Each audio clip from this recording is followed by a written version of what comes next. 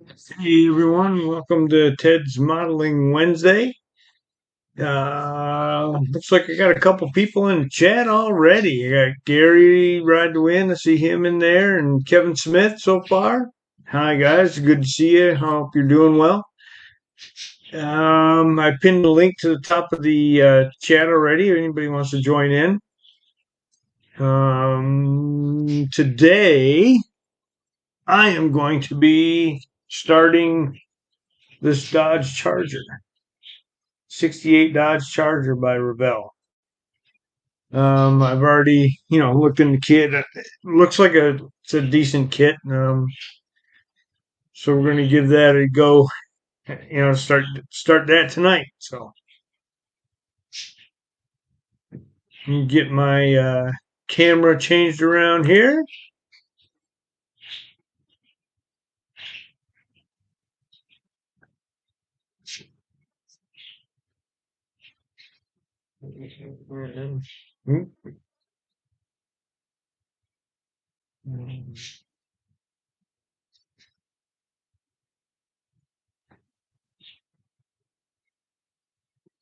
There we go.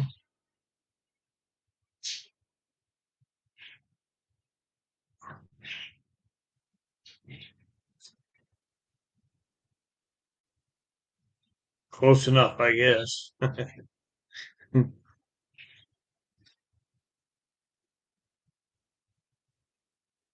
So, like I said, I got anybody who wants to join in. Link is pinned to the top.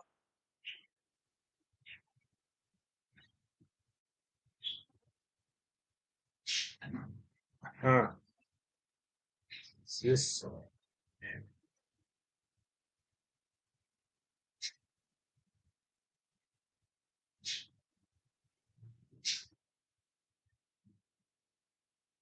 That's better.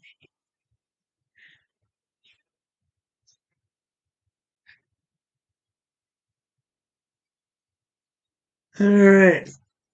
So looking through this kit, first things first is these tires are like rocks, and I think I'm going to look into purchasing some 3D printed ones for this one. Like I said, these tires they're solid rubber and they're like rocks, so those will probably be out of here.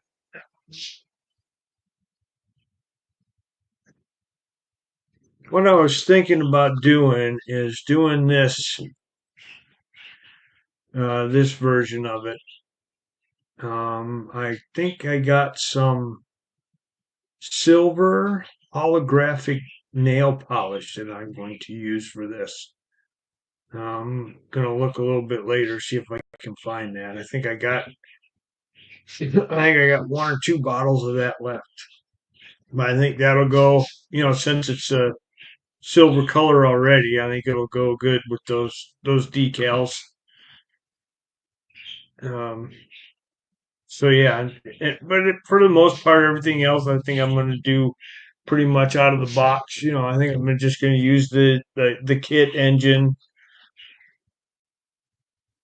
Um, the body. There's not a whole lot of flash on it.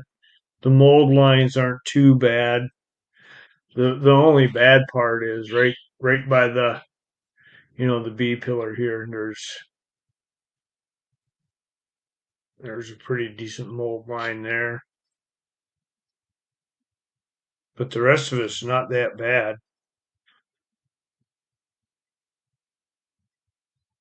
So and then of course we got chassis.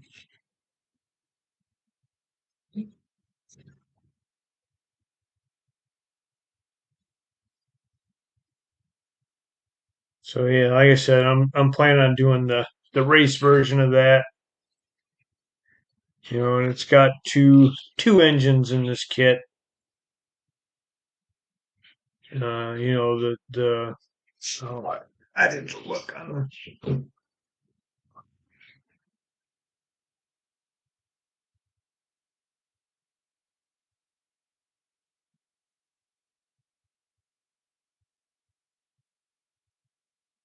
Have to look in the on the sheet here. Probably tell me which engines are in here.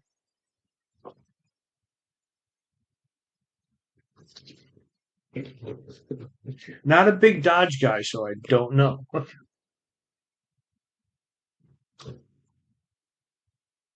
Oh.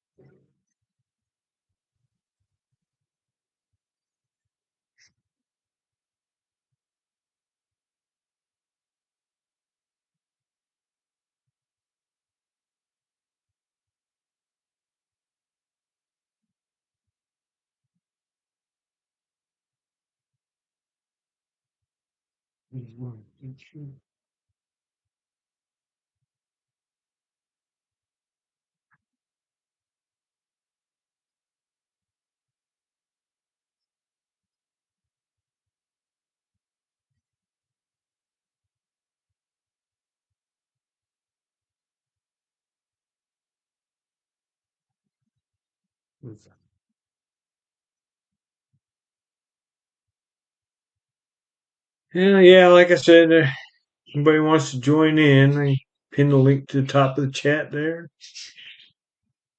Anybody's welcome.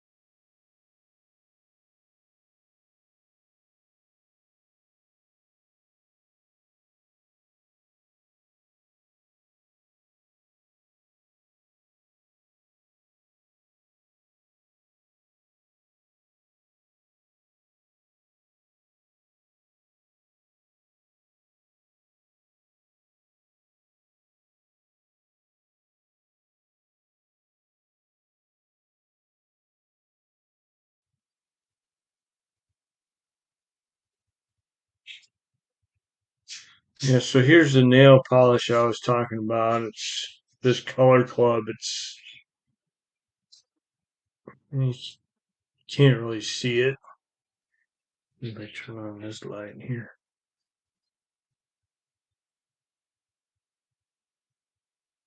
Mhm.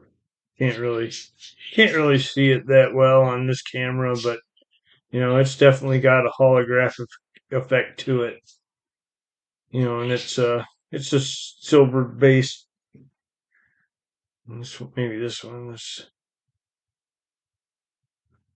one's a little better. That one's got like a.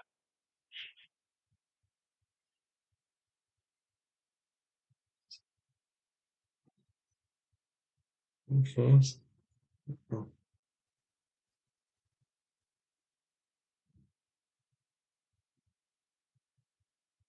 Hey, Mark, how you doing? Good to see you. Link's pinned to the top if you wanna come on in.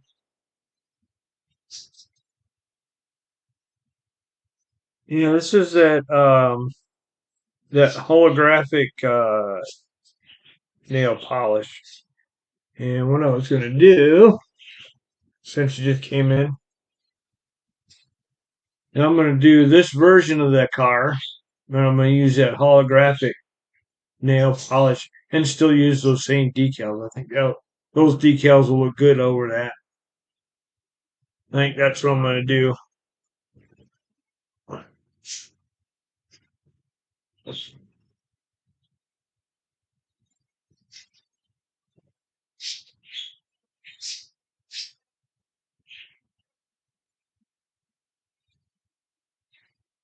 And I was, you know, looking at these tires, and these are like rocks. That solid rubber.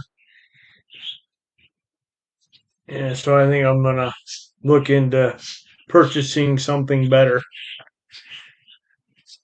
Tires and rims for that. Probably gonna use kit engine though, like I said earlier.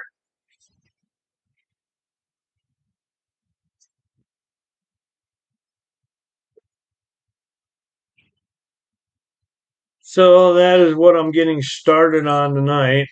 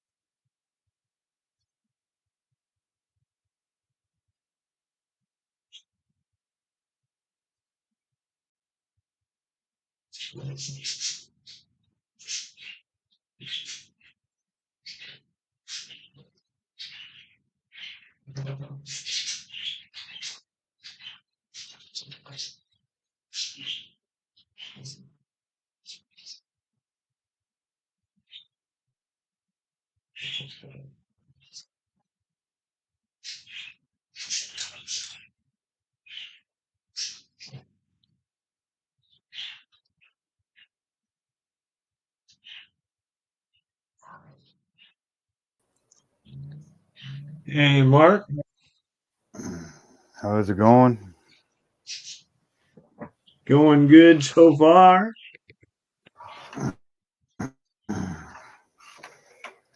No Jeff tonight?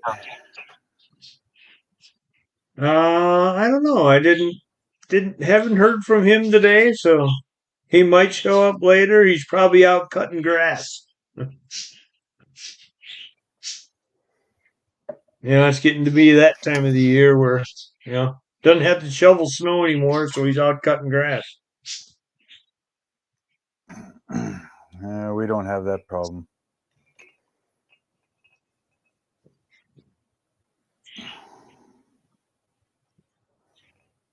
They cut the. I'm in an apartment, and they cut the grass here on Monday, and it rained pretty good yesterday, and it doesn't even look like they cut it.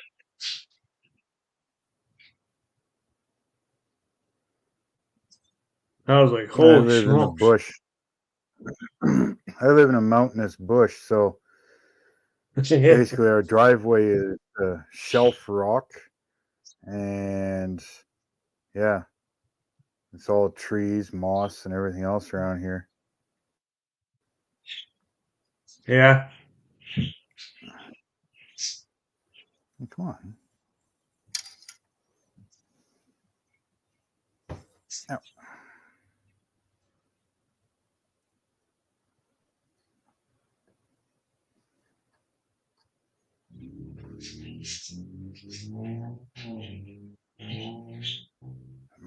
Horsepower. Can you hear it? What's that? Horsepower. Can you hear it? Whatever car just drove by. Oh, I heard something I couldn't hear that clearly. Damn it. Oh, wait. No, I did that wrong. Son of a bitch.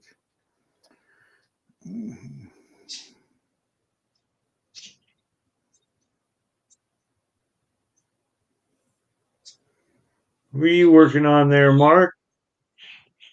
I'm threading up my dead eyes. Uh huh.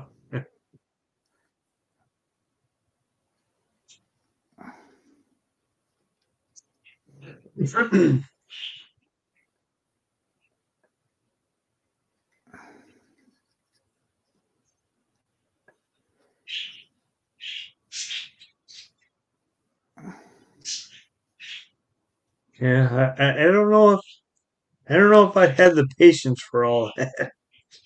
I'd have to give it a try though.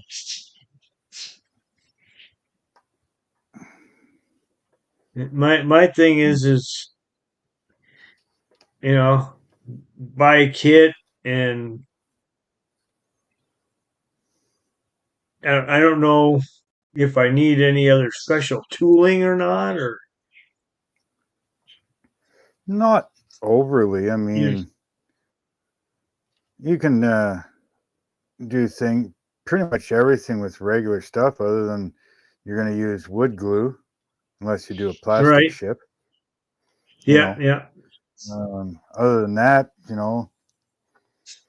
maybe pick up some a little bit coarser sandpaper, like the 240, 320, some 400.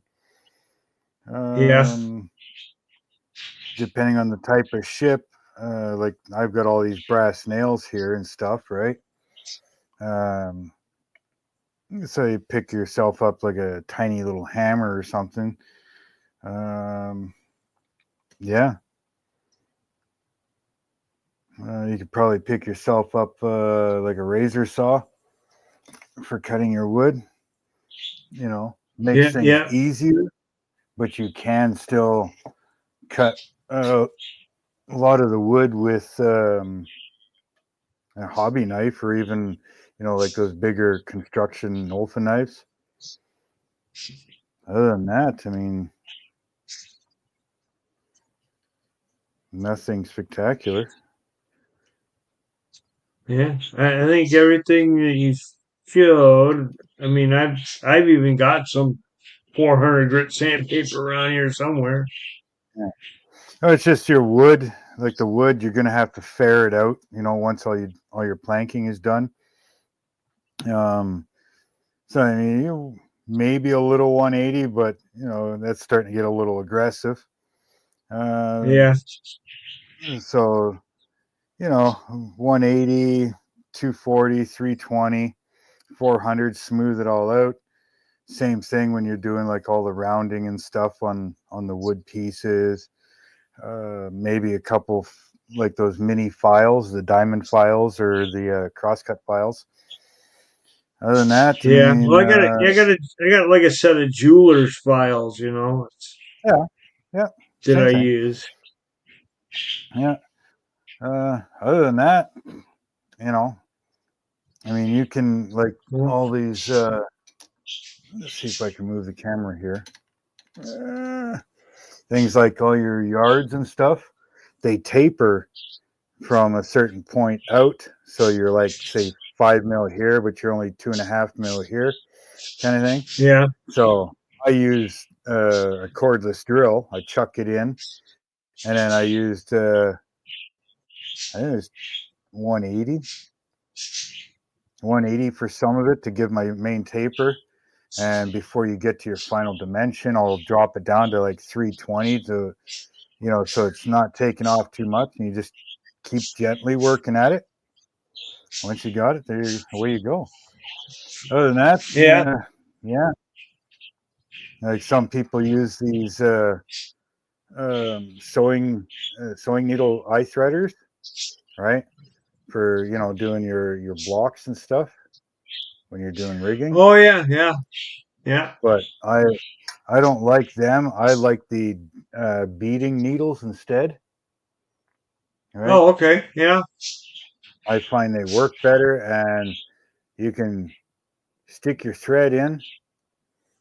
I don't have my big glasses on here, but yeah, you stick your thread in, it locks in, you just pull it right through, right? And you right. can just keep the thread there and go back and go to your next block, not the same block, obviously, but I don't have my big glasses on, so I'm having a hard time seeing the hole.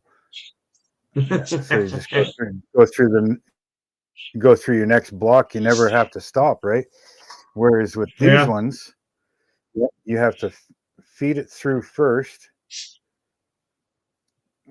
Come on, go in there. So you have to feed it through first, put your thread through the wires, and then pull it back through. right, I like the beading needle because you can just go straight through. Oh shit. right, right. Yeah, I see. Other than that, you can do most of the Yeah, rigging with your standard tweezers, right? yeah, I do have But the razor saw. Got that already. yeah, but like you said, you can do your rigging with your standard tweezers, but I find it's a big help. You can get them on Amazon. They're fairly cheap, right? I don't know if you can see this here. Like big tweezers, like long ones, Oh yeah, right? okay, yeah. Right? Long tweezers, angled ones, kind of thing, or the big long scissors. And that's more for when you've got to do something deep down inside, right? Like you're trying to reach way through all your rigging, right? You got to go way down in there, kind of thing. Because sometimes right now it's not bad. I don't have a lot of rigging in there, but if you're trying to get your hand down in there, like Right. it gets tough. So if you got to cut a thread, you're hanging on with one set of tweezers, right? You're going to hang on to it, and then you're going to come in with the scissors down and deep, and cut your excess off. Other than that, there's no real special tools. You Okay. can get All some right. fancier, things like that. Even my little hammer. There's a little hammer. I picked this up at the dollar store. Nothing spectacular. All right. You will need. Yeah, it's You something will I've need never looked into, definitely. so I was curious at what it would take.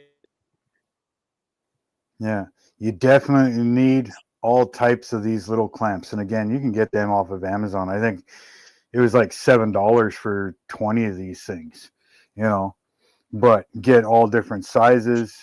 Same thing with these. I think it was like $12 for 4 of them. They're just little 4-inch bar clamps. Oh Right? yeah. I have some of those already And, too. yeah, that's what I mean. It's like you don't really need anything special. The kits pretty much give you everything you need, right? All your dead eyes and all that stuff. So everything's already there. Now, what about the wood? Does all the wood come with the kit, or do you got to buy some of the wood Yeah, separately? Or all the wood is part of the kit, and I have all kinds left over, as you can see here. Right, I have dowels left over, black walnut, all different shapes, sizes, thicknesses. oh, okay. Everything, almost everything. I'll show you a couple others. Everything comes as a laser cut parts. So this was Oh, okay. all of this. All right. All of this stuff is the crow's nests and stuff like that. That's what this stuff was.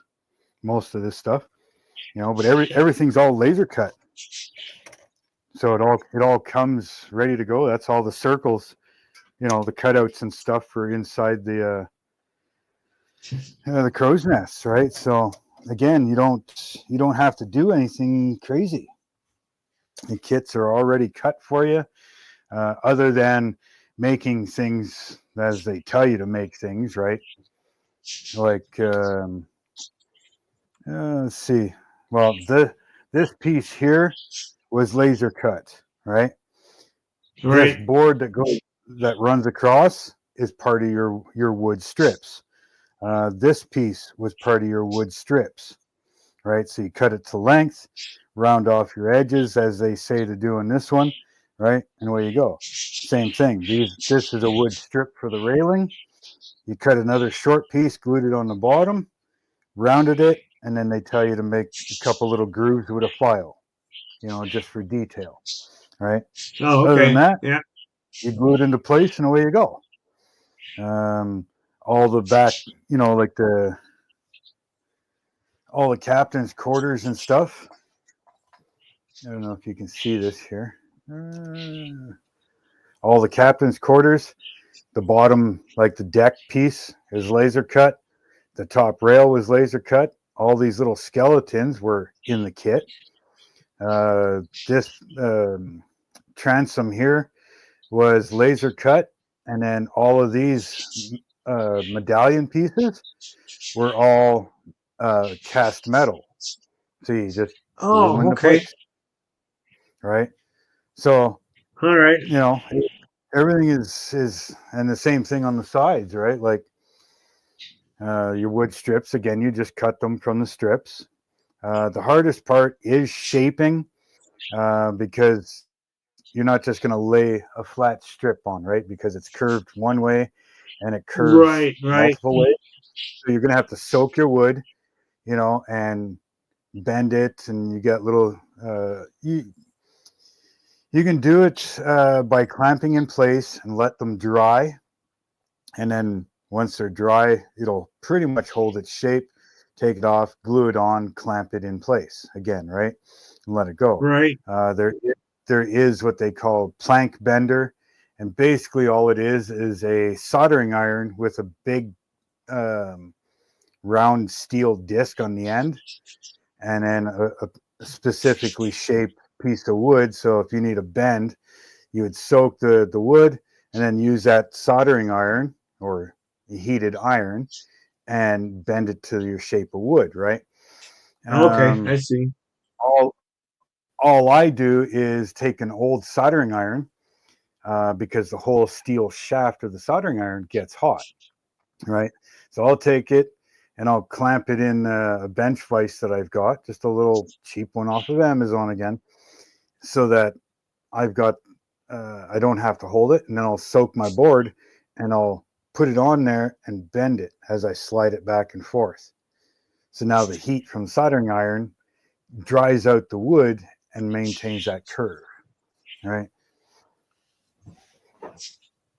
So Cool. there is some Very cool. specialty.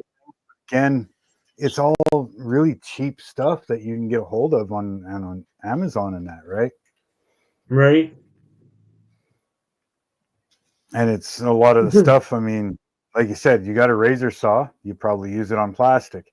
All your side cutters, super glue, it's all stuff you're going to use on plastic. So other Yeah. than Yeah. your wood, I even have what is it? A miter box. That small little miter box I yep, got. I got one Go with too, and that. I find I don't even use it. I have an old chunk of 2x4, right? So you don't cut up your mat. I'll put my wood on here and cut through with my razor saw on the block of wood. Right. Right. This way you're not wrecking your mat, right? And then of course there's lots of Yeah. little things That's what I you're found. gonna Because I was using this, I was cutting strips of styrene.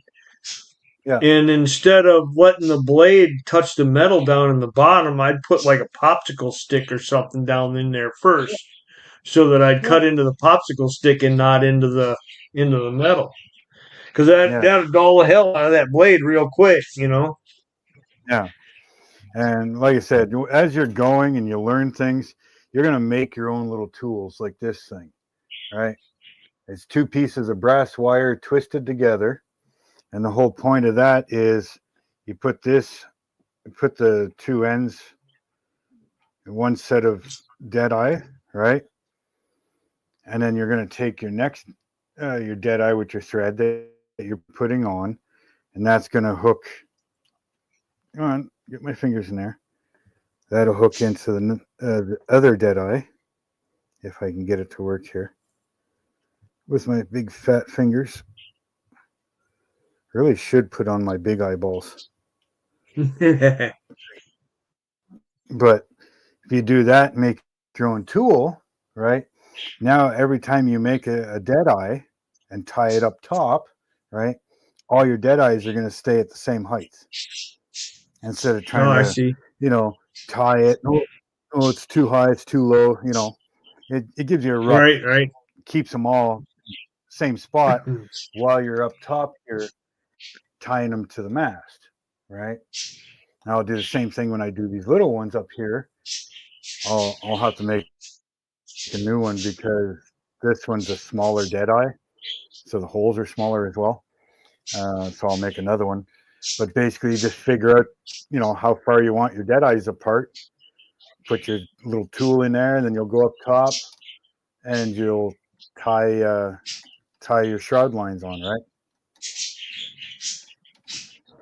There is things you're going to have to learn and this and that, but I mean, it's like that with anything that you build, right? Right. First Yep. time you've done Exactly. a plastic. Yeah, I made this one. I made this one, big heavy brass wire, and that was for. I got more to do, but I don't know if you can see this. No, let's see here. There's a set right here. It's a different type of Deadeye, right? But that's the same thing. And this was just a rough estimate, right? Just to kind of give it something to put tension against it so I could tie it up higher, But once you actually do tie your ropes in, well, it's going to stretch things a little bit here and there, right? It's like almost like having a helping hand in a sense, something to hold it in the right place that you want it while you're doing something else. Yeah. Well, what you got going on there looks awesome already. I mean, that looks great. And then if you Just don't pay attention, what are those wood ship kits like that usually run you? This one here, this comes from Spain. The kit itself, with no taxes, no duties, no shipping, was $690. Wow. Now you Wow. can get from And your that was local. Canadian dollars too, right? Yeah. Now, of course, this one was sponsored, so it was sent to me. I didn't have to pay for this, but they Right. sent the kit. They sent the lighting kit, the LED lights for it. They sent the paint for it. They sent an extra base for it, like a stand for it. They also sent that workstation right there that you have to put together. Am I zoomed in? Okay. Nope. So they sent me that, which is what the ship is sitting on.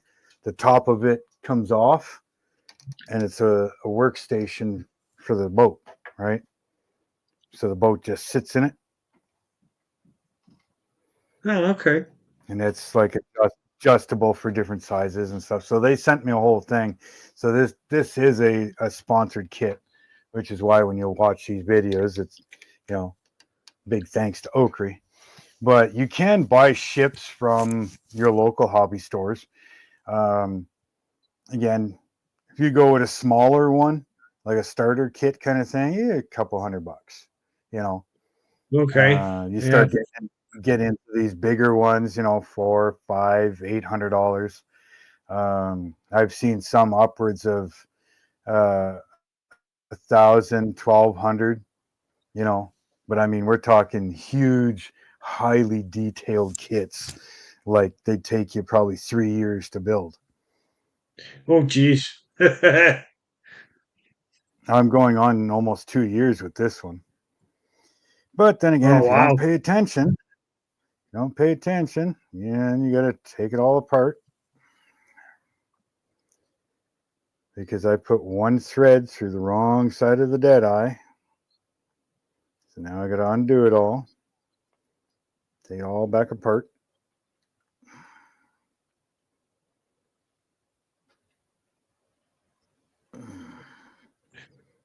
Okay, now let's try this again. And like I said, see, like I use this beading needle. And again, beading needle, I think I got a set of all different lengths from Amazon.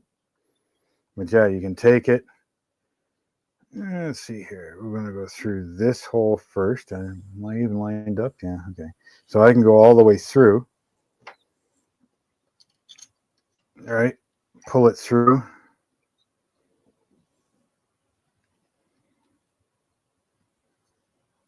Okay, so make sure this thing's facing the right direction. All right. Yep, okay. And then I can just kind of keep right on going. I don't even take the thread out. Okay, that's it. Where's my big eyeballs? Getting old, getting old. Yeah, right. 10 years ago, I could see this. I found it hard to do stuff without magnifiers on. That's for sure. So yeah, I don't even. See that one. Now that my thread fell out, there we go. Just put that back in there. Lock it in at the end. And just pull it right on through. No, yeah, it pulls it right through. That's nice. And then I just go to the next hole that I got to do. I haven't even taken the thread out yet. Yep. Grab this one and pull it on through.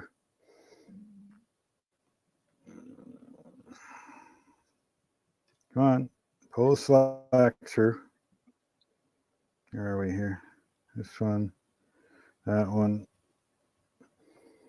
Just got to pull the slack out of it, right? Right. Okay, so then I'll go to my third hole here.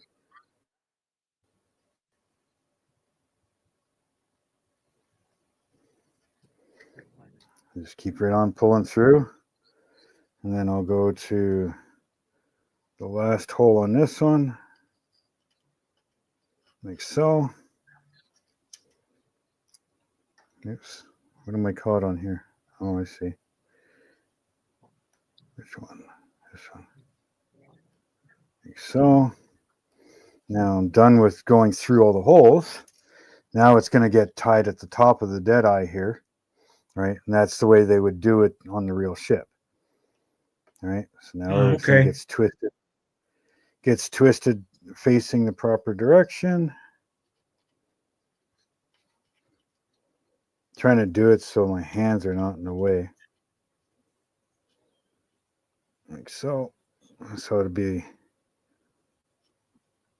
like that. And then, of course, you're going to snug all that up, right? Right. So, like I said, it takes time, but I mean, it's no harder than doing anything else, really.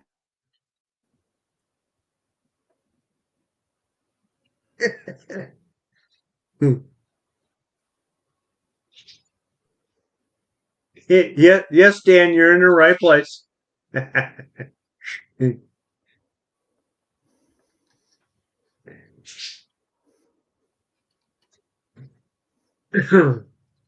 Mark, builds the wooden ships, and I was asking him some questions on what he was doing, and what kind of, if I decided to ever want to do one of these, if I need any special tooling or anything like that, and he was answering questions for me, and find it kind of interesting.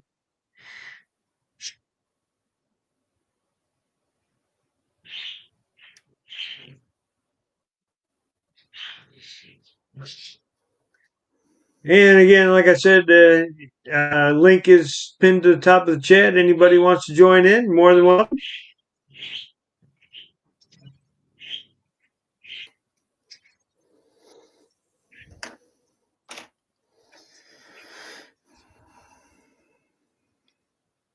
Of course, you're going to learn a lot of things too when you're building a wood ship.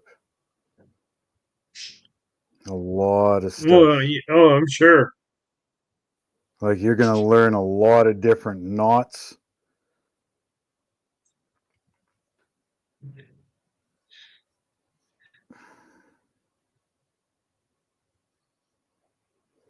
You're going to learn a lot of different techniques that you would never normally use.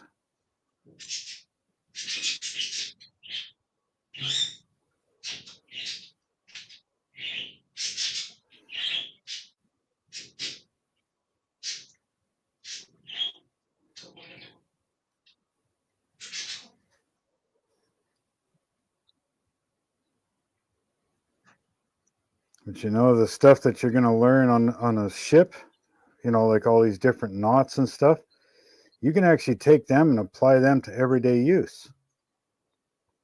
Oh You yeah. know, you're tying down a tarp on your truck or on a trailer, you know. All of a sudden, you know, these quick release knots, slide knots, clove knots, you know. You're going to learn all this stuff, and it's like, hey, I know how to do that knot, and that's going to work good for tying down this tarp or covering the wood, you know, your wood pile if you burn wood for winter and stuff, you know. Probably work good at tying up kids, wife, whatever in bed. Lots of little uses you could do.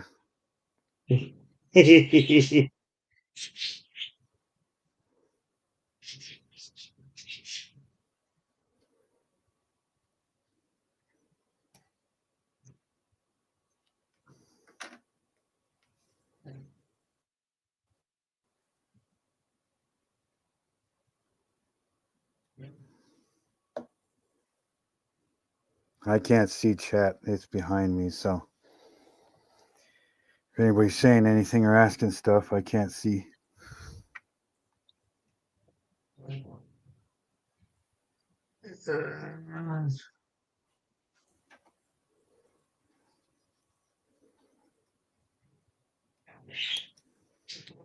And that's one.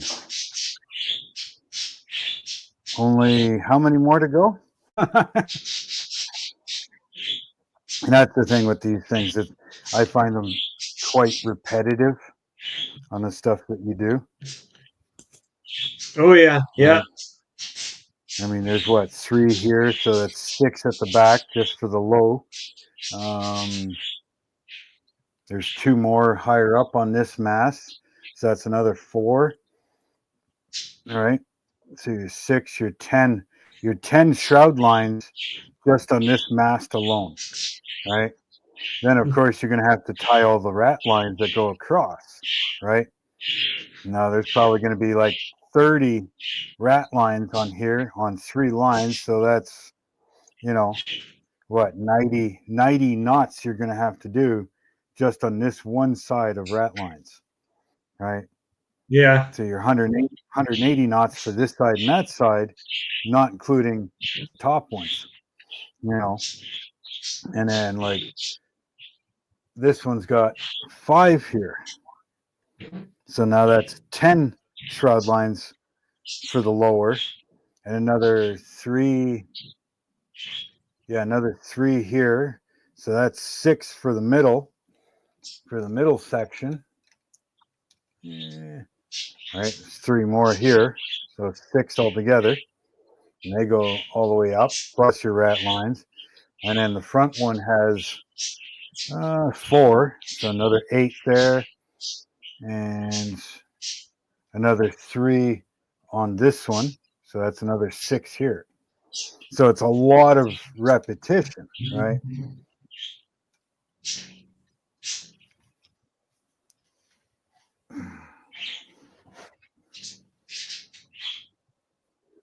Lots to do. Lots to do. And if you like, this is my first wood ship ever. Right? Who is it? Yeah. I've done one other plastic ship. That was the Cuddy. And of course you can watch both of them on my channel, but that was another sail ship that I did, or my first sail ship that I did. This is my first wood sail ship that I've done.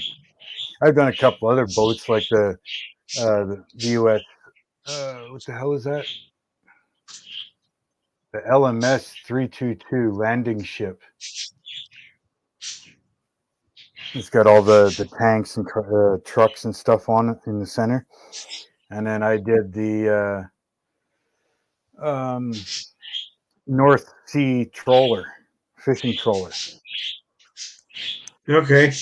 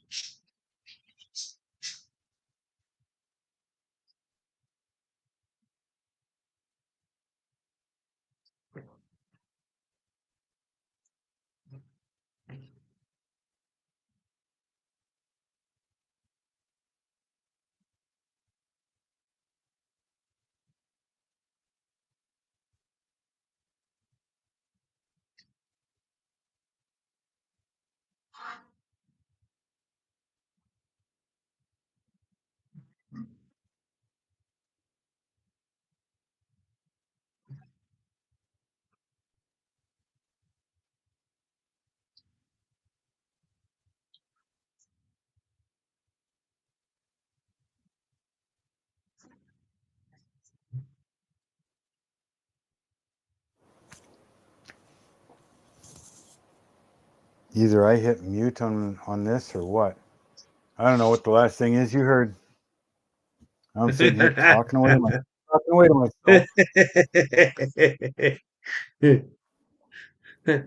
Jeff does that a lot, doesn't he?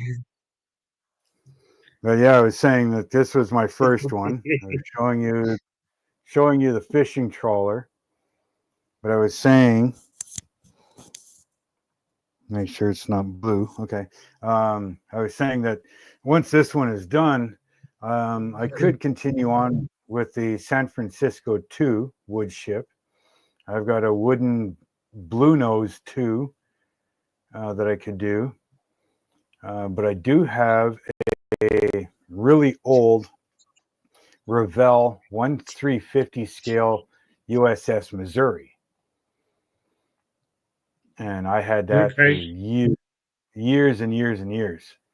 Like, that thing is old, right? And I probably bought it at a garage sale for like $20 or something like that.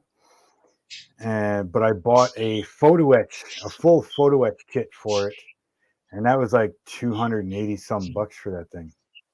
Oh, geez.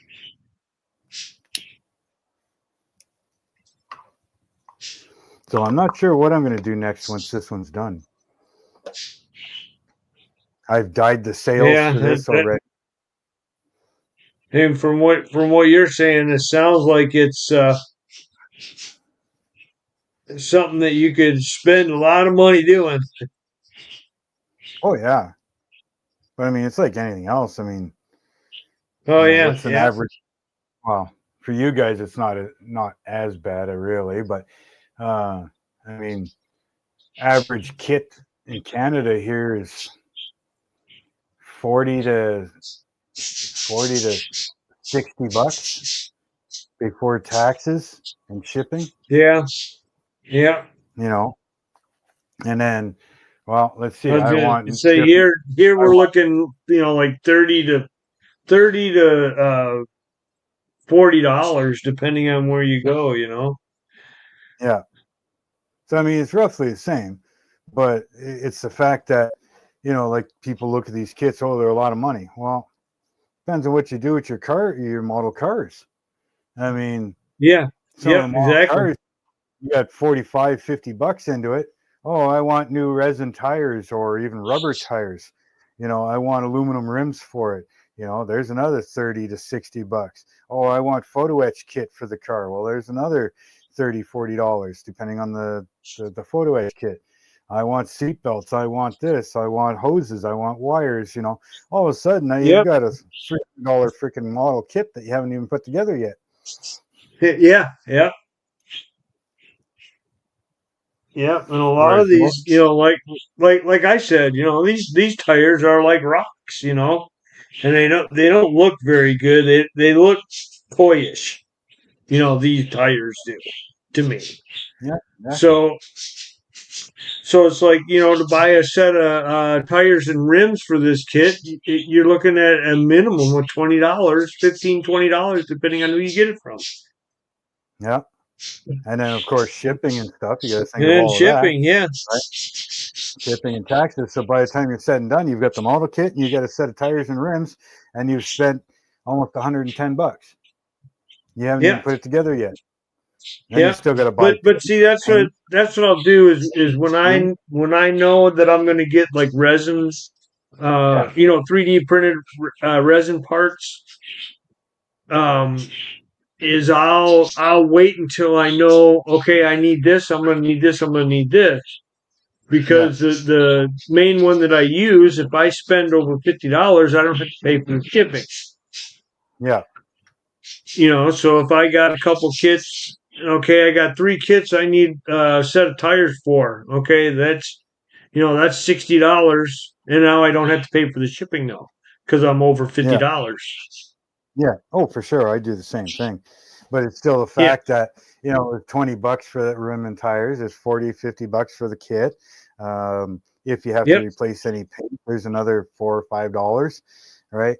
Taxes, Yep.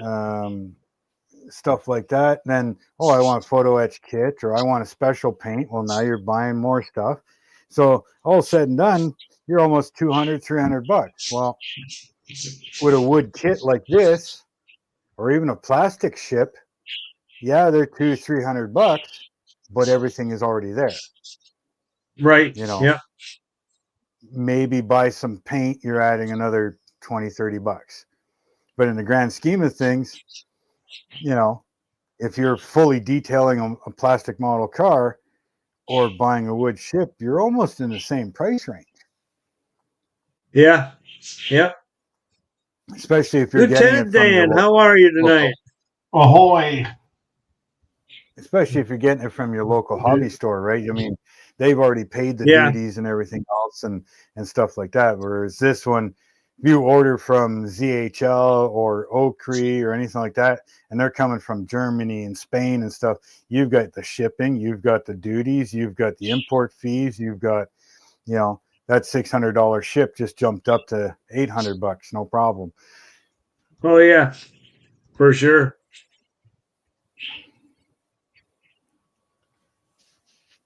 How are you doing tonight, Dan? I'm good. How are you guys doing? What's that? I said I'm good. How are you guys? This thing on? Testing. Yeah, I hear you. Okay. I see a blue spot and a finger. I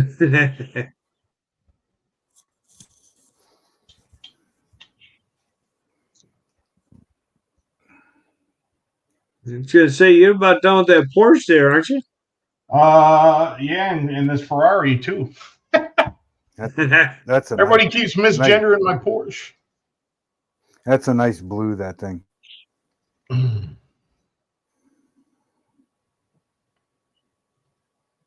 Especially since it's purple. Is it? Yeah, the camera does not pick this thing up well. Yeah, we had a discussion on this last night. And the funny thing is, the Porsche I'm working on is blue, and it kind of looks purple. Yeah, because that looks like a deep sapphire blue. Yeah, it's more like a deep grape purple. Yeah. Huh. It's like a color of grape Kool-Aid. Really? Everybody keeps asking about my mats, my cutting mats. Why? They look purple. That's because they are purple. Where'd you get purple cutting mats from? Walmart, actually. Wow, I don't think I've ever seen that. I like the black mats, but they don't really. The black mats don't show up good on camera. But I can't. This blue looks better on camera, but I would never want the whole mat to be this color. I know if I switch over. Let's see here. Go to my. Where's my other one? Bench one. the black isn't too bad, but if I turn my bench light on, it really screws around with the camera. Yeah, the flip side that has the smaller grid on it really causes issues. I think I have the exact mat that you have. Yeah, my purple ones are big ones. They were like $35 a piece. Yeah, these I can't remember what. I think these are the biggest size I can get. I've got them all across my workbench. Yeah, because these are A2, I think. Yeah, A2s. My black one is an A4. What are these like? Crap, I can't remember what these are. 3 feet by 2 feet, I think. Yeah, what is this? 22, 23. So 23 and a half inches wide. And I think they're 18, 16. They last. This is really the rest of them are just covering up the put in butcher block countertop. So the rest of them are just kind of protecting the bench. This is the only one that gets abused.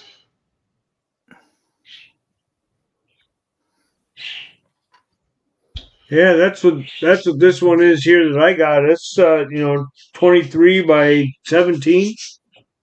Yeah.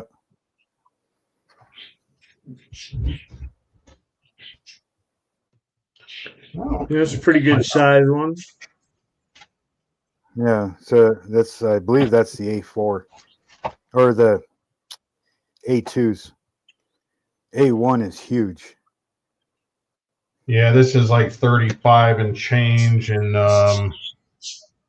yeah, yours is probably bigger than 18 because I can see the 18 there. So this must be 36 by 24. Yeah. 20 something. I think they classify that as the A1.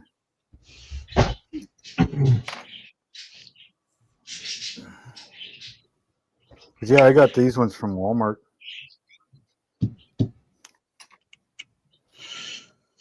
All right. The only problem with the beading needle is they're so damn thin that you lose it so easily. A little silver wire on a freaking bench. Oh yeah. That's all you got. Oh, I'm not even on the right camera anymore. Oh, stupid. There we go. Yeah. The little wires, I mean, they're so thin. You put that on your bench and you'll lose it real fast. Oh yeah. Yeah. I do that. Like I have in fact, I think I've already lost it. So I had it sitting here. Here it is. I got one of these real thin little wires that I use to unplug the model glue tip that I have. Yeah, and I'll put it down on my bench on this mat, and I'll lose it. So I always make sure I put it back in the drawer in the tool chest I got sitting next to me over, because I've lost a bunch of those.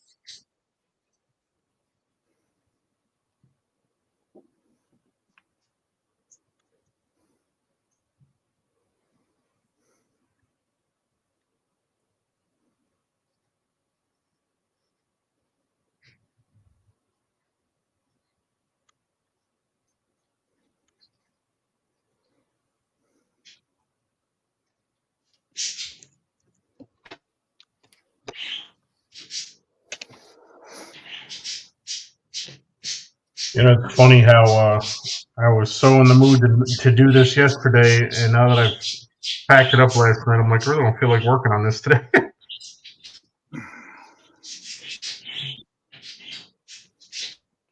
I have many of those days. Yeah, I usually just break something out. I usually have 6 to 8 kits going at once. The habit I just can't seem to break. I got probably about 13 of them sitting up there. Me too. All in different various stages. Yeah, I found one of the metal blocks I had to get past was decaling. I started to realize my backlog, all of them needed decals done. I'm like, I need to start working on that. I just get to the decaling phase, start a new kit.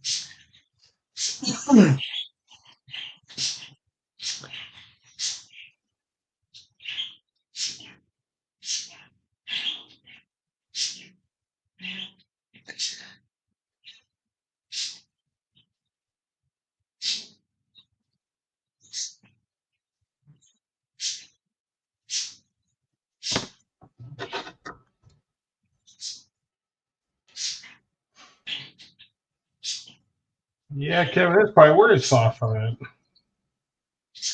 What's that? Where's Fafa at? He working or traveling? Who, Jeff? Jeff? He, I didn't see him in the chat.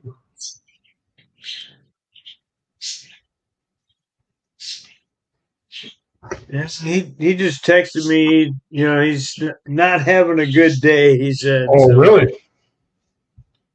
That's all the more reason to jump on. Yeah. Right? Come sit in here and laugh and joke with everybody and forget that stuff for a while. Yep.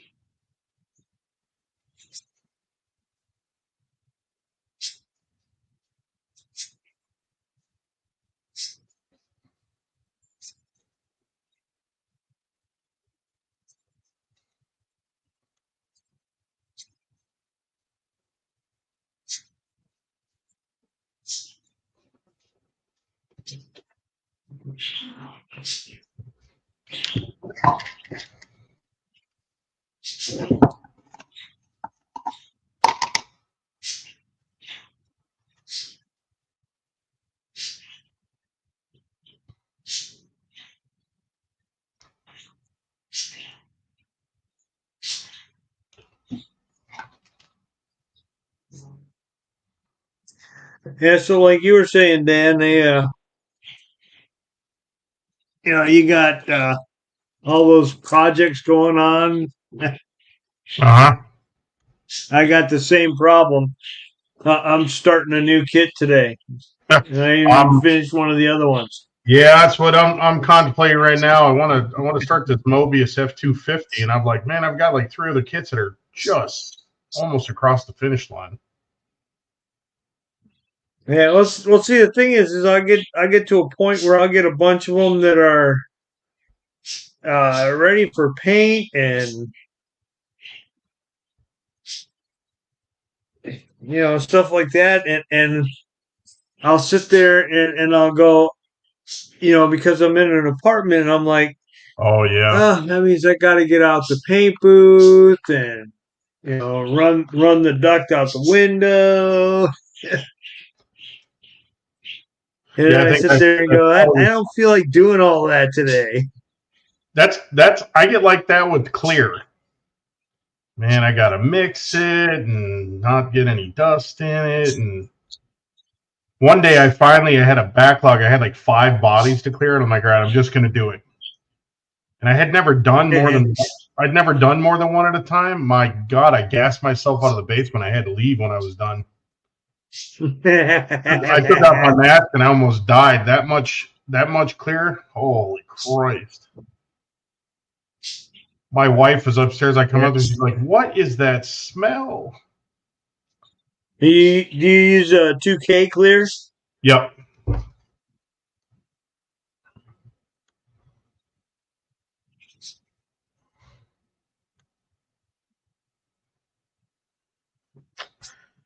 All right, this one is just being a pain in the ass. These kits usually fit amazing, but these little turn signal lights do not.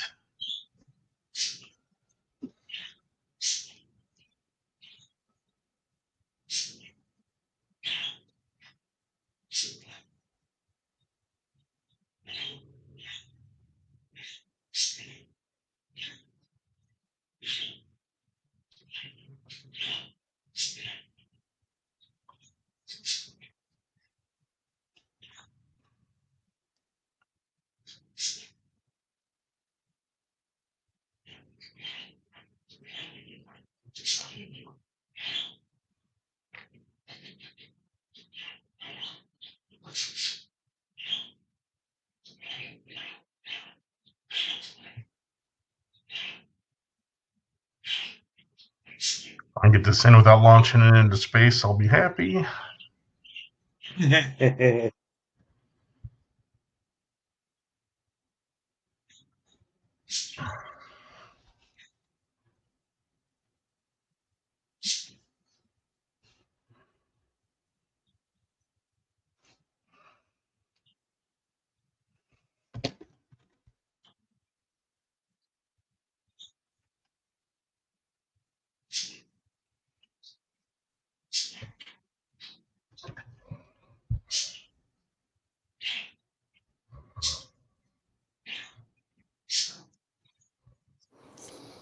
Hey, I'm back.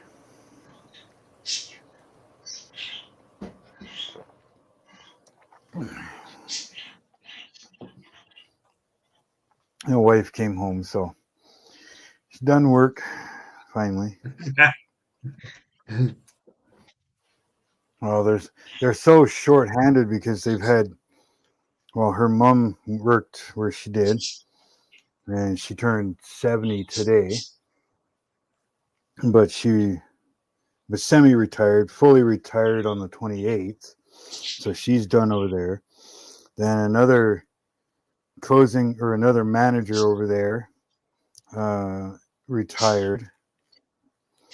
And then one of the cash office / manager girl quit on good terms, but quit because she's going to a different place for better money and stuff. And then let's see. Oh, the Fresh to Go lady. She was semi-retired, and she retired this week, fully retired. So they lost like 4 people this week, or this past week and a half here. So the wife was doing her job today as in HMR, which is your like your what do you call it? Fried chicken, potato wedges, all that stuff. And then she does the subs and sandwiches. But because they're so short-handed, when she was done at 7, she basically jumped into the role of closing manager and ended up closing the store for 8 o'clock. And so, Jeez. and this was one of her short days. She worked 12 to 8. Well, it's supposed to be 12 to 7, but because she had to close too, so it was 12 to 8. And I think Saturday's her double, so she opens up for 8 o'clock, works till 2, and then from 2 till 8, she's closing manager / cashier type thing. And they don't usually finish closing the store until about 8:15. So by the time she gets home, it's 8:30. So a little over a 12-hour day on her double shifts. She did that on Monday. No, Tuesday. Tuesday she did the same thing. HMR in the morning, closing manager in the afternoon.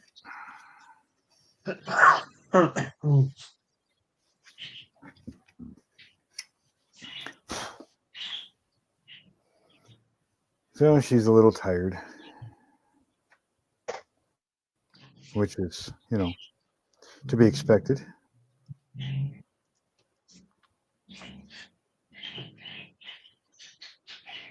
Oh, yeah.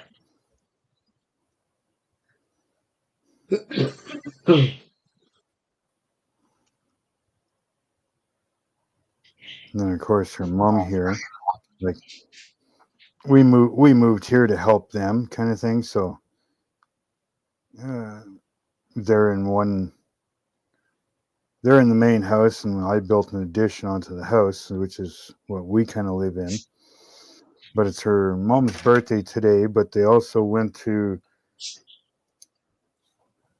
her cousin? No. I think it's her brother's funeral today as well.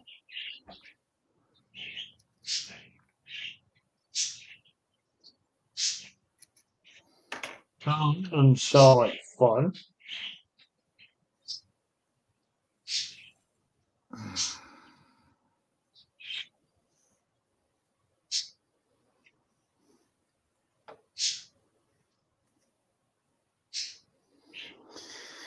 Oh, yeah. Let's get this one done.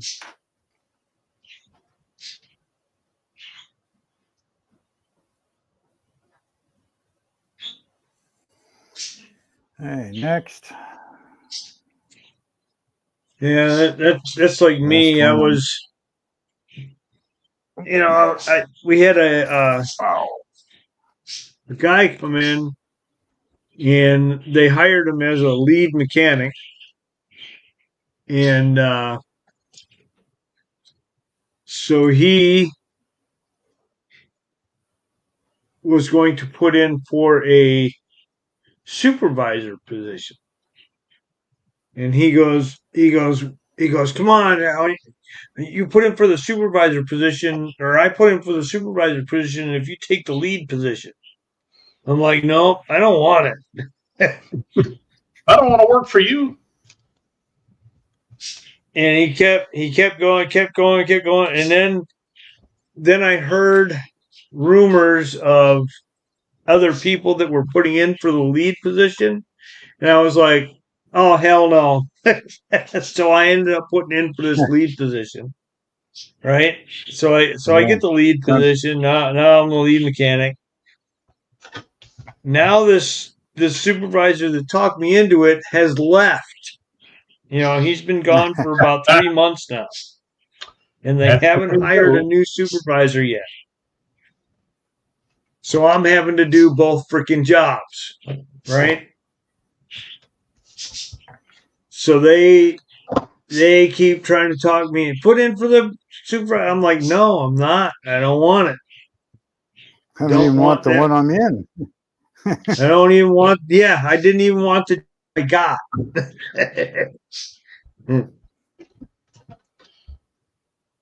Right. So now the we have a director of maintenance for line maintenance for the company I work for, and then we have a manager. So because we have here in Cincinnati, we have a split ramp. We have an Amazon side and a DHL side. So we have two different ramps going. So now they have decided, okay, we're going to have two managers, one for the Amazon side, one for the DHL side. So two of the supervisors that were over on the Amazon side were the two that put in for those two spots, put in for them, and they got them, right? So now there is 3 open supervisor spots, and another supervisor that works on nights put in his 2 weeks notice last week. And they're still desperately trying to talk me into taking one of these supervisor spots. I'm like, no, not doing it. The supervisor spot is for the day that I can no longer go out there and turn a wrench. Yeah, how many times do I have to slap you stupid? No. Yeah.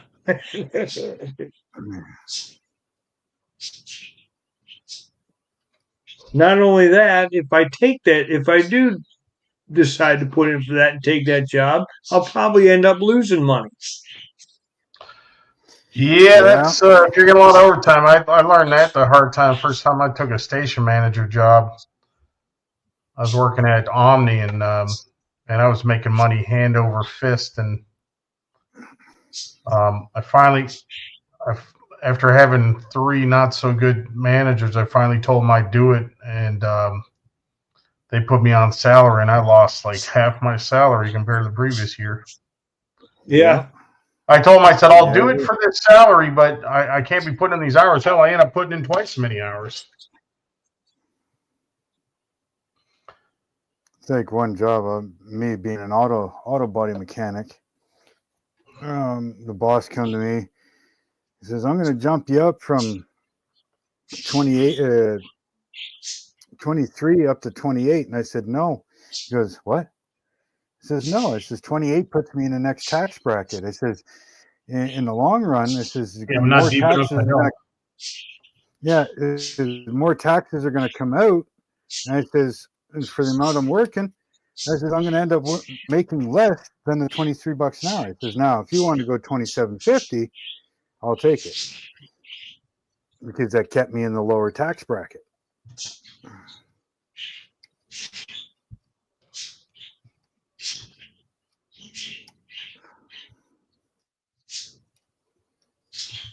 He was quite surprised at the fact that I said no to 28. I'm like, well, no, I'm going to lose money then. Yeah. What the hell do I want to lose money for?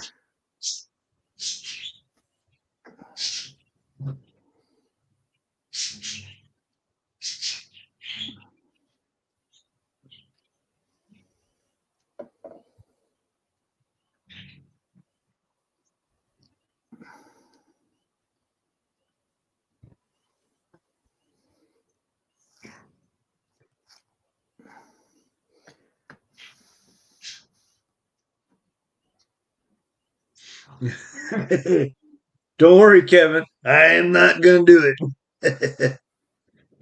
Kevin's in the chat telling me don't do it. You left me now, Gus.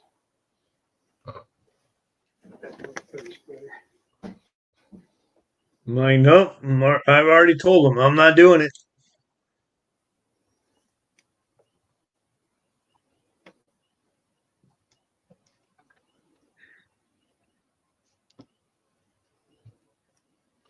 Yeah, I had such a bad experience in my first manager position that I swore I'd never do it again. And I stuck to that for about 12 years. I didn't attempt, didn't think about it. Just tells you how to hook it up. The numbers don't mean nothing. No, Okay. no, it's just telling you to keep it in, operating temperature ranges. Minus 45 degrees Celsius to plus 85 degrees Celsius. If either one of those are in that room, I don't think you will be either. We're done. Minus 45 in your bedroom? Holy Christ. Minus 45, that's what? Minus 48 Fahrenheit? Something like that. Yeah. And plus 85 degrees Celsius. I mean, water boils at 100. I mean, Christ. 45 Celsius, and you're getting up there. And then same thing, between 5 to 90% relative humidity. Well, if it's any more than 90, it's probably raining in there. So, I mean, nothing's going to work. I got all the cables run. Some of the stupid shit they put on instructions, I tell you. Hook everything up because I like to snug the Well, wires. If it's on there, it's probably happened at least once. Yeah, that's the worrying thing. Any warnings or anything that are on anything, they put that on there because some idiot did Yep. it. Ted knows in our line of work, it's either a policy or a regulation. Yeah.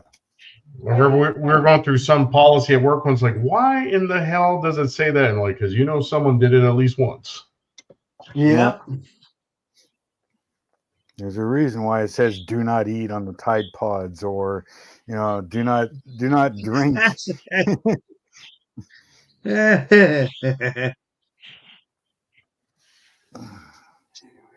the cables all run. I got 3 dead eyes tied up. Only that's like we have we have these things that they call critical tasks.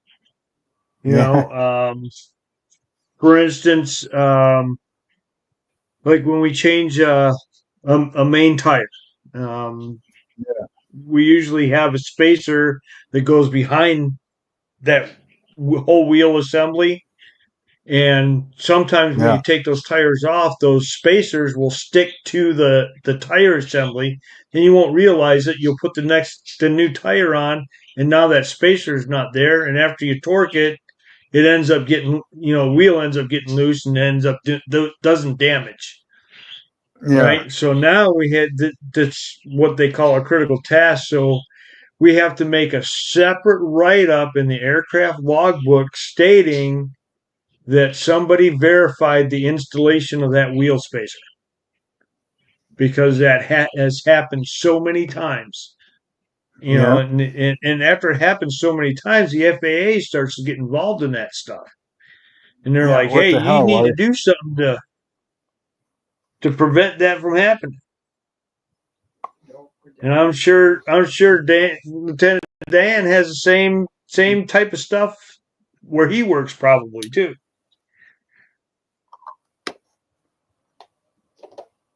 Yeah, do not sniff the gasoline. Do not lick the paint.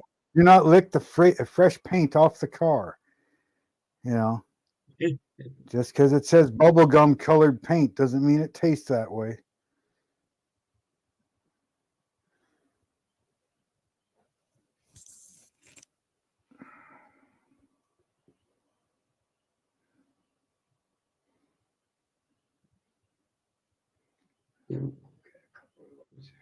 Chocolate-covered donuts. Do not bring the toaster to the bathtub.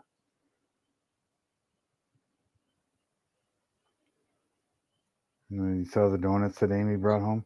That's a nice thing about having a wife that works at a grocery store. You get stuff that's 50 off. You get stuff that is just barely past its due date. I mean, it's still good, but because of legalities, they can't sell it to the public. So they take it off the shelf, they scan it out, cause it as a loss, right? And they bring it upstairs to the lunchroom, and then whoever wants it can bring it home. So we get all kinds of free muffins and donuts and bread and milk, and oh yeah, it's probably a good what, $100, $200 worth of groceries every month that come home, if not more.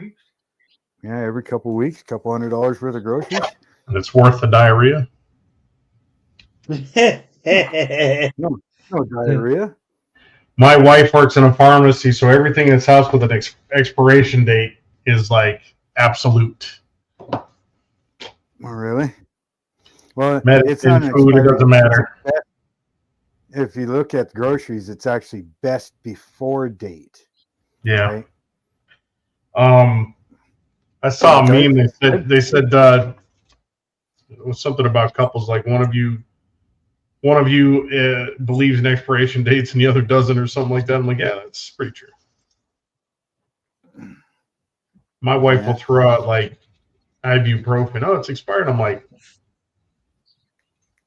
yeah, it's still good for me. Yep. Well, if you really want to get technical, go check the alcohol bottles in the liquor store. They all have best before dates. And I'm going to bet you if you go check the stuff that's in your cupboards or your fridges, 90% of it's probably all well past that best before date. All your spices in the cupboards, all your bag of sugar, everything. Yeah, not at my house because not at Amanda's my on house. top of that shit. That's what I'm saying. My wife does. If it's past the expiration date, she throws it away. Yep. Really? Shit, I think we've got spices here that are probably 3 years old. Nothing wrong with it. Expired shelf life, right, Ted? 5 second. Well, you know what? Rule. That did happen to me one time. I made chili, and the chili powder that I used had been expired, and it had been expired for over a year. And I didn't realize it at the time. And after the chili was done, I took a bite of it, and it tasted horrible. And then that's what I found out that yeah. So that one actually did go bad. I was like, holy smokes! It wasn't the meat because the meat that I used was fresh. And I checked everything else, all the other cans, like the beans and stuff that I used, all that stuff was good. Jesus Christ, this lens fits so well, I can't get it off to put the glue on it. I can't see it. Wow, it's a nice snug fit. Now the son of a bitch is stuck. That's one of those. It's there. Don't mess with it if it won't come off. Yeah, sometimes. Normally I would, but I'm like, the first time I freaking bump this thing, that's gonna get lost. Yeah. January, February, March, April. Oh, come on, get the. May is 20 weeks.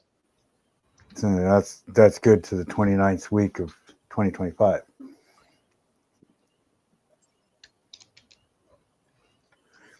Should be 2 numbers like that. First one will be your weeks, and the second will be your day. I think it says SE in front of it. This year is JA. This one's written different.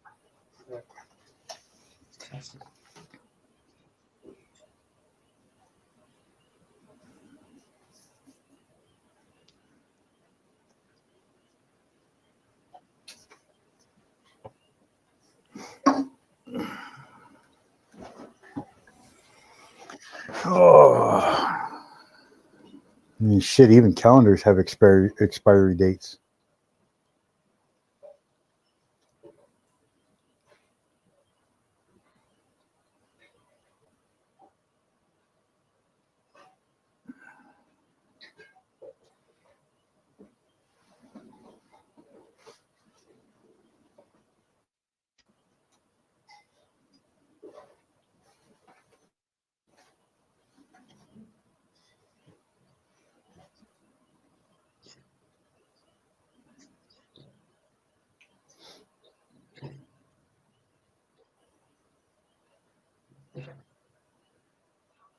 That's right.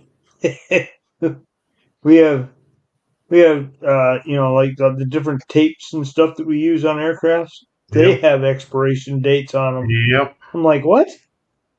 How can tape have an expiration date? For the strength of the adhesive that's put on it.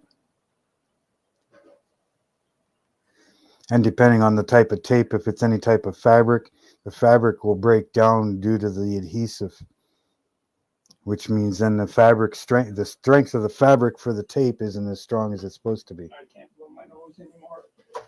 Oh, is your Kleenex box out of date? Yeah. Probably.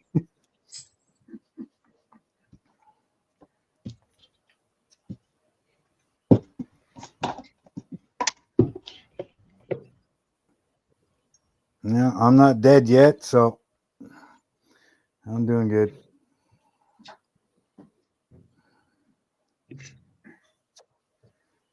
All the out-of-date glue that I sniff and everything else is just fine.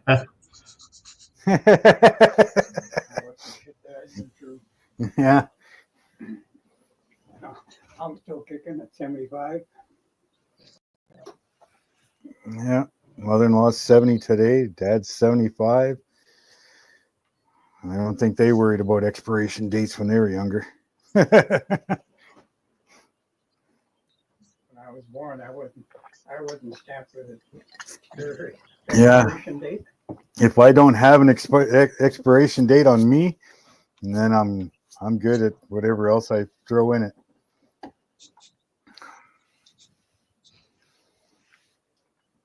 Only God knows my expiration date.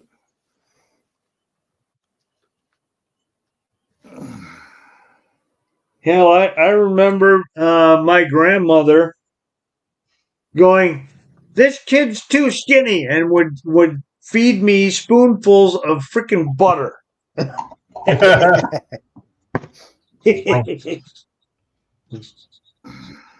We need to fatten him up. Sounds like great Granny Martell used to be. Look at you, you're so thin. Here, and all of a sudden, she's got 5 pies out and a cake and a meal, and here, eat some more. right. Eat some more. No, Granny, no, we can't eat no more. I'm good. Stop feeding me. God damn it, Ride the Wind. Just when I started to trust it. And what was she? Approximately 105 or 106, something like that. Best estimate, because nobody. Granny was 104. My great granny Yeah. was 106. 106, yeah. And when she died, we ate her pies at her funeral.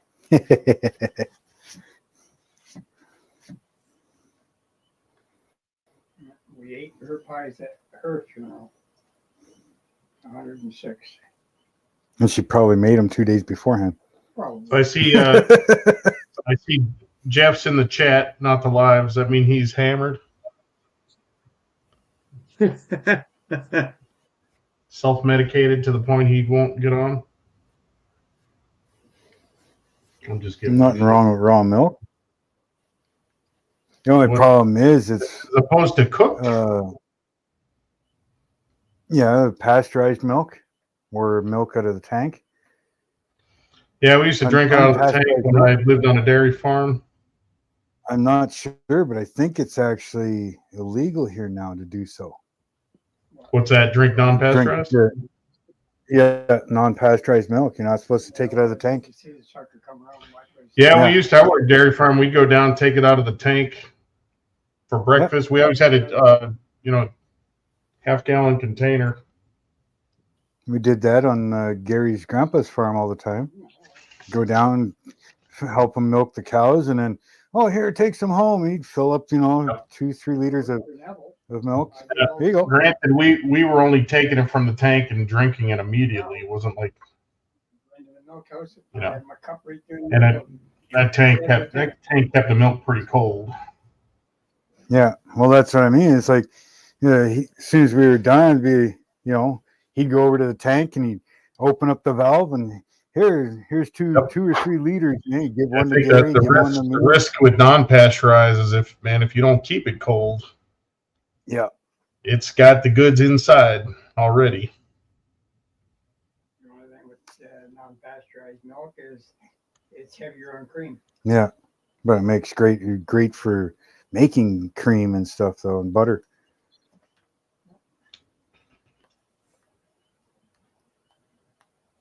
You know, we could easily go down to Caleb's or Ben's and get some milk. Yeah. As long as nobody knows about it. Because like I said, I think they turned that illegal here in Canada. Made it illegal. You're not supposed to take it out of the tank. I'm like, really? One, how are you going to know?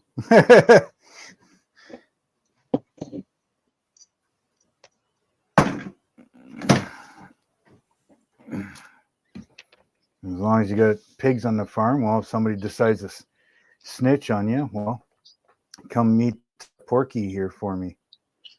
I think he's a little hungry.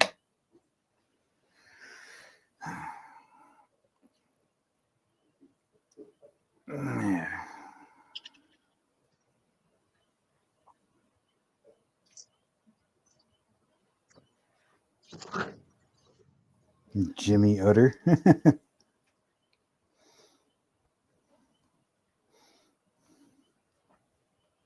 Man, I bought a ton of this Humbrol flat black enamel paint.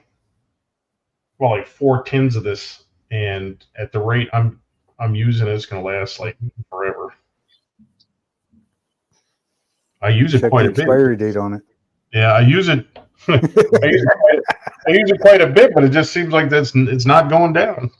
It doesn't. Yeah, it doesn't. It's like almost like it fills itself back up. It's like, well, I'm sure this was down to half.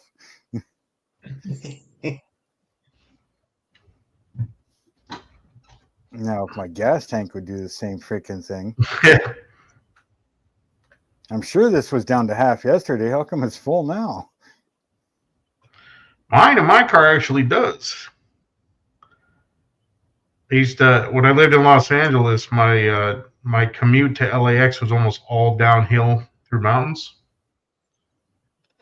and I could actually, through some of the mountains coast, actually see my charge gauge go up. Of course, coming the other way, just the opposite. Did you say charge gauge? Yeah.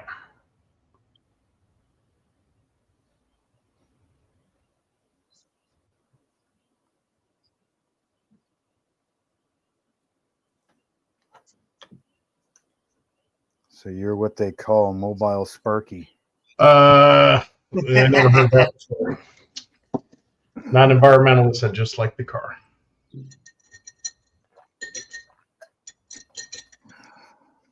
I had a guy actually when I lived out in LA. We switched over to electric back in 2020. Well, it started with me. I really wanted to try one, and then it turned out to be such a good car. My wife got one, and then we ended up getting one for my son when he turned 16. But you know, gas was creeping up on $9 a gallon, and it was almost a necessity.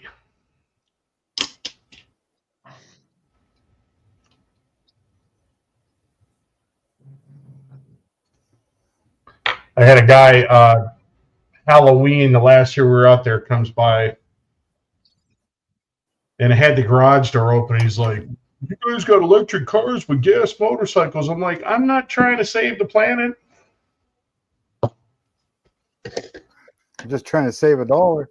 Dude, yeah." I just, turns out it's a pretty good car. If it wasn't, I'd be back to gas.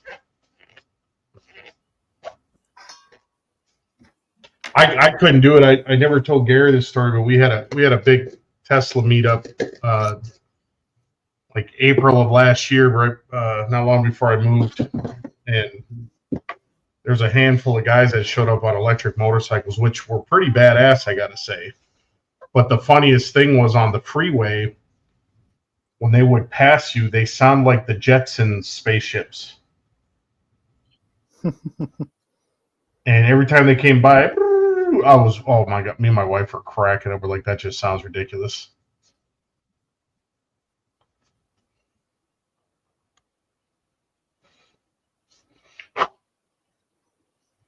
Ah, shit. Forgot one little thing.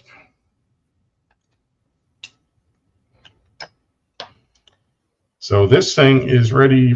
God, I'm almost done. I've got so few things left on this, but I just don't think it today.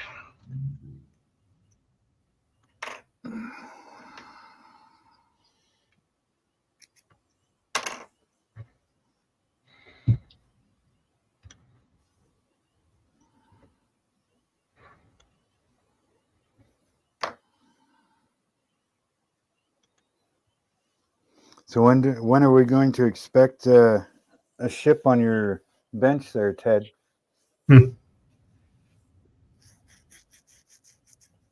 Yeah, I don't know. Doesn't sound like anytime soon. Well, you can always start off with an easy one, like a plastic ship, plastic boat. Work your way up.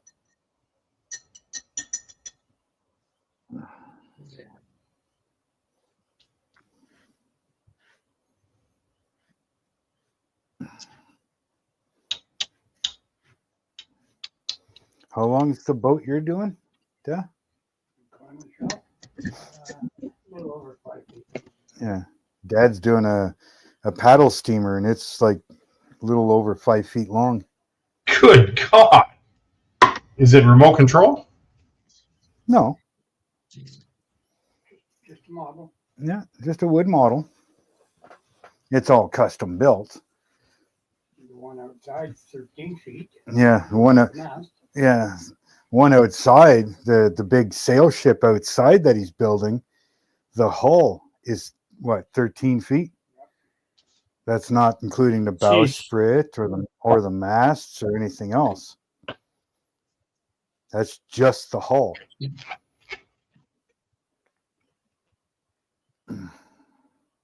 I think the hull is what, 3.5 feet tall, give or take, 4 feet at the highest point. The main deck is about 6 feet high. And main deck. So the section from like here to here, right, about 3 feet tall on his.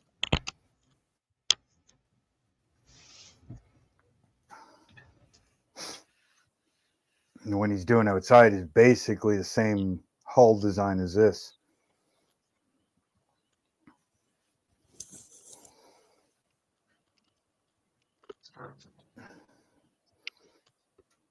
And we started setting up his Wild West town. He's been building, what is that, 1/12 scale, right? Yeah. Dollhouse scale? Yep. 1/12 scale Wild West buildings. You know, like the saloon, the church, water wheel, all that stuff. So we've been setting that up outside in the yard.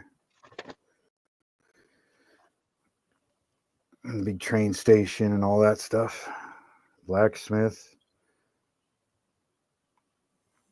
Something Dad tinkers with here and there.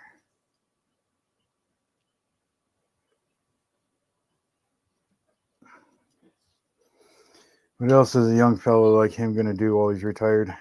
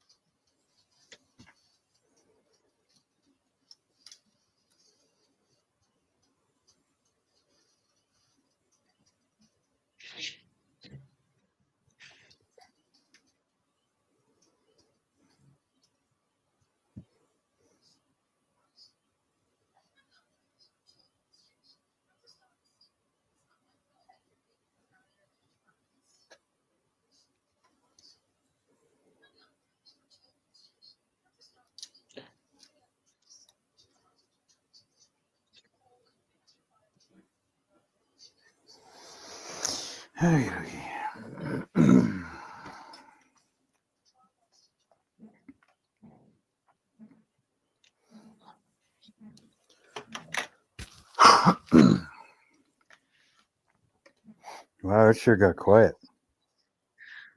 Yeah, I was concentrating.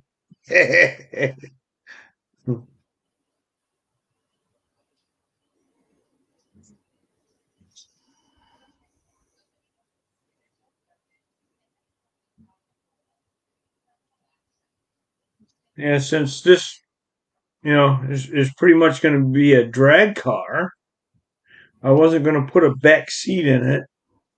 And there's this big hole in the pan that, you can see into the trunk, through the thing. So I was cutting a piece to fit on the back to cover it up. So you won't be able to see back in there.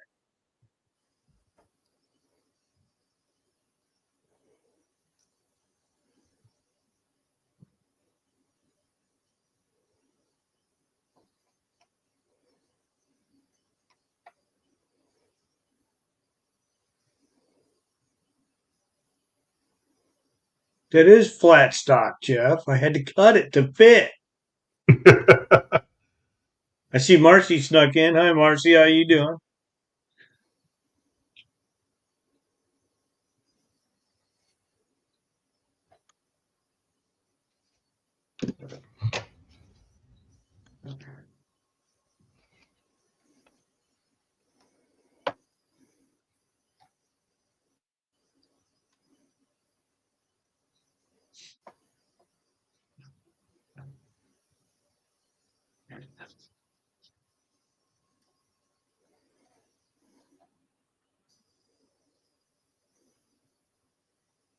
Oh, you bastard. Get in there.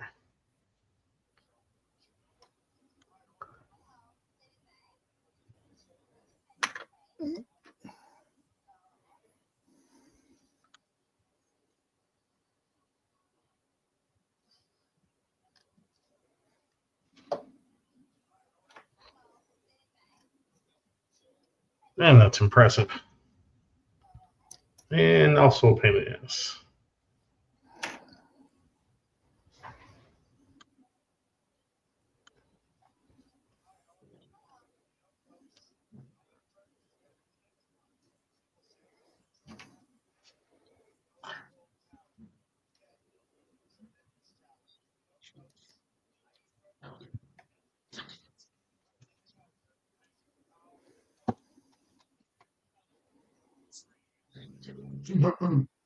Yeah, Jeff. See, I had some of this. I cut a piece out of.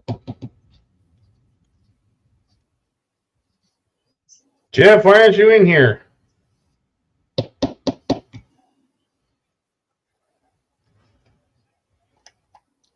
See, look at that.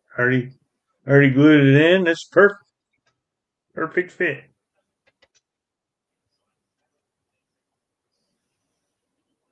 Yeah, Jeff, he's probably busy getting some pictures sent out.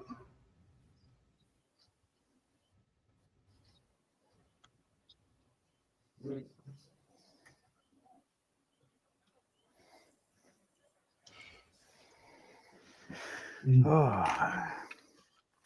Well, boys and girls, I think it's time for me. It's about 10 o'clock. Oh yeah, it's getting close to 10 o'clock your time. I always forget you're an hour ahead of us. Yeah. Being awake early in the morning and everything else, it's a long day. Hey, yeah.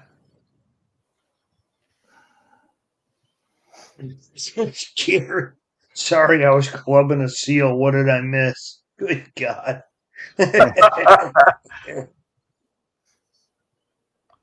That's a metaphor for picking up a date for him, I think. Well, yeah.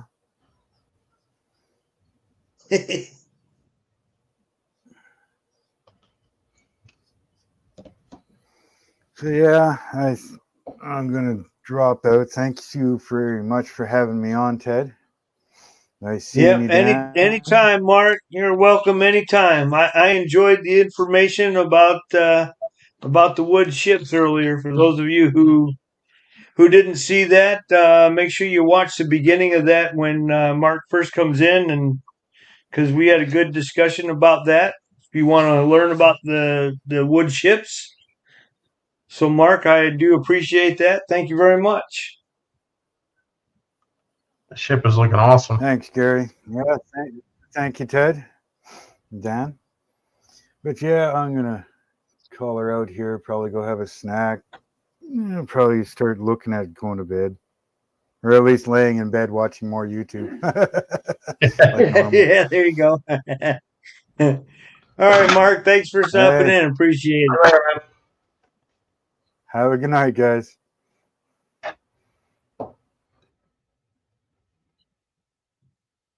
Yeah, so I'm working on this, Dan. Oh, that's a Revell one, right? Is that the one I heard was crap, or that's And the one what I'm going to do is I'm going to do this, this other scheme up here, this drag race scheme for it. Uh-huh. But instead of doing it just silver like that, I got this. Where this one here? I have this holographic nail polished silver that I'm going to use on that for the silver base, and then put those decals on over that. Nice. That's going to be interesting. I think that should be pretty interesting, yeah. So I think I'm going to do that.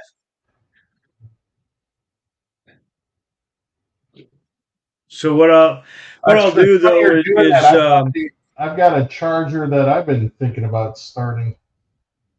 In fact, it's probably the same kit. I've got the European boxed one. Okay. Yeah, and what I think I'm going to do is sometimes when I have to thin this nail polish down, it almost makes it too thin. So I'll probably put like do like a silver base and then spray this over the top of that silver base. So I think that ought to be interesting. Yeah, I look forward to seeing that. We'll give it a shot and see what happens.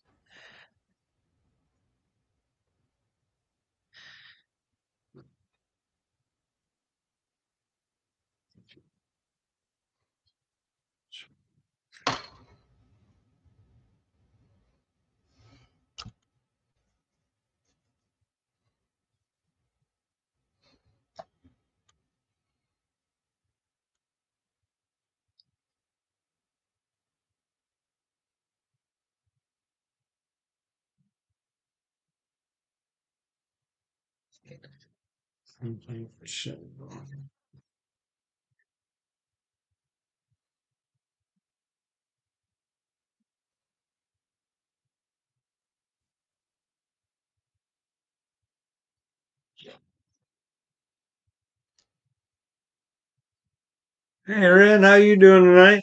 Good to see you.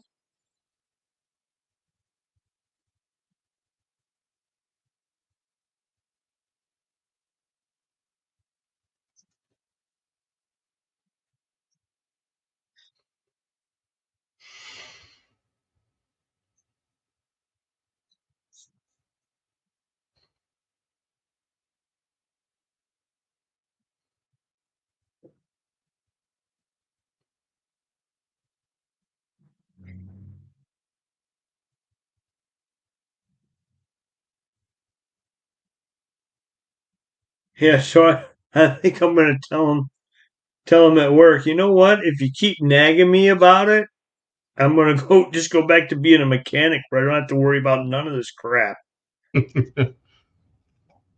Because I am way too old to be babysitting a bunch of adults.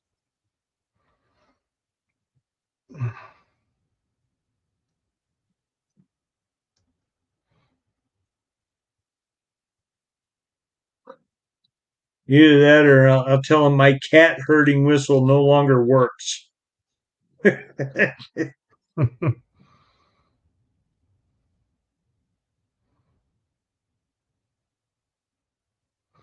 I had a pretty good group of guys that, well, they were my peer mechanics at Omni when they got me the manager job. But the biggest problem I had with those guys is just that they had no experience.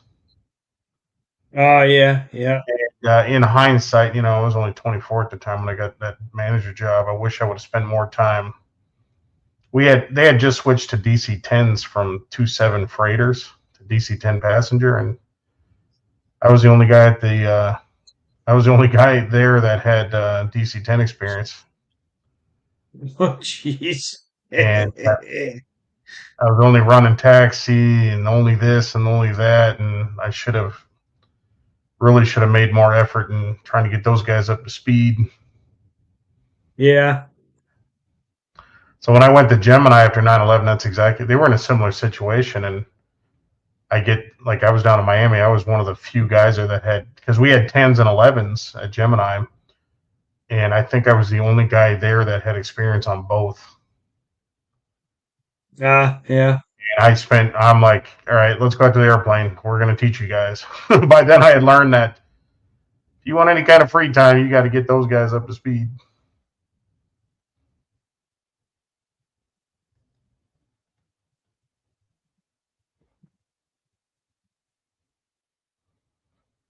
You reach that point where it's like, it's not important to be the only guy that knows anything.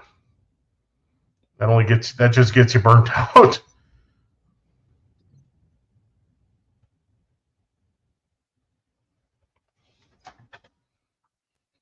That's like, that critical item stuff that I was talking about earlier.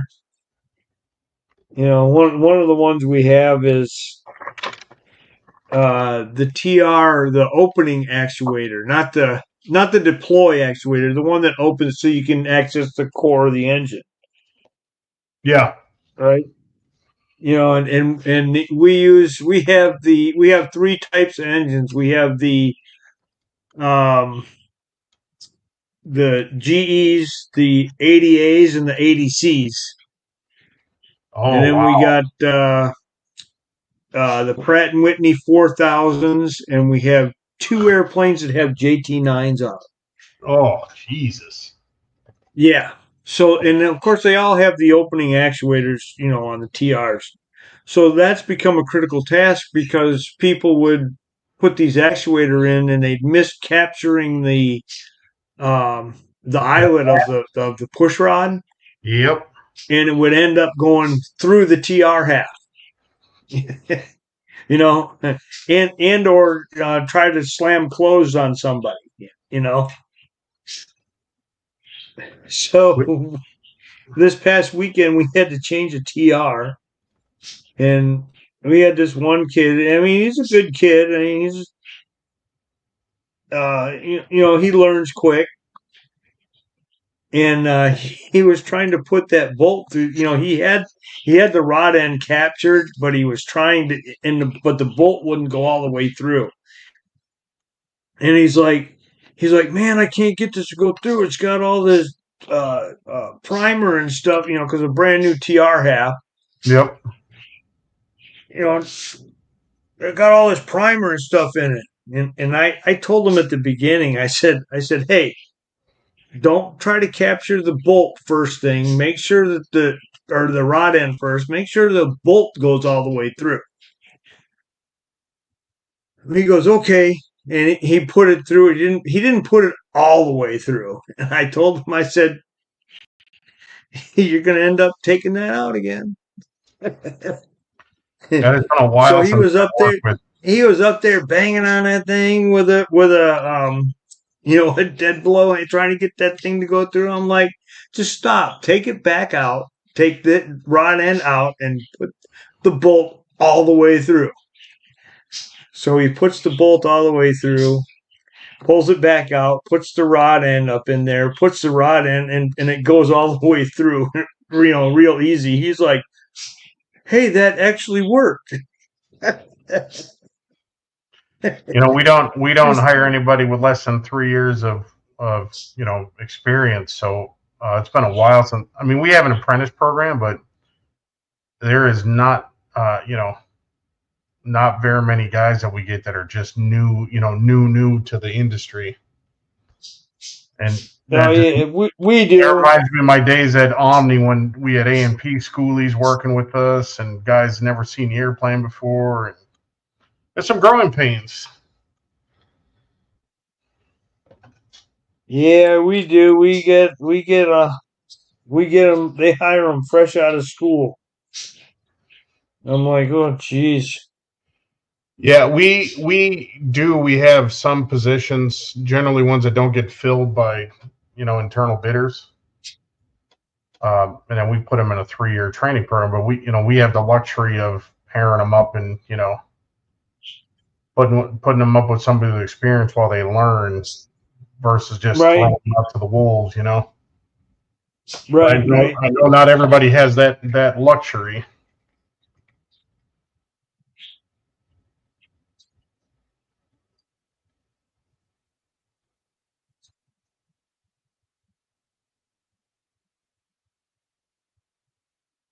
Oh, that photo etch just fit beautifully.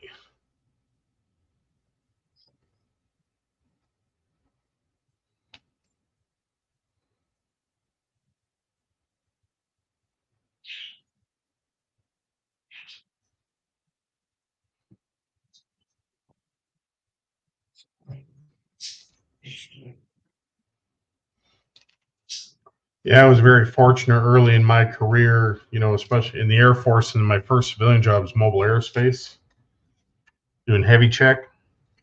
Yeah. Most of the guys from my base that I work with end up going down there about the same time. I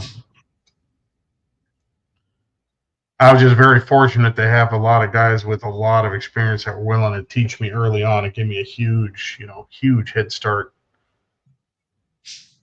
One of the guys I got to work with at Mobile Aerospace was a mechanic for Blue Angels when he was in the Navy. Oh, geez. Learned a lot. That must have been fun. I mean, he was real laid back. Wasn't anal or anything like that. He just was super experienced. Yeah. What I loved is that mentality. Like, hey, do you know how to do this? No. All right, come on, I'll show you. Yeah. Yep. And I was real fortunate to work with a lot of guys like that early in my career that were, really good teachers and willing to share what they knew. Yeah, me too. And you know what? It seems like a lot of people, a lot of guys are coming into the industry, if they show like some type of initiative, basic knowledge or initiative or something like that. Those are the guys that guys will go, hey, have you done this before? No. Well, come on, I'll show you how to do it. Yeah, and that's one of the indicators I look for to see how our apprentices are doing, because our apprentice program will hire you with an A&P and no experience, and it's a 3-year program. You're not getting paid nearly as much, right? But you're also guaranteed a job family position when you graduate. But we can usually tell how if the person is competent and or motivated by just listening to the AMTs. What do you think of so-and-so? Oh, yeah. Can we keep them on our crew? Like, yeah, okay, there's a keeper. Then the one that nobody wants to train, that's your problem child. Especially when they come to us and say, nobody wants to train me. Like, yeah, that's, let me guess. You go talk to a few people and find out how useless you are. Yeah. We've had some bad ones. We had a guy, I'm trying to remember the name they gave him. They gave him a really funny name in our maintenance hangar in Memphis. And we went to do a progress report on him because the mechanics kept telling him they didn't want to work with this guy, right? And so we went down there, like, what's the deal? They're like, he goes, I'm going to call the guy over. I want you to ask him about his sockets or his ratchets, right? So, like, we call the guy over to the plant, like, hey, how you doing? Just checking on things are going. He goes, I heard you got a interesting ratchet or something. He goes, he reaches in his right pocket and he pulls out, a 1/4-inch drive or 3/8 drive, whatever the hell he was using, right? And he goes, that's a regular, it's whatever, Craftsman or whatever. Like, oh. And he goes, and then he reaches in his left pocket and he goes, yeah, here's the other one. And I was like, what? And the mechanic was like, go ahead and ask him. I said, well, why do you have two? He goes, well, this is for tightening and this one's for loosening. Whoa. He did not last, I don't think, 2 more months. Oh my. Yeah, he didn't know that the ratchet was reversible, so he bought 2 of them. And of course, you know how the guys are. If they smell blood in the water, nobody's going to volunteer the answer. Oh yeah, yep. Yep, it's like feeding frenzy in the shark pond, right? Yep.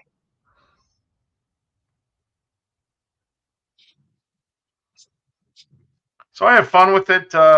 In my previous job, I used to go get to go visit a lot of A&P schools and talk to students and answer questions. We did some scholarships for some schools, so I got to go give those out. That was a lot of fun. And I never thought about teaching in a million years, but some of the schools we went to had our guys that were retired that were teaching. They loved it. I'm like, man, that might be something for the future. They got a really nice A&P school here in Indy, but they were looking for an avionics instructor, which is my original background is avionics before I learned how to do everything. But they want you to have recip experience. I'm like, Jesus. I'm like, well, I'll never get that job.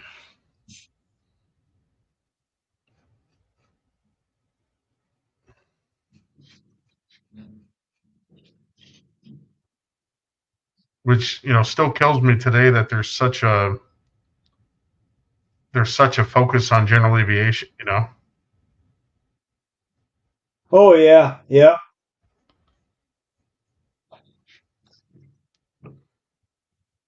I mean, I probably wouldn't even mind if they had 2 different power plant ratings. I mean, I got my P license, but I have almost zero experience working on recips. Yeah, the only experience I have with that is what I learned in A&P school. That was it. Yeah, I didn't go to A&P school, so my only experience is working on a couple people's planes, and they were kind of teaching me, but very little. I can't time a magneto. Never had to. Really don't know shit about carburetors. I can tell you everything you need to know about a main engine control or an EEC. But don't ask me to look at a carburetor. Or as Boeing calls it, or Rolls-Royce calls it, a fuel flow governor, because they got to be special.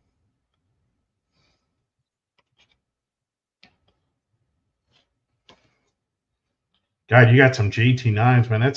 I haven't seen a JT9 since I worked on a classic 4.7. And I don't really care for the Pratt 4000s either. There's some guys. Yeah, most of the planes that we have either have the 80As or the 80Cs on them. Yeah, we're kind of fortunate. There's Jeff. All of our. How long you been sitting there, Jeff? Just a couple seconds. So you can work on a jet engine, but you can't change a float or bowls or set jet. Well, it's a little different from a car. I mean, I can do that stuff, but for an airplane, it's a whole different level. Try changing an automatic transmission, especially with all the computer control crap. It's even worse than a plane. Send prayer. Actually, Kevin, Matthew Brownlee is from Ohio. So. Yeah, most I think Ted would agree. Working on a car after working on an airplane is pretty basic. You'd be amazed. Some people can do one, but they can't do the other. Well, But I mean, you that's train in one that's how subject. I spent my childhood, standing right next to my dad while he worked on the Camaro that him and my uncle used to drag race. So of course I learned I learned how to be a mechanic at a very young age. Yeah, and I So mean, therefore, some of those. once I got to doing the airplane mechanics, I picked it up real quick, real easy. Yep. You know. Well, I went in the military. I worked. So when I wasn't working on cars, I was working on bikes, and I worked in a bike shop for 4 years, and never even thought about doing a mechanical job for a living, which is kind of ironic. But yeah, I got to the Air Force. I went to first thing they did is send me to electronics school for 7 months, and I was like, God damn, I took to that like a fish to water. And then before I got out of the Air Force, I got cross trained on everything else. So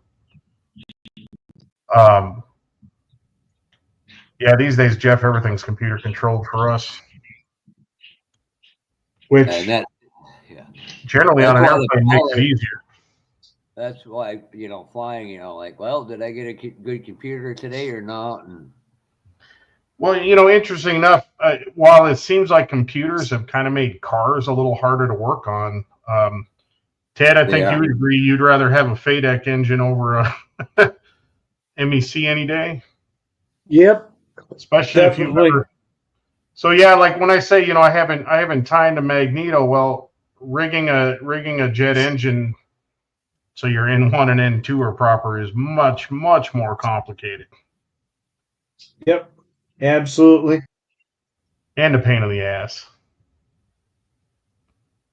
Especially on the old GEs rigging the VBVs on especially if you get a new engine that won't make parameters. Jesus. And we weren't fancy at Omni. We didn't have that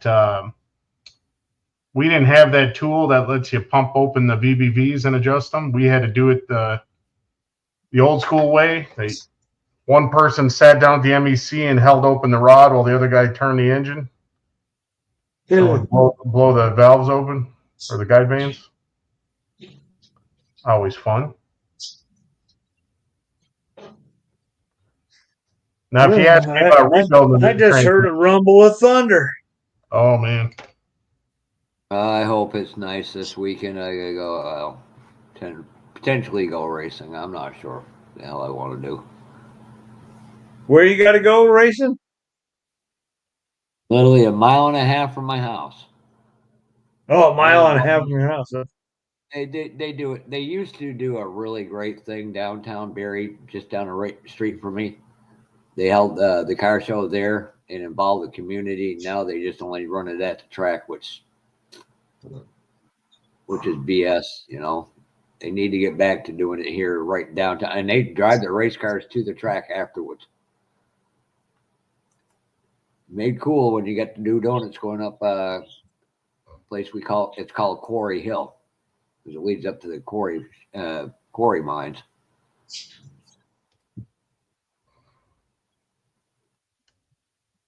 So to answer your question, Dan, just very sombering and sobering day.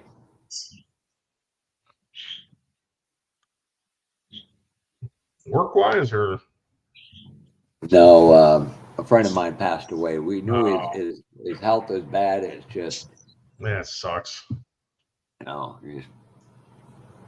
got a friend of mine's going through kidney cancer, and it's like they told him 5 to 10 years, but weird how freaking life works. I always say this to my kids and people is, one of the things, seems like your parents teach you a lot of things, but one of the things that nobody ever taught me is as you get older, the amount of people you're going to lose along the way. That's the worst part about growing old. I was talking with somebody about that same thing today, and I'm directly quoting and said, we just don't realize it when we're kids because we're resilient, so we don't understand the full concept of it. And then when you get older, it really just boinks. Yeah, well, when you're a kid, generally the only people you lose in your life are grandparents or people that are older. It's got a different ring to it when you start losing people your age, you know. Last year, like Brian had his mom, and then a few months after that, my mom, and then senior people I work for, his wife. I hate to say it this way, but it was merciful because she suffered for 5 really bad years with Alzheimer's. Mm. And a kid I went to school with, it's like 4 of them, one right after another, and I was like, some days I still trying to figure out how to process it. Yes, it does, Red. Yeah. I'm starting to see that now too. My dad is one of 8. And of course his parents, my grandfather passed away when I was 13 and my grandmother passed away when I was 17 or 18, so lost him relatively early, but his oldest brother, the oldest of the 8, passed in 2003 from pancreatic cancer that he fought for 5 years. And that's the first time I ever lost somebody that was, not a grandparent. And then another one of his sisters, my aunt, passed away a few years ago. And it's just like, man, it starts to hit you like, man, these people you looked up to when you were a kid are not young anymore. Yep. Enjoy them while they're here. I think that's so lost in society today that we don't have any kind of sense of community. And you just, people have no connections to anybody anymore. Thank you, Gary. And I it's like Jimmy. Me and him had a conversation before you guys. I even gave you guys that information. I was like, Jimmy, I explained it to him. I said, these guys aren't doing it just because they want anything from you or want you to pay them back. They want you to pay it forward when you're in their position. Yep. Exactly. And they invested in the hobby by investing in you, and that's now that mantle's been given to you. You got to run with that. Yeah, I mean, I can think in this hobby, or like Ted and I were talking earlier about in our careers, the people that invested time, you probably can't pay them back, but you can definitely pass it on. And that's the greatest thing, is not giving back to somebody who give to you, but when you do the mentorship and you pass it on, you're passing on their legacy and their knowledge. The greatest gift is knowledge. Now, what a person does with it, that's a totally different thing. So I teach leadership, and I've been doing it for about 10 years now. I've gone and got certified to teach, and I just love doing it. But one of the classes I teach, the last section that I teach is about your legacy, what you leave behind. And one of the most insightful things that I learned through the training and pass it on is legacy lives on in people, not in the things that you build and create. And a lot of people don't realize that. After you're gone, the only thing that's left that's going to last is what you gave to other people. We can all think of people in our lives like they're not with us anymore, but they made a huge impact on us. And sometimes I'll get managers in my class who'll disagree, and I'm like, really? Well, let me ask you about Vice President so-and-so or whatever. They haven't been with the company for 5 years. Are we still doing any of the stuff that they had us doing, or any of the things they put in place still there? And they're like, no. But every one of you has got a story of how they impacted you as a person. And I mean, I can say here, everybody's different in how my relationship and people look at me. Well, you got a relationship with guys, and you look at them going, apparently you don't understand the meaning of that. I mean, my relationship with Fred is totally different than with Dan or Ted, and Brian. And obviously, me. You've been around enough to know that me and Brian just naturally click because of our sense of humor. Fred's a little different than that, and Ted's a little different than that, and Durr's a little different. Yeah. And it's like It's like great. it's like the difference between the relationship between me and Dan and you and Dan, because Dan and I have something in common that we share. We both do the same thing, and that we would all probably have the same relationship with Fred, where your relationship with Fred would be totally different. Well, we all got one thing in common, but you got yeah. But having that, doing what we do for a living in common is takes it to a different level. You know what I'm saying? Yes. You got multiple things to talk about. I really don't have anything in common really with any of you other than modeling. Right? Yeah. Yeah, there's a lot there too. I'm not trying to be a jerk about it, but that's the God's honest truth. Yeah, but also a lot of us like motorsports. We got all. I think this group has a lot of stuff in common, even though it might not. I mean, even look at Gary Ride to Win. I only know about you guys because Gary told me. I'm like, what the hell is he doing hanging out with a bunch of rednecks from Georgia and whatever? But there's a commonality, right? It's that common interest. And that's the great thing about the hobby. Nobody cares about this or that. Just leave that at the door and come in and have fun. And I am truly blessed as a human being. I mean, 5 years ago, I was given a second chance at life. Now, have I done everything right? No. But you and me both, Jeff. Along the way, been given that second chance at life. Bob, about the kit you sent me? Absolutely. For some reason, I can't get Facebook to let me tag you. He's got you blocked. He just doesn't want to tell you. No, Bob. I know you guys talked about it the other night. Me and Bob, and the editor at the time of Scale, it was then still Scale Out as Kurt Bell. I think it was maybe right after Gary let it go or before. So Combat Publishing. It's cool to have other people's work you admire and respect as people, not just as builder, but as people. I got to know Bob at Acme. I got to know Ted at the same time. To have that here is priceless. Now, I do have a session plan for all of this stuff because the club I was in, there was a problem, and I didn't know it until just recently. One of the builders won a multitude of awards, a hell of a builder, Del Prone. And we were trying to figure out how we could get one of these things for the museum. And to come to find out, they finally got one for it.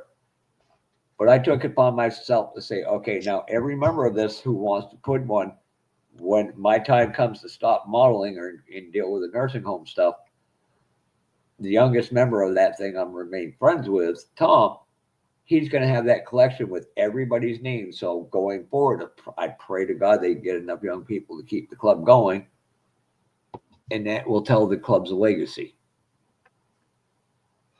Yeah, that's the frustrating thing. My club out in LA was, some of the people were good about bringing, we had some teenagers in there, some younger kids, but man, it's just not like it used to be. I'm always thrilled when my son comes down here and works on his Warhammer stuff. He's actually the one that got me back into the hobby after 26 years.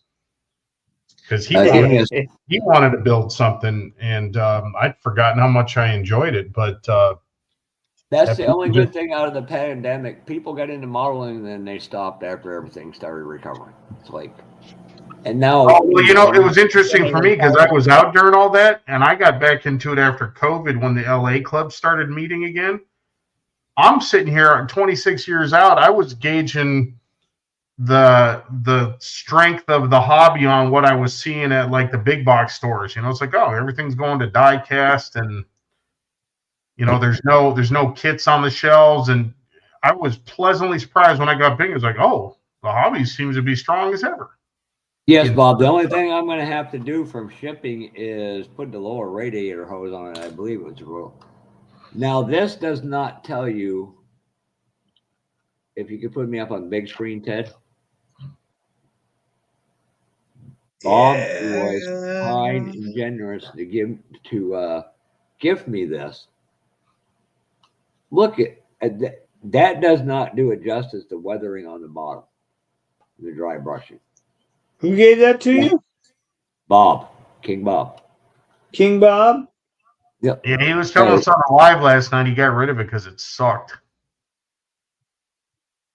I'm kidding. Come on, can't even get a laugh out of it? I am. I'm just mentally exhausted, but it's beautiful. This, you can feel how smooth the paint is and stuff. And it's an honor. And you read the post. I know you did because you made a comment about it. Yeah. And this is the one that I display this more than I'll display my own. It's interesting. I saw you posted that. One of the things that I never thought, I can remember having, what I call the first 10 years I was in a hobby for 10 years from 11 to the age of 21. Then I didn't get back into it. Like I said, it was like 47, which, big stage, Ted. a couple of years ago. But I can remember having a couple of my cars on display at the local hobby shop. And I went in there one day and the manager of the shop was like, "Hey, somebody asked, they want to buy this 69 Camaro. I wish I would have sold it too because it got destroyed later. But anyway, I said, no, I'll never sell it. It's too much work. I put too much into it. I'd never sell it. And then now the last couple of years, I have given away almost half of the models I've built in the last 2 years. I find that extremely satisfying. That's build the one thing. for someone else. I got a buddy of mine, a guy who raced with us. I became great friends with him and his crew chief, Mike, who I work with. And just about a little after my dad died, I went over and got my mom because she wanted to go to Thunder Road, and I brought her in the pits. They welcomed her with open arms and treated her as good as gold, and it made her day. And I built one of the haulers for Tyrone Malone haulers for a hauler of his car. I had a Speedway decals out of Georgia, did the decals. Unbelievably beautiful. I did one with a trailer of Jimmy with his lettering and Cayenne hot dogs on it. Jimmy's got them right on display in his shop, right in his office. So when you walk in there, you see them. And people have asked about them. And I mean, to me, that's the cool. Are they your level, Dan? No, they're not. And that's just the truth. But I'm okay with it. I don't need to be the biggest and best model builder. I can. Well, as long as you're happy with it. People don't understand. I am so over competitive. Everything I do, if I go down that road, there's no coming back. And I'm going to quote James Testers, it stops being fun. It's like I get people who will say, box stock's easiest. Yeah, let me tell you what. I would disagree with that. You go get your highly detailed. Now we get one of James Tester's box stock, and I'll guarantee his is better because he fixed all the flaws with it. I was saying, when you're box stock, man, it's 100% about your build and paint abilities. You can't fancy it up or hide anything with aftermarket. Yep. That kit's got flaws. You got to deal with it. Yep. Yeah. Yeah, that's like it's like this thing right here. I didn't catch the warpage. Everybody's gonna freak out. Well, I put the goddamn friggin' painted the rims the same body color, and then friggin' did the inserts white. I like it. Everybody's like, oh, I like that. That looks cool. Let me see that again. Let me see those wheels. Oh, I like that. That looks awesome. Yeah, and I'll go back and touch them up tomorrow. It was just totally different. It's like I think that looks really nice. Some people, you should chrome trim it. Chrome trim, in reality, we all know was the biggest rust causer in the world. Okay, what if they did everything in body color? That's my thought. I like to build my cars, especially that's like That's like this body right here that I just pulled it out of a box, right? This back, right in here had a defect in it. So I ended up having to cut, there's a body line that goes down. Let me put this up on big screen. I don't know if you guys will be able to see it. But there's a body line, that goes here and it runs down this and down the side of the quarter panel. Well, that was like almost missing. Like this spot went on an angle back down. So I had to cut the top part of it off and then glue a piece of styrene in there to make up that space again. And then once it dries, I gotta, carve that out and shape it and all that other stuff. That's those things that, you have to do, right? Yeah, If you want to look good. Right. I just linked you to Model Car Garage. They actually have a kit for doing that. One for a black and one for a white. And it's adhesive back so you can glue it. But hopefully that helped. I inadvertently found that in 2023 at Acme. Yeah, and then this, like I was telling you, Jeff, or like I was telling you guys, this, this part right here was all open and you could see into the trunk. So I had to, you can see the piece that I cut out to put, to fill that in so that you wouldn't be able to see in the trunk because it's going to be a drag car. It's not going to have a back seat in it. The roll bar is going to be in there.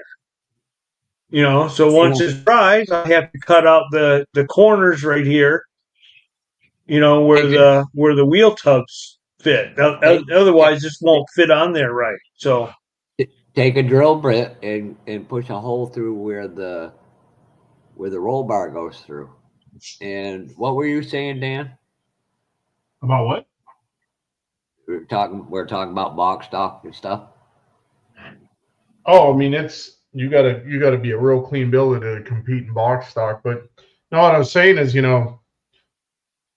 for me with this hobby or any hobby I do, I am a perfectionist, a little bit anal. So, for me, it's not even about competing. It's more with myself. I have this and that's want everything to be perfect, and that drives me to get better. But I don't look at I don't judge other people wherever they're at, or as long as they're happy with it. I might joke once in a while, if somebody does a really bad job, but as long as they're happy with it, I put out plenty of junk myself.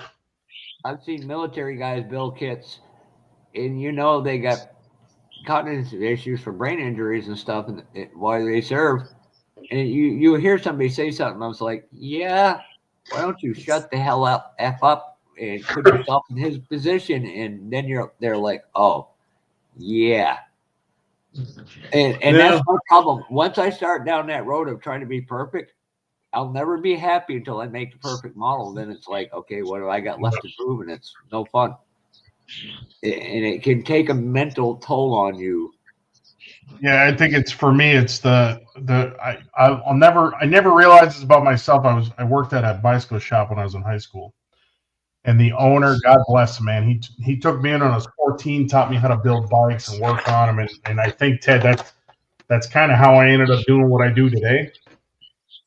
I didn't even realize it, but I love turning wrenches and doing the technical stuff. But he told me one day I was building a road bike, a racing bike one day, and he had shown me how to wrap the handlebars. And he showed me one time, and he's like, "You got it." I said, "You don't want to watch? You don't want to check it?" He goes, "You're a perfectionist. I know you'll do it. You'll redo it until it's right." And I was like, "I am," but he was right. He was right. Anything I did had to be as perfect as I could get it. Okay, when I had my other channel of the Holy Grail Hitter in Boston, I'm glad you brought that up. I don't know how you could consider it cheating. Then all 3D parts are cheating. Anything that's not in the box is then technically classified as cheating. So that's BS. I made a point about 3D people, 3D parts, and some people hate them, and some do the blah blah. And an unbelievable and well-recognized gentleman from the state of Connecticut made a point to say, you know, the guys that used to whittle hated the guys when plastic came in. And then, you know, the plastic guys hated the slush classers, and now they hate the slush classers, hate the rest. In my honest opinion, it's harder for somebody to scratch build something and make it look right than, and don't get me wrong, there's a challenge in itself on the computer. But to actually creating it with your hands, creating that mold for it is a whole big difference in skill level. I'm sorry, there is. I would, the only thing I would add to that, Jeff, is, you know, there's a difference from downloading a file and printing it. So, you know, I know a few guys that are actually doing the design in CAD and all that. You know, I mean, I would say it's like a parallel kind of skill. Scratch building is impressive as hell. They're scratch building, you know, electronically, if you will. Yeah.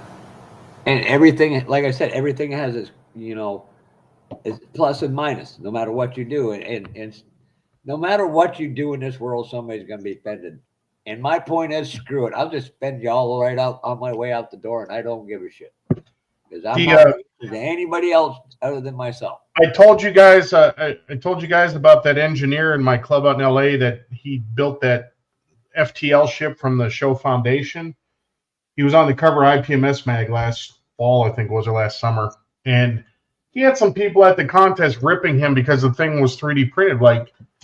And I like the way he put it. He said it's not just 3D printed, it's scratch 3D printed. He designed that entire thing from the ground up in CAD and then printed it. And then he still had to paint it, you know, put it together. I watched him over an 18-month period work on that thing, and it was nothing short of phenomenal. If he had just downloaded someone's files, it was still an impressive build. But man, he took a picture on the TV and turned it into the real thing. That was pretty impressive. So I think, to me, it's kind of parallel to scratch building. Now, there's a guy out in the Midwest. I don't know where he is, so don't ask me. I think he's in Indiana. A guy named Randy Durr. Augie Ascano. Oh, Augie was insane. Not everybody has got the ability with a mini lathe to turn metal. Some people used to say Augie was cheating because he was using real metal. Augie was a skilled craftsman. Give credit where credit's due. He took something from the 1-1 world and brought it into the hobby, and he changed. Yep. Again, you know, the guy, Preston Car Parts. They're the first really big aftermarket company with plates and stuff like decals and stuff like that, and photo etching. They started bringing all that stuff along, and it's like anything, it evolves. One of my closest friends, who's a mechanical engineer for Richard Childress Racing, point blank said to me about 9 years ago, you either adapt or die. If you're not constantly adapting with changes, then you're going to get eat up, spit out. And that's just the way the world is. And it's going to be that way till there is nobody left. I just think 3D printing is such an amazing what do you want to call it? Like complementary to the hobby. I mean, it's brought us stuff that we would have never dreamed. I mean, and just of course being a car guy, custom engines, custom wheels. Oh my God. Yeah. But I look at it like this. It doesn't matter whether you use all the parts from the kit or you use 3D printed parts. You still have to make them fit. You still have to paint them. That is still considered modeling. That's true. Yes to all of the above. You know, it's like everybody says, well, 3D printers are going to replace the kits. No, there's a. I don't think so. No, it's a humongous learning curve. It's toxic. It's expensive and time consuming as all hell get out. And there's one thing until they find a cheap, efficient way to 3D print a whole model and be able to distribute them be able to mass produce them in a short period of time. Then until they can do that, then you won't have full kits. That's where the 3D printed expensive kits. part comes in, because it can be done for a reasonable price, but the initial outlay for the machines, the equipment, and the supplies is ridiculous. Now, Yep. here's the other part of it. Okay. Just Back in the owning a 50s single printer. Yep. Back in You the don't wanna do 50s, the math. mid to late 50s, when they started making promotional models for the car dealerships, because kids would see them, they want one to go with the real car. Parents did. Okay, the auto manufacturers realized that's great branding, and it don't cost us nothing. It gives us free exposure. Okay. Now you get into the 70s, and the car companies weren't making money, so they had to figure out how to make extra money. We're going to start charging you royalty rights. Sooner or later, that's going to catch up to that aftermarket stuff. The car companies or somebody's going to say, "Oh, no. You're using my intellectual property rights. I want my kickback." And that's hello, Jason. And that's now the problem. So now you're sitting here going, but, Hey, Jason. But by law, if you only print it for yourself, you're not doing anything illegal, which is, and I'm not trying to be a Debbie Downer. Well, no, there's all kinds of ways to do it legally and make an income. Yep. But again, the initial cost, you need a printer farm. You need 20, 30, 40 printers. At $300 to $500 plus per machine, plus maintenance, replacement parts, resins, all the supplies, the tools. If you're creating your own programs or if you're buying STLs, some people who give away STLs for free personal use also have the option to purchase licensing. Yep. So scroll down on that page that you're getting that freebie from, or paying a couple bucks to just use for yourself. Look for licensing. And if you are interested in the licensing, purchase it. That way, you're helping that person out, and that person's giving you a way to make a little bit of side money. It doesn't have to be this massive farm and this huge ass business. It could be like me. I've had people go, "Hey, I'll send you this if you'll print it for me." It's like, you buy the license and send me the file. Yeah, sure. That keeps everybody, legal. There's just so much to it. It just really, I don't see it taking off on a large scale. Not for models, not literally, not for toys. And Dan uses that company you show. Gary Ride to Win was talking about them Alpha models. Oh yeah. They're like, how many people are going to afford $160-something model? Now I know Jason does printing, but Jason's also a mechanical engineer, so well, that understands the math of it. That was interesting when I first got on. The other guy that was on was talking about all the price when you start adding aftermarket stuff. $60 minimum in just resin, yeah. Yeah, and when you start adding seat belts and custom wheels and this and this and this, well, I think Alpha has all that stuff. I'm not trying to advocate for them. I can understand the expense, because I think I opened up a kit for you guys the other day. When you see how clean its resonance, somebody is doing some high quality work there, and you're paying for that. I'm with Jason on this, KRD. I like styrene bodies because you can modify them. Whereas a resin, you even start cutting on these things, resin is very, very limited. It's very easy to damage if you're cutting into it. Yeah, These easy to damage. Jeff, if you make it Indy, you got to come over and pick up one of these things. These things weigh about 3 to 4 pounds when they're done. Yeah, that was the next thing. They get super heavy. A chunk of resin, but I've seen people get to the fully painted polish or even start to assemble and drop it, and the damn thing just breaks in half. Oh, yep. Now, and styrene will bounce and pop apart, and you can fix it.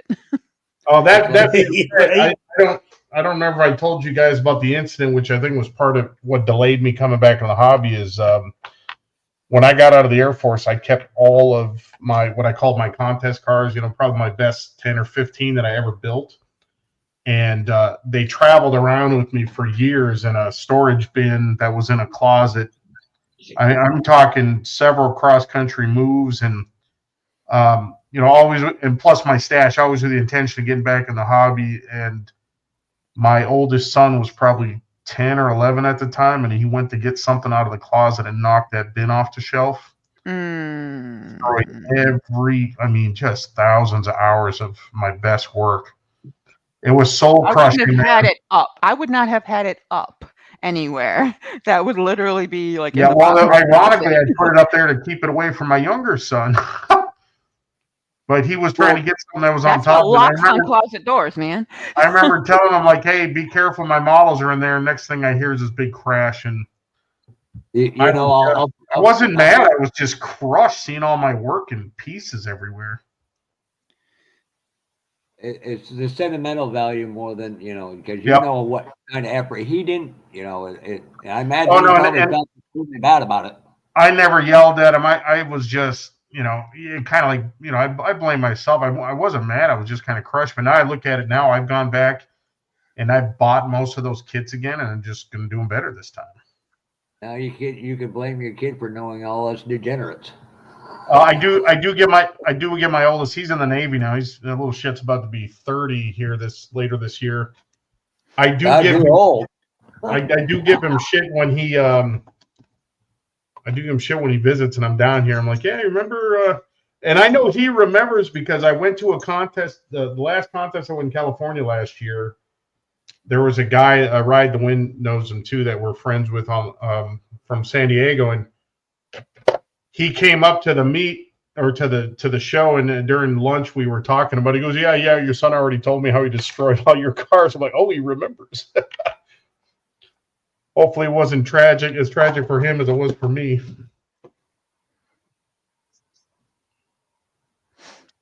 But I think that was soul crushing. That kept me getting back in the hobby for another 10 years. To me, it's about, and Doug White, me talked in person about this a couple times. I've seen Doug in person. It's the characters that keep you in the hobby.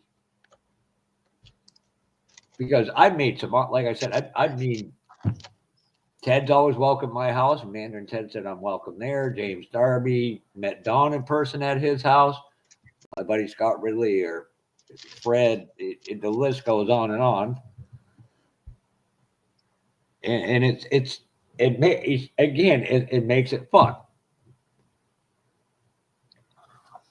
Because it's like, I'm sitting here going over how am I going to paint that 37, and I'm just like, I sent out a text to Brian, then I went out to my friends Rue and Linda, and I'm like, they confirmed what I really wanted to do to begin with, but it was cool to have that kind of extra set of eyes. Sometimes it's 8 eye, or in racing terms they call it better to have 8 wheels than 4. And somebody goes, "What's that mean?"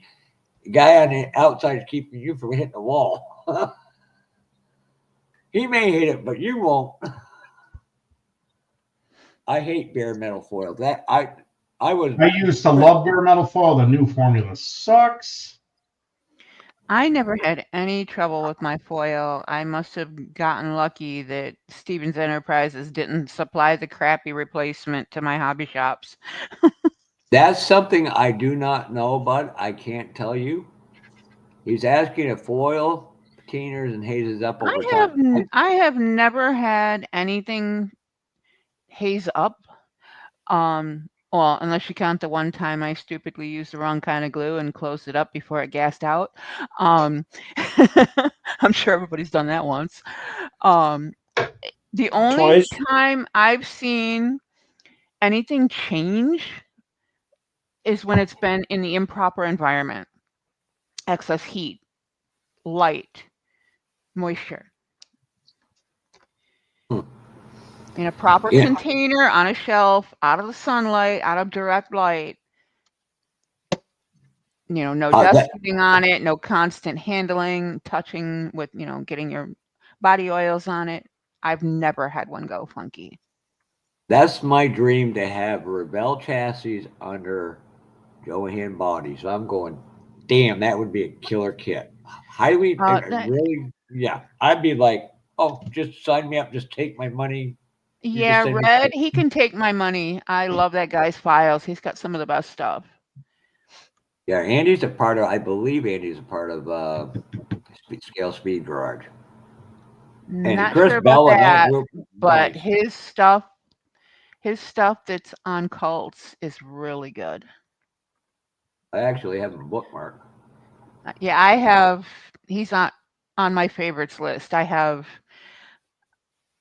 multiple lists of different saved links for specific items that I'm going to purchase if I don't own them already. And I've bought quite a few things from him. Mr. Henry Robbs was kind enough to do that, and all the stuff in the back and some other stuff. Oh, nice. And I've actually got a lift crane going over here and some oxygen tanks with bases. He said, "Damn son of a bitch was the hardest thing I ever did." And I was like, "What's?" I asked him. He says, "I can't understand German." Google Lens is your friend, man. It'll translate. That gentleman, you want to talk about an absolute kind human being. You got Mark Batson that how was it? One of the bed buggy from That's right. I was just sitting here, trying to trim up, some little pieces here. I'm like, why the hell is my knife not cutting anything? I forgot I was cutting out pieces of flat styrene. And you dulled your blade. And use it, and it dulled my blade, and I forgot to change the blade. I've done that 1,000 times. I tell you that's I think the biggest bullshit in the hobby is how quick those blades go dull. Yeah, I use scalpel blades. They're in competition with Gillette razors, I think, sons of bitches. I use an old school box cutter for cutting sheet styrene and small wood and stuff like that, and I use a scalpel for cutting model pieces. You want to know why Gillette sucks? Because they're located. Well, besides when they come out with that woke ass ad, yeah. No, I actually tried switching razor brands after that, and unfortunately, not a lot of good competition. Boston, cover your ears for a second. They're from the land of the true mass holes, Boston, and the right around that whole area. All right, yes. This is my first time attempting to attach acetate windows with white glue. We'll see how this goes. Use a tiny bit and be patient and slow. I usually use Bob's Super Gold, but I don't use that on acetate. You gotta use a super small amount, and I just have. Yeah, I use Crystal Clear for that stuff. Yeah, I love Crystal Clear, but the only thing I like about Craft Bond is it's a little thicker and it stays in place a little better. But yeah, Crystal Clear is usually my go-to. There's somebody. Who, huh?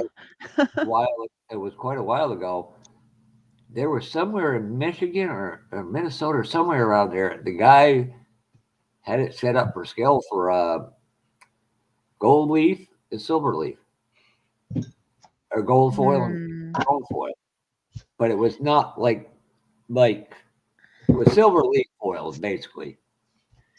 I can't. I've lost. BMF made a nice gold back in the day too. No, the actual bare metal foil people are from here, but it was somebody else. It was a hobby. They do have various colors, and they also have what's the name of that crap I don't like that looks like the black seat canvas.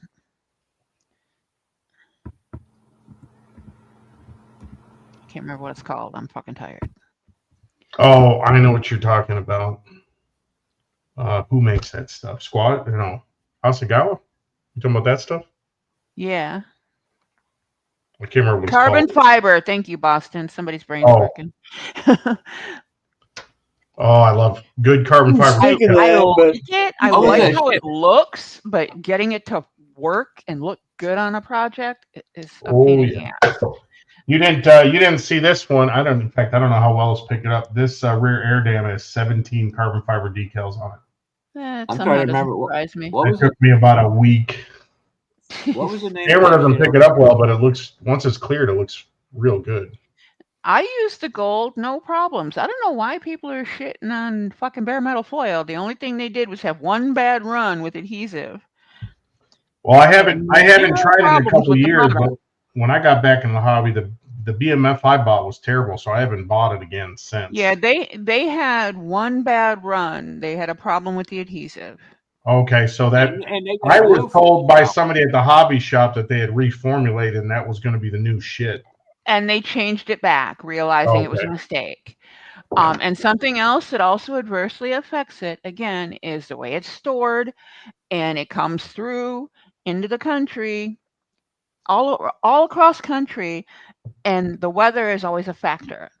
It ends up at Stevens, the supplier, and it's in an uncontrolled environment. Their warehouse doesn't have heat.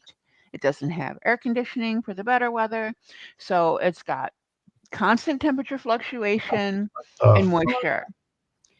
If it goes from where it's manufactured here to the Stevens supplier, once it gets there, if it is not taken care of between there and your hobby shop, you're going to have a problem. All right, I want to know how the hell this happened. Would you break? I use these little ink cups. Mm-hmm. I'll use them. I'll put super glue in them, then use my applicators. Uh-huh. I just found one in this drawer that was upside down, stuck to the drawer. All the glue has come out. Now I have a giant. Now you have a hickey in your drawer. I don't know if I can. Camera. Yeah, the camera's not quite to pick it up, but I got a giant chunk of glue right there. How the hell am I going to get that out? Take a razor blade and ever so What carefully. I'd really like to know is how the hell did this cup full of glue end up in that drawer upside down? Because you probably put it up top and it fell when you opened the drawer. Man, it was there. I'm at a loss because I never bring the glue up there. That's weird. You might have, and just not thinking. Now I need a hammer and a chisel. It's not that bad. Holy Be shit! careful you don't hurt yourself or flip the door. There it went along with the lining of the drawer. All right, we're done. You can fix that. That's Here. Just take a little. That's a big chunk of glue. Yeah. She took all the paint with her. For the life of me, cannot. Exactly, the weird thing is, Kevin. I've got old weird stuff thing is too. it's in I a keep drawer with my finding it. scissors. All right, that's going to have to sit for a while. God, I hope that works. It'll work. These acetate windows they're really not. In fact, I don't know if you guys can see this. This one, they even molded in the defroster. Cool. But they can be very difficult. This front windshield is going to be a bitch with all the curves that it's got.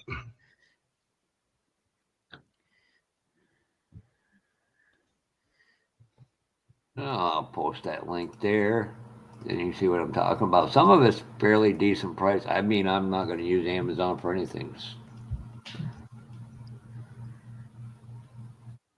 But it's got different ones, because you got a certain era. If you're into brass cars and stuff, they got a really nice brass one as well. And Ted, you're always welcome. I will add you as an admin to my Oh, you don't want to use this. You don't want to use this stuff. What's that? Any silver leaf or gold leaf foil that is edible will break down. You don't want to use this on models. Edible? Yes, there is edible leaf. It's for cake decorating. So make sure that you actually get leaf that is specific for craft gilding. Jeff, there goes your plan to have that lace on your car. Make sure it's actual metal gilding, not edible. Read the details. There's multiple different ones, and if you're going to ever buy from Amazon, you need to be sure what you're getting, because the edible stuff will stick in bits all over everything and fuck up all your work.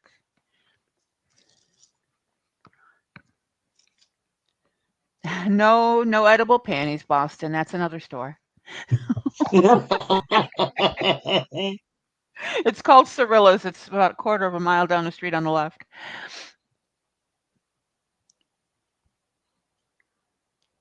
Yeah, and like what Kevin said, you can Gold actually foil get edible panties? What?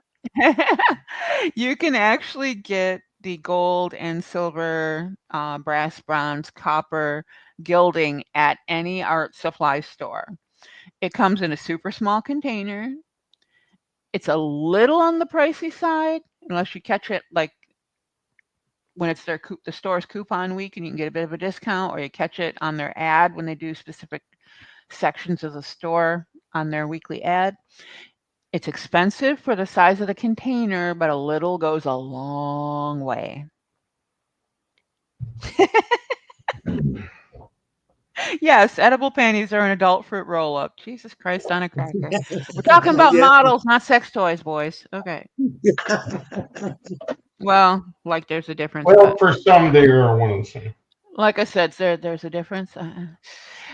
Hey, Jeff, you asked me about these plastic containers somebody did the other day. Wasn't me.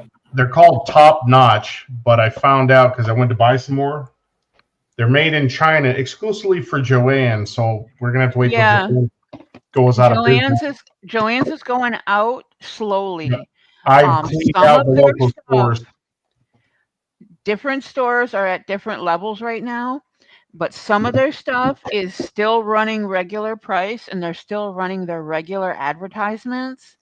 But anything that they have mass quantities of is on the clearance list, but it's not like hugely discounted. It's only at about 40% right now. Yeah, I didn't get a big discount on these, but I got the last two that they had at the only store in the area, and I'm unfortunate. I bought a ton of them. I have plenty, but these are some of the best containers I've seen, and I'm hoping that these get rebranded and sold. All I'm Somebody gonna else. tell you is Trust me, if you go to Amazon and look on Amazon, you'll probably have to do it visually look at the containers.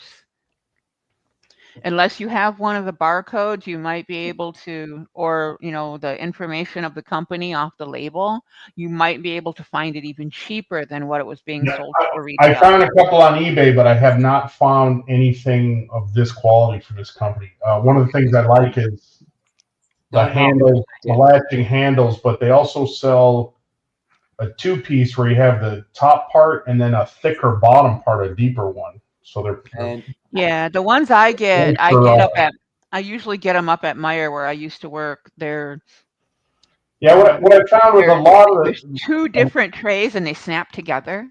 A lot of the ones I found are just the plastic's not a very good quality. And these are decent. You can get like 8 cars, 4 in each tray. I don't know if you see this, but it's got Marcy, Marcy, aren't you supposed to say that like a true Michigander? Myers? No, it does not have an S. Hold on a second. Just like Illinois. Illinois. No S. Is Myers yeah, I know. We got Myers here. It's funny though. Everybody I know that lives in Michigan, they call it Myers. Are they a grocery store or a big box? It's a bad habit. They are a big box. They used to have literally everything, including the kitchen sink.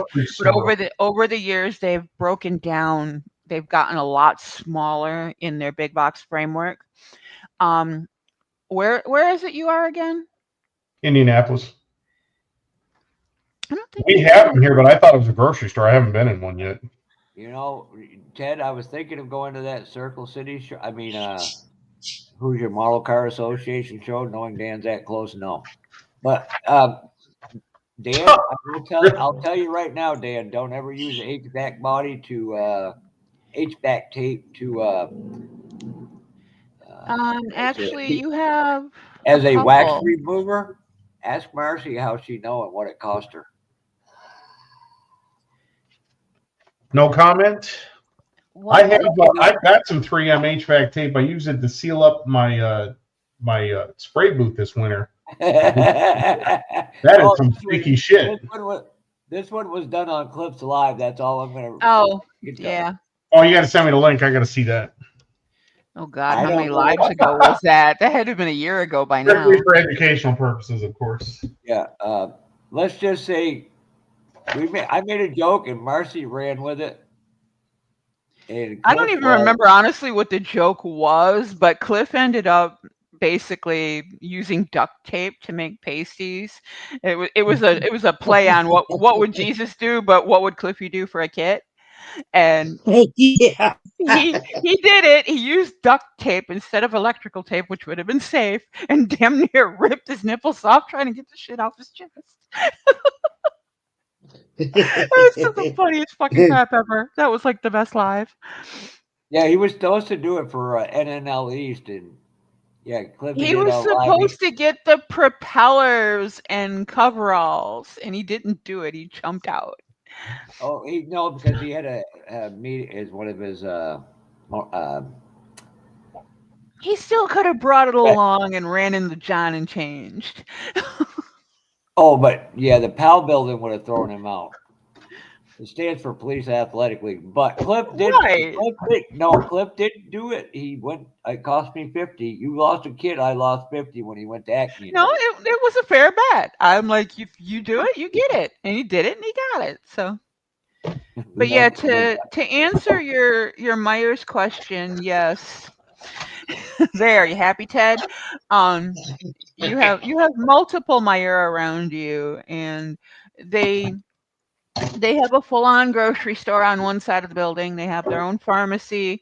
They have a humongous health and beauty care section, toy section. You will not find models there. If you do, it'll be a miracle because we phased them out 10 years ago. They actually have one down here in Florence, Kentucky. Yeah, we have like 307 stores and mini marts and gas stations. So God, it seemed to me like they were popping up like they're like, there's a McDonald's on every other block. There's quite a few Meijer stores, and there's also other brands that belong to the Meijer Corporation.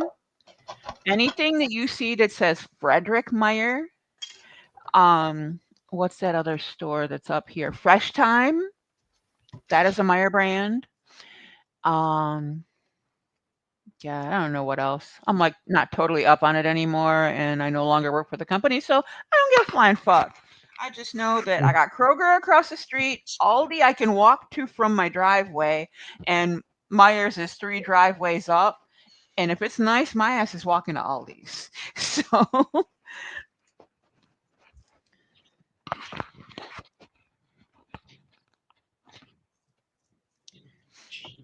I was gonna say it's been a hot minute since I've been up there, so I don't think I've been up to Michigan since like July last year, maybe. yeah, at least a year So ago. it's been almost a year since I've been up there. Hasn't changed. Still full of douchebags. Oh yeah. And it seems, now that my parents are gone, it's almost like I don't really have a reason to go up there. I mean, my siblings are still up there, but I mean, it's not that I don't want to go see them. It costs me money to go up there. I got to stay in a hotel. I've got to, find a place to put the dog. Place? What the fuck? Nobody has room. Yeah. It's me, my wife, and 2 kids and a dog. Nobody has room.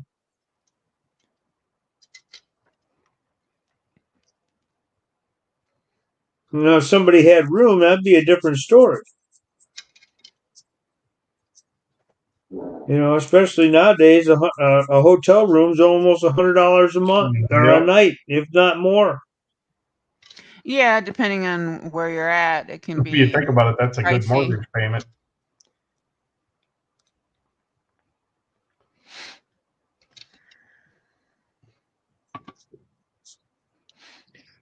So because of that fact, Amanda and I just have no desire to, actually go up there. You absolutely don't have to. It's not budget conscious. I totally agree with it.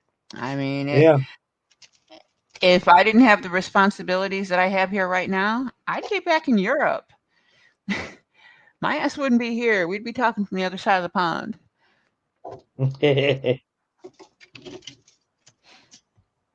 At weird hours of the morning, because I'll never adjust.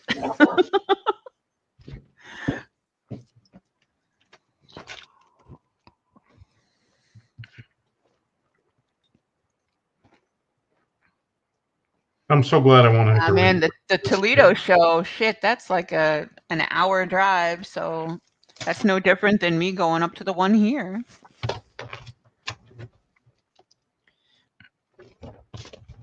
See, the only problem with it is it's in Ohio.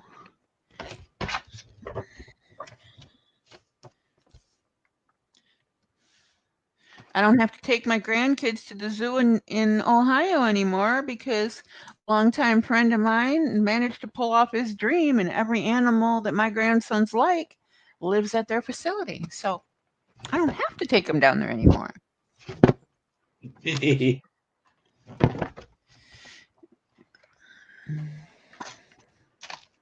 But yeah, if you guys ever come up for a visit, you gotta go to Utica and go to Legacy Aquarium.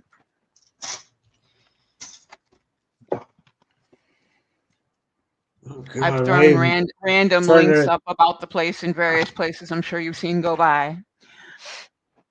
Trying to remember. I've been over towards Utica. I don't even remember where exactly it's at.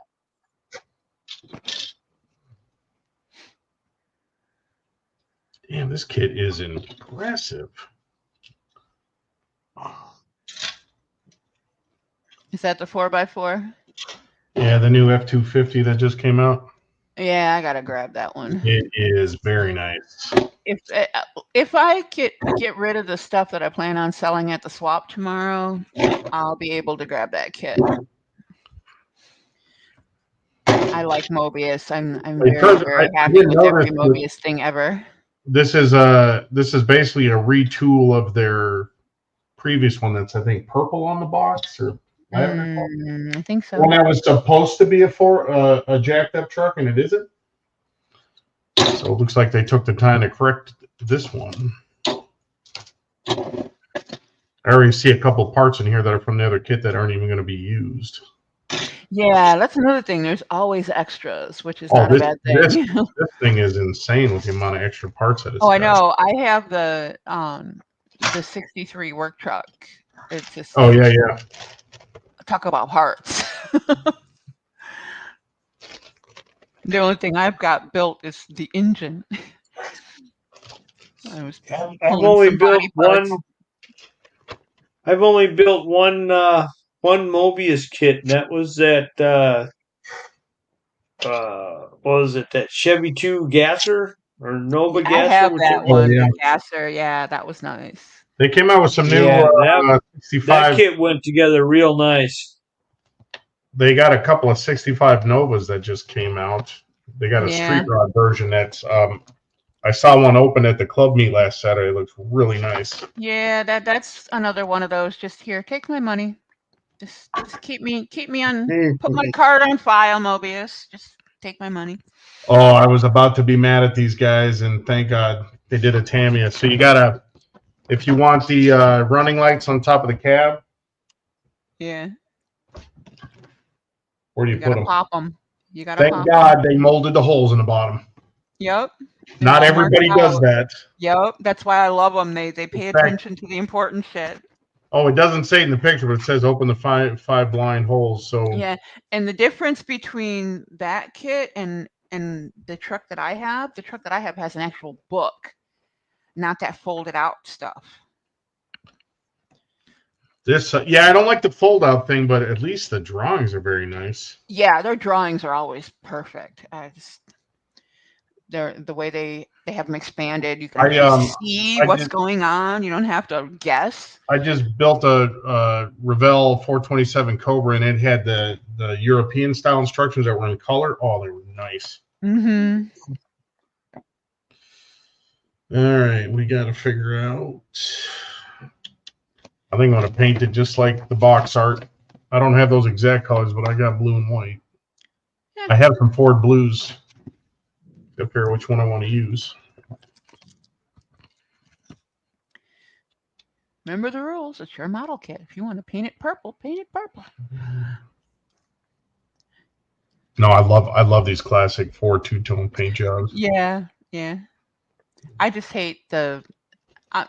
There's got to be trim between the colors so I can cover my mistakes. Well, so that's what I always manage to fuck it up. That's what they did on this chrome trim. Yeah. The chrome trim actually goes over the molded trim. Right. Yep. I saw that and I was like, thank God. I know I'm gonna fuck that up. Every time white is the secondary color, I always manage to get color in it somehow. And it's right at the edge, so I'm really glad they have the trim to cover it up.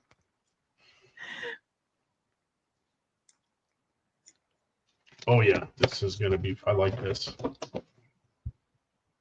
Hey Jeff, I just sent you a picture on Facebook Messenger. Could you put that up for me? I don't have access to it on my computer, so I can't share it.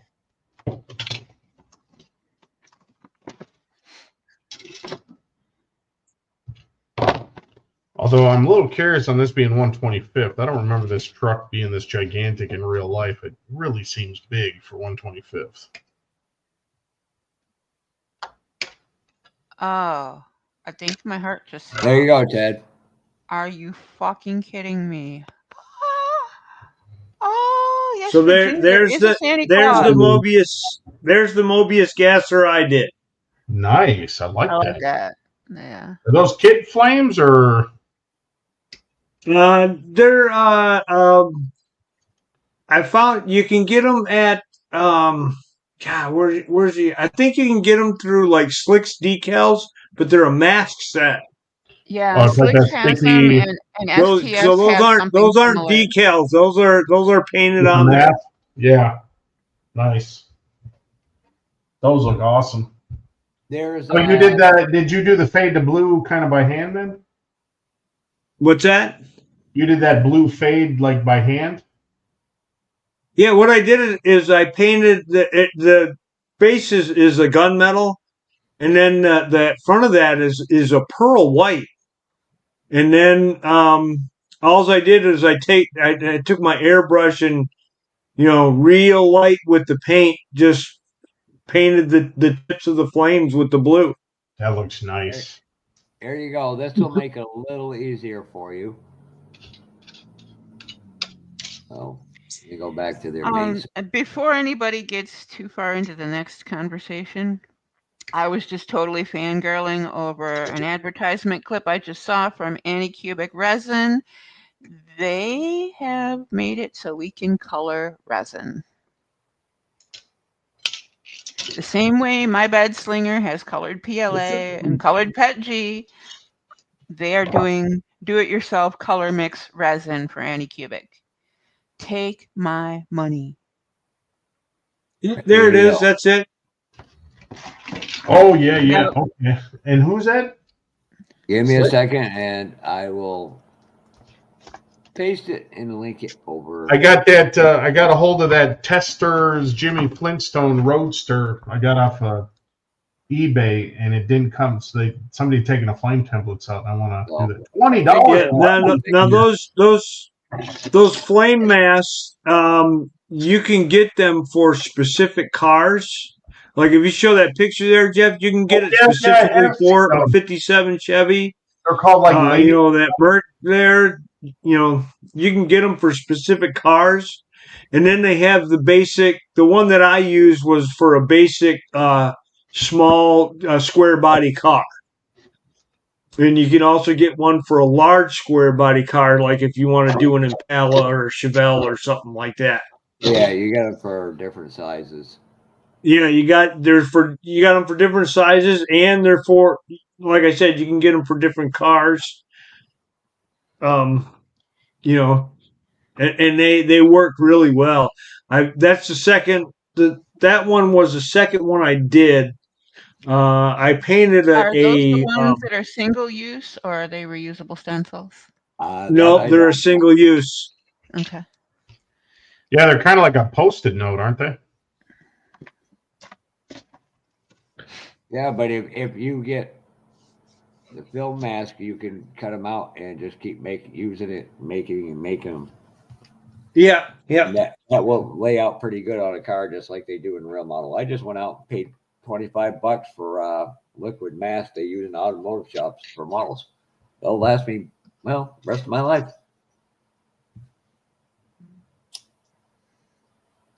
Is that stuff okay to use on styrene? Yeah. Hmm. Well, I don't. Well, I'll find out one way or another. That's what I got test bodies for. Yeah, I was gonna say, don't just go slapping it on something you're working on without trying it somewhere first. I'll send it to Jimmy and Jonathan and let them try it. Oh, geez. We're trying to get them to try new things, not scare them away. Yeah, The they will. Give them a little time.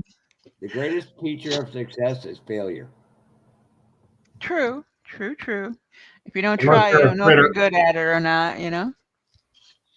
It's like Jimmy was being a dumbass one night, and I looked at him. I said, "Jesus Christ, you're the sperm the one. Could you imagine the ones that didn't?" He looked right at me. And it's like, you ain't got nothing to say on it, boy.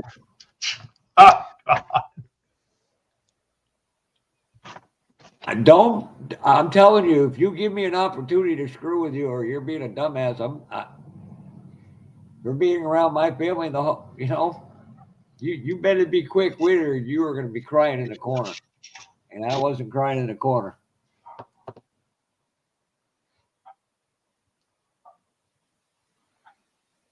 Can't believe it was beautiful yesterday. It was freaking 54 today. Son of a bitch.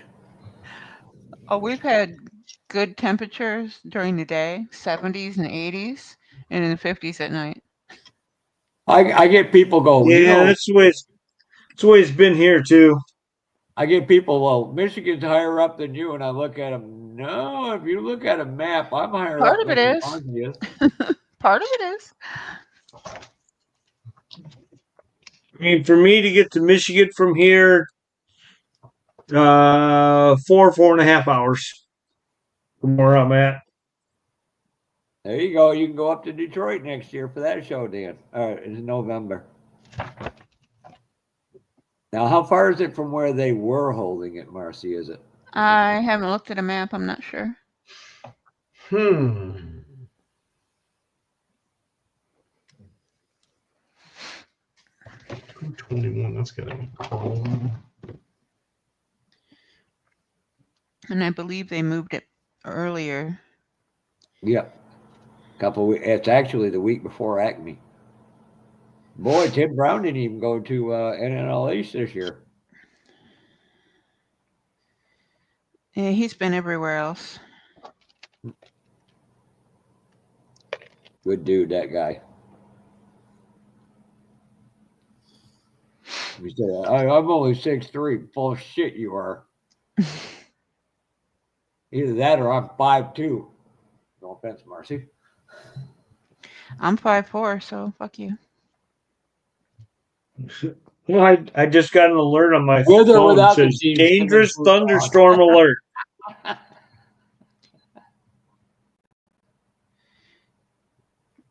You're welcome. We sent that to you. Nah, I was watching it come in. It came from the southeast or southwest of us. What? You think we don't control the weather from up here?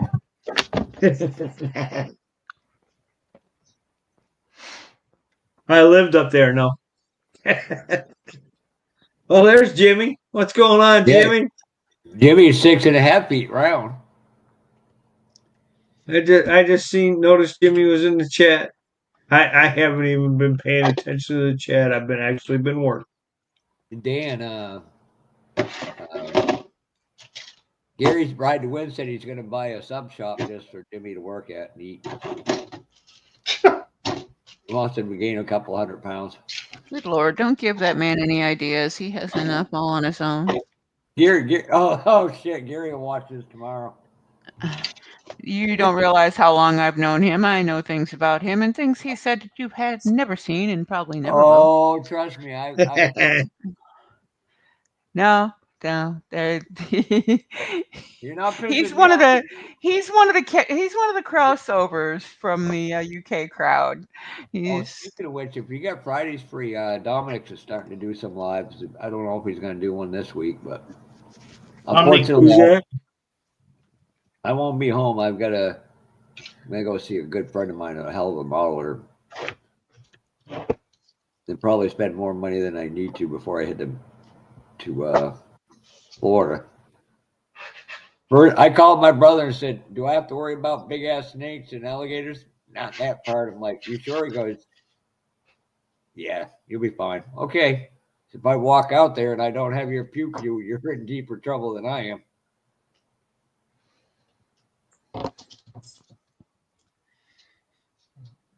Good, Jimmy. That's good for you to lose weight. It'll help you, bud. It really will. model rail shops. No, actually, the hobby shop here in town has all kinds of train stuff.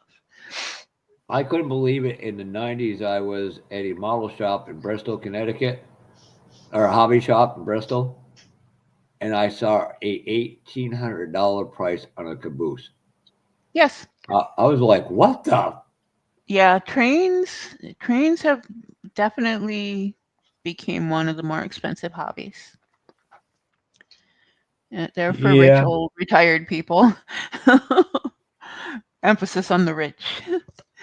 Yeah, not one of the guys that I work with, he likes that kind of stuff. And one day at work, we were bored, and we were looking at on our phones at the different model trains and stuff they had available, and some of them I was like, "Holy crap! I can't believe they want Yeah. that much for an engine." Yeah, I have an HO scale and an N scale train that were my grandfather's, ones that I helped build the scenery for growing up.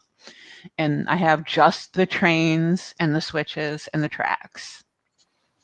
I don't have, anything else. I would have to, get a big sheet, make a table or a board or something, and I could rebuild the whole thing if I wanted to.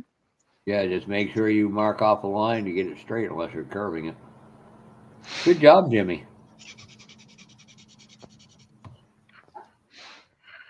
God, I haven't even seen Andrew in any live lately. No, him and his dad did a video though, not too long ago. Good people. I got to get that damn friggin' bunch of hero cards. I got to get him a bunch of new hero cards in September when I go for the cup race again. Hey, Jimmy, I don't know what kind of sodas you're drinking, but Coke Zero, if you like Coke, is a great switch. Oh, caca. Anything zero is bad. In fact, all that pop is bad. Get It's all bad. Get an actual pop that has real sugar in it. Once you've had a soda with real sugar in it, you will crave it less. Pepsi came out with one with real sugar, and it was half the sugar. And it still tastes like ass. Pepsi tastes like ass. Pepsi's always been ass. Yeah. I hate Coke. Yeah, we always at work we always get that because we get we get flights that come in from we have one that goes down to Panama City and comes back, and what's the other one? San Juan. He was drinking. So when the flights come back from there, everybody fights to be the one to catch that one because you can get the soda from down there. It doesn't have any of the high fructose corn syrup in it. Nah, I love and they don't taste too bad. And let's be honest, the only thing that Mountain Dew Jimmy was drinking was bottled by Gary Ride to Win. No, that Mountain Dew is probably the worst. You missed the pun in there, Dan. Oh no, I was being Jeff. I was trying not to sexually harass. You mean this Mountain Dew? Oh, I got a buddy that. Oh, you ever had the purple? You ever have the purple Mountain Dew? That red dye is bad for you, bro. Worse than the corn syrup. Yeah. I've already died once. I ain't worried about it anymore. Yeah, well. Again, hey, Dan. You don't need to get it right this time. Jimmy thought Waffle House maple syrup was better than good tree maple syrup. That just means he hasn't had proper maple syrup. Yep. Once you have suckled it straight from the tree, Jim, you'll never go back. Yeah, it does taste much I've never better. seen syrup ever in my life come from a piece of corn. It happens. The fuel come from corn, ethanol. Mm-hmm. You can get syrup from a lot of things, Jeff. You can make good booze with corn. That's my meet the parents reference. Nobody got it. I tried. Yeah. No, we just ignored it. That's what Got it. if I decide to go to Acme, and it's a really big if, me and my brother might drive down to right down with James Darby. I'm bringing some of that stuff back with me.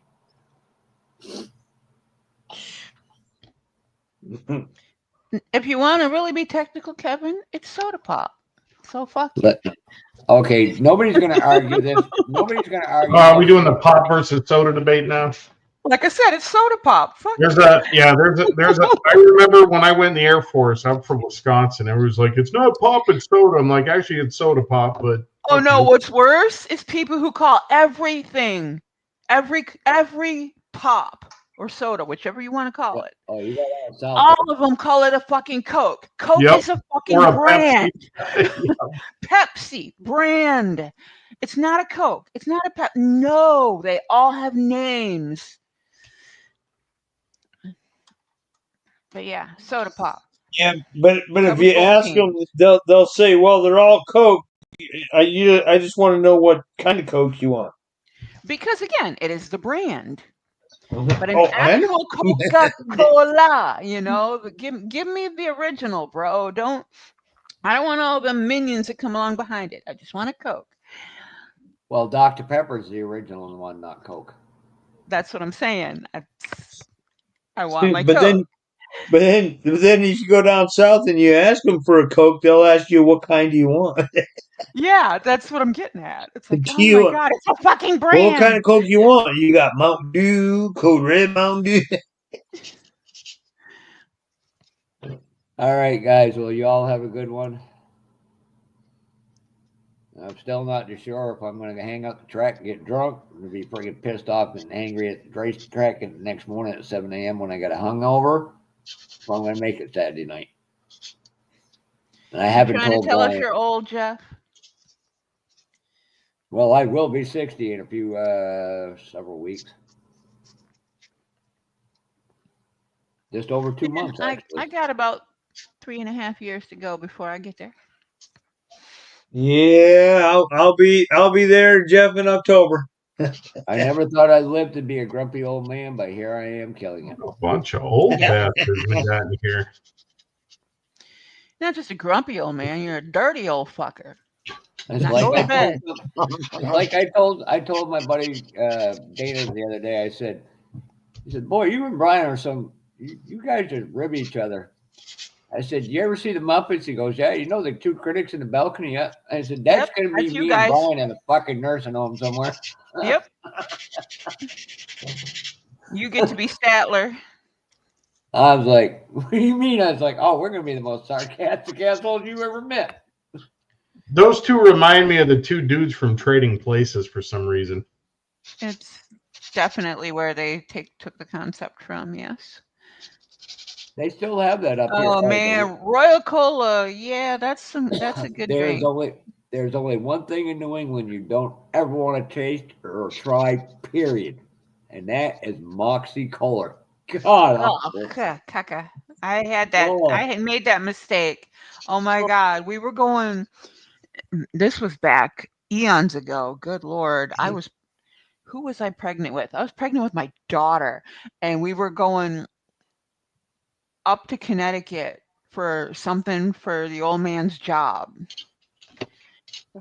And somehow, I managed to decide that my pregnant ass wanted a pop. And I ended up with one of them. Holy fucking nasty. Oh my God. I had a guy who unfortunately passed away just before Christmas. He loved that and black licorice. I looked at Donna and I said, I like black licorice. I absolutely love black licorice. Traditional, old school black licorice. Easter time, black licorice jelly beans. Hell yes, I'm all about that. What was that candy coated black licorice? What was that stuff called? Good and Plenty. Hey, guys. I always like those. Good and Plenty's were good. And bye, Jeff. See, Hi, Dan, Jeff. good Oh, talking to you. There's Jimmy Hyde There's back Jimmy. here. Sorry, Jimmy, I didn't see you. Thought you weren't gonna come on. You're too tired. That's why I'm not at the bench. Fucking, I got wrapped into covering a morning shift on top of my shift, so I was there from 8:30 this morning until 8 o'clock tonight. Fuck all that. I'm not covering that asshole shifts no more.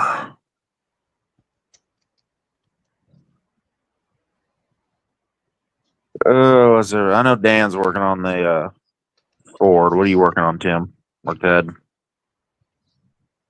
I'm working on a 68 Charger. Oh, sweet. That is gonna. I'm gonna do that one on the box art, the drag one, but I'm gonna use this silver nail polish as the base. Oh, okay. Just make sure you do your nails first. Yes, I will.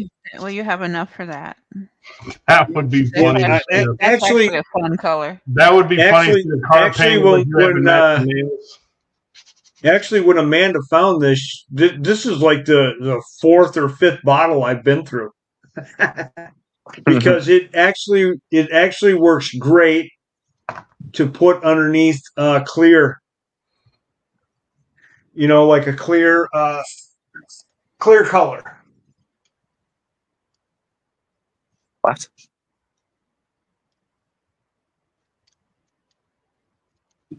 That's what you got to do, Ted. You got to do your nails to match the car. Let's see if anybody notices. Yes.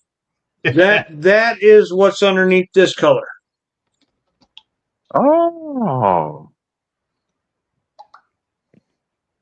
I like that. I like that. That's I'm still working. I did a color sand on it, so I need to spray another coat of the orange over the top of this yet. I was going to do that today, but I didn't feel like getting out the paint booth. My mom went through all of her old nail polish and gave me a couple that she's never going to use. And one of them, it's like a metal flake, like dark brown, like super freaking dark brown. Yeah, just be careful with some of those. Pay attention to the size of the metal flake, otherwise it'll jam up your airbrush. Yeah, I've learned that from experience.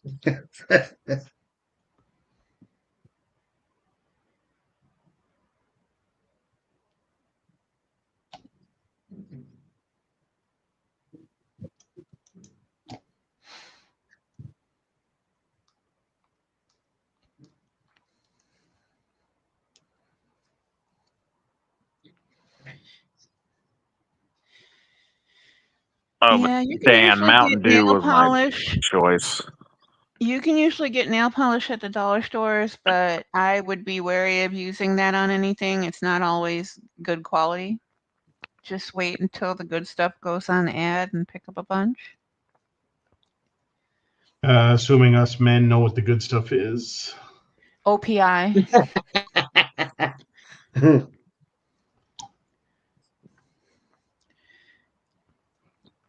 Oh, and talk about candy. Absolutely. Whorehound candy is yummy.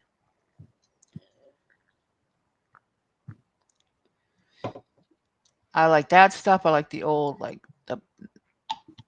what do you call it? Butterscotches and ribbon candy, and yeah. The old people candy. Stop with the fucking food, man. I'm gonna go on a fatty snack run tomorrow instead of doing what I need to.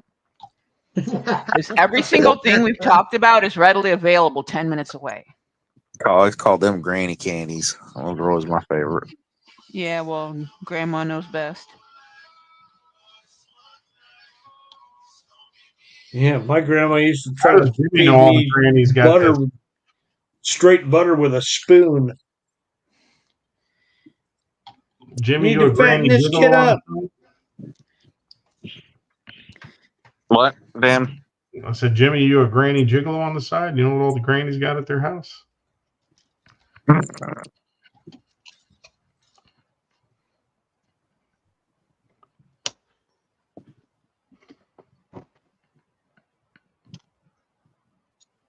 What are them one granny candies I called? don't eat peanut The butter, fucking so you can keep that recipe. the fucking strawberry looking ones. What are them called? Oh, the strawberry hard candies with the gel in the middle. Yeah, I don't They're even know what they're strawberry called. drops. Always. They're strawberry drops. They're wrapped in a piece of paper that looks like a strawberry. Yeah, that's Yep. Yeah. Yep. My grandma always had those. Yep. Mhm. Them root beer barrels and butterscotches were always three Yep. bowls of candy on the table. Yep. And then during the Yep. holidays, ribbon Or candy and those there was assorted also weird a candies. there was also a bowl of the spice drops too. Spice drops, that's the ones. They all look different and they all taste weird. Yeah. Yeah. The only one I liked out of there was the green because it tastes like spearmint.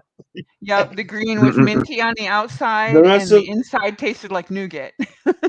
yeah. Minty nougat. Yep. Yeah, that's just called old fashioned mix. You can get that stuff too. I'm going into Ipsy tomorrow. I'm going to the fucking Rocket and just hitting up the candy display. Fuck it. That's where one of my daughters lives in Ypsilanti. Probably not far from me. I'm closer to downtown Ipsy now than I was last year. I'm in the apartments on Carpenter Road, right across from the Home Depot. Yeah, don't ask me where she is. I don't know. Do you know what the name of the street? No, I don't. But she's moved there since I've been down here. So Ah.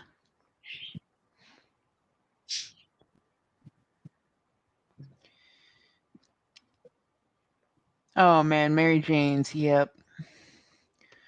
And With the bottle and Mary Jane.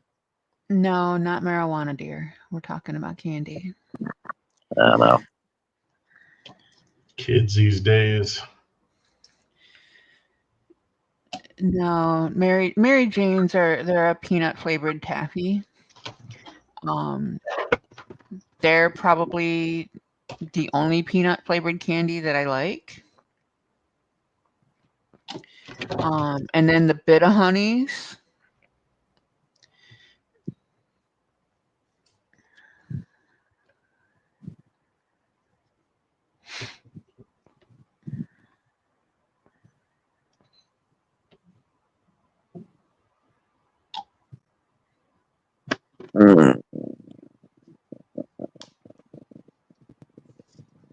Probably not. I don't know, Kevin.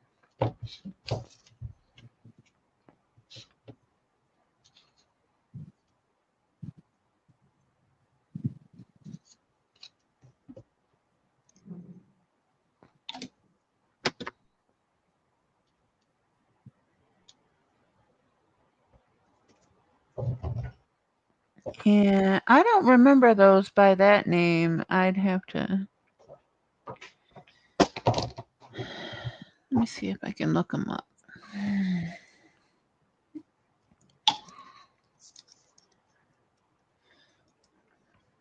Oh, yeah. Yeah. Taffy Pops. You can actually get those still. candywarehouse.com and candystore.com. Sweet Candy Company has been around since my grandmother was an infant, since 1924. So, yeah. I just don't remember. I can't always connect the names with the candy, but it's a pretty fair bet. If it's ever existed, I've probably tried it.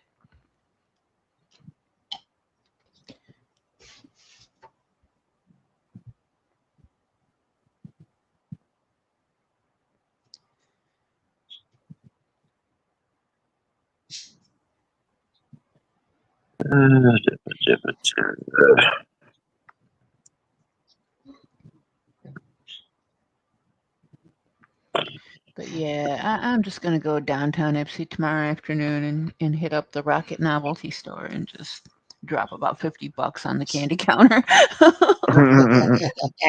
Be enough candy for the next freaking year for me because I don't eat it that often, and my snack tray is empty except for a pack of cheese crackers and a half a pack of strawberry licorice bites. So I got to restock the snack pile anyway. Yeah, down there they've got some serious connections to some really wild stuff down there. Have you ever had tamarind candy, Red? Tamarind makes phenomenal candy. I don't know the process, but it's freaking tasty as hell.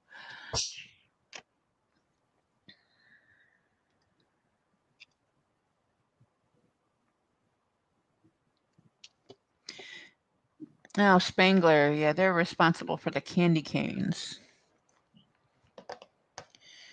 Yeah, I was never a candy cane person. Regular old school candy canes all day long. Nope. The Not me. 70s ones, when they changed to flavors, the only one that was good was grape. Beyond that, they're crap. Oh my god, Ollie, I'm about to go dig through a fucking candy dish. So go dig through the candy dish. At least you don't have to go anywhere. I gotta get in the fucking car. I gotta put pants on and go people to get candy. So shut up. So, All you I gotta do call is it. sneak Go through the people. house, stick your paw. You gotta stick your paw in a bowl and walk back to your room. I'm pretty sure all that's left in there. There might be a whatchamacallit left in a zero bar. And Which are whatchamacallit would be good. I both haven't my had one of those in favorites. ages. I love whatchamacallits and zeros. I'm weird with my candies. I haven't had a whatchamacallit in a while. No, they're so good. I like them out of the fridge though. I like them cold. Mm-hmm. Yeah, anything that's chocolate automatically goes in the fridge. That's a no-brainer. There might be you bastard. There might be a Snickers in there somewhere. I think Oh, that's and dad. That's there's dad's this though. one. There's one candy. I can't for the life of me remember what the. It's made from some kind of a weird fruit, and I always find it in the when I go to the brewery. It's I go down to the Dos Hermanos down in town to get my staples for my Mexican food that I make, and they have a side room, and they have all kinds of unusual items in it, and they've got this candy. I don't remember what the hell it's made out of, but it's really spicy and really crunchy. It's almost like a peanut brittle, but it's not. It's I can't remember the name of it, but it's really, really good. You can keep your Payday and your Baby Ruth. Those are gross. Ugh. I like paydays. I think there's Mr. Good Bar in there too. Ew, never liked that one either. Yeah, my dad likes peanuts in his shit. So we got Clearly. we've always either got. What's Ted got? Ted's got fruit slices and Hershey's and let's see. There's peanut butter There's cups. some, yeah. Peanut butter cups, chocolate bars. Did you eat all the crackles? Yeah, all the crackles and Mr. Goodbar and Special Dark are gone. Yeah, I don't like Yeah, Mr. those are the Goodbar. three Those best. would be safe. Special diarrhea. But, Oh, Dad likes I the lied. peanut stuff. I have a container full of pretzel sticks, and I still have some orange fruit slices. Man, I And just your finished. box of fruit slices just reminded me. I got a little bit of fruit slices, but They're not the other candy we were talking about, so they're not gonna do it for me. Not I today. finished the bag last time. I had Yeah, some. They were Reese's those peanut fruit butter slices there. covered pretzels. Those fruit slices there, I got at Aldi's. Yeah, yeah. They're actually really good. Mm-hmm. They're soft. They're good and soft, and they actually have good flavor. Yeah, Aldi's got some decent stuff. The ones that I have were from a fundraiser one of my grandsons did for a thing for Oh school. god damn it! I'm gonna go get it. Totally forgot I had them until you pulled that bowl out. I leaned over, looked in the kitchen. I could see my pantry shelf from here. It's like, yep, I still got some of them. Just talking about how good I am, how good I'm doing at losing weight. I'm about to go get a fucking candy bar. God damn it! Chocolate in moderation, actual real chocolate in moderation is actually healthy. But no, you're allowed to have a treat. Red, Yeah, fuck just you. don't Just fuck you don't sideways with overindulge. Rusty Spork. Toasted coconut marshmallows, man. Just wait till I get your address. I'm gonna show up on your porch one of these days.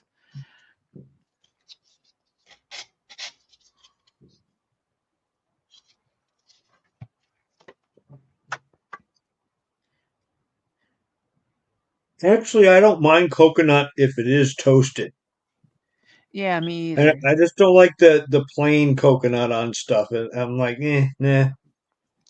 Yeah, toasted coconut marshmallows are good. They're yeah.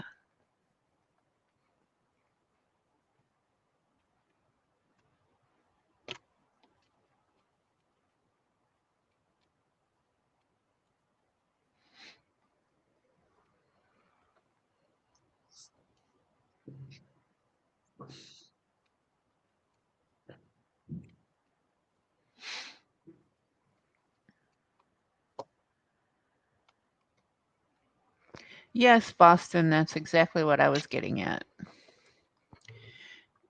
Actual legitimate chocolate is healthy in moderation like everything else. No sugar, no added crap, just straight up chocolate.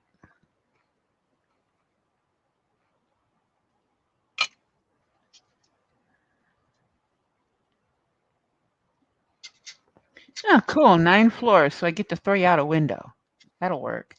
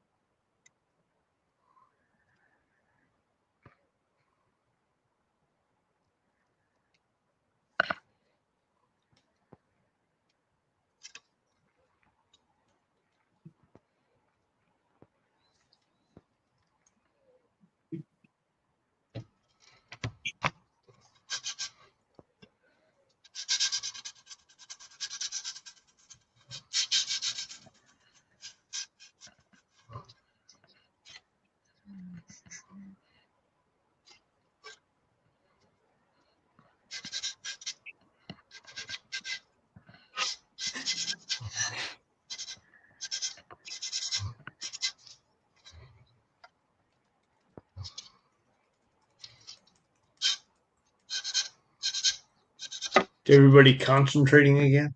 Yep. Apparently. It got really quiet.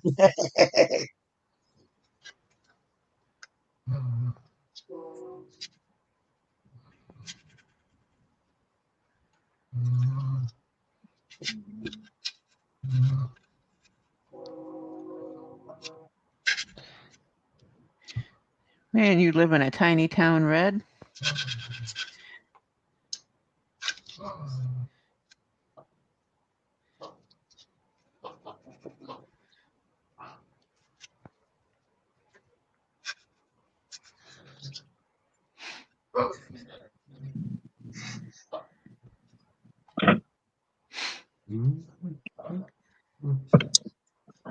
Nope, never mind.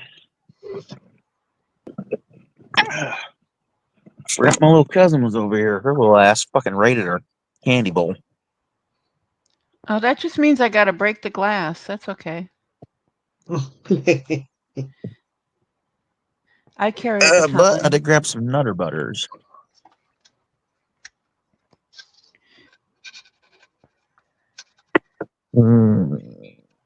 Grabbed a few Nutter Butters because we were also out of Oreos.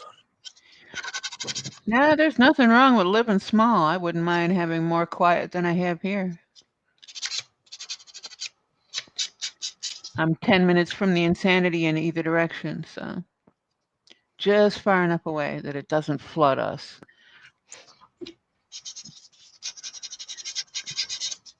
And I'm safe from the water. I'm on the second floor. Yeah. Unfortunately, I live right in the middle of stupidity. I could just throw, if we ever had Oh, a yeah. humongous storm and the water wouldn't wash away for whatever reason, I could just whip a kayak out over the freaking balcony and take off. Well, the apartments I live in are on top of a hill. I can't get flooded. Right? Damn it, man. Fucking my whole state's fucking stupid.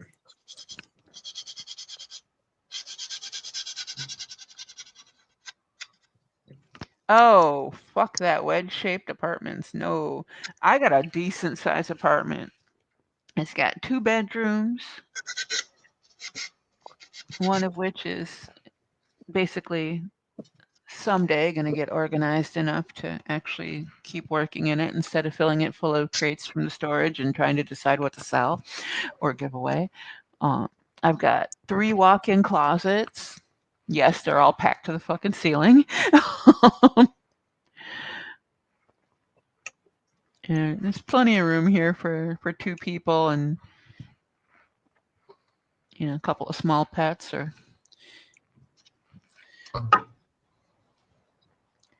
Yeah, good old school T-shaped apartment. Mhm. A large rectangle pointing out the front, narrow rectangle for the back area where the rooms, the bathroom, and that are. So I guess it's T-shaped mostly. Yeah. Yeah. Yeah, I would totally believe that was probably the case considering the shape of your apartment.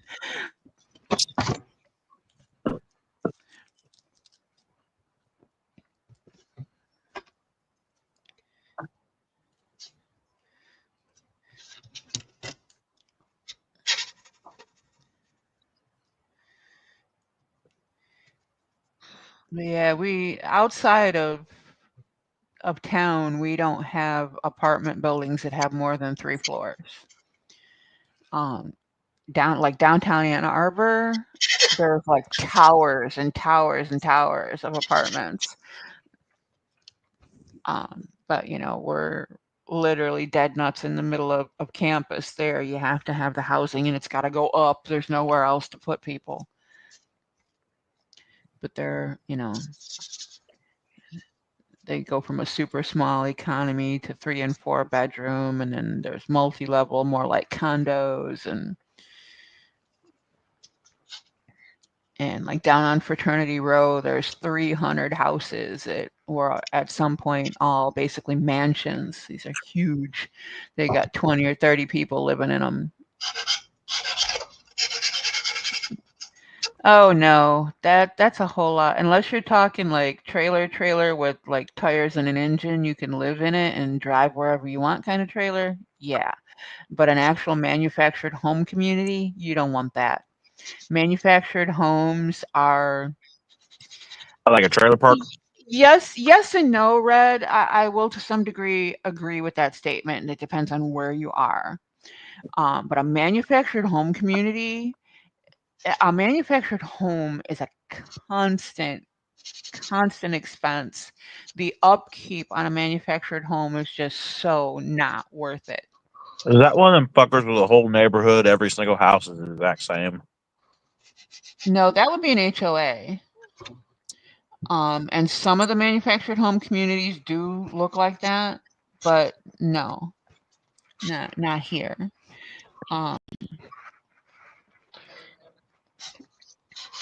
And I mean, where I'm at, I've got, God, how many buildings are in this complex? There's like 50 buildings, and there's 3 doorways in each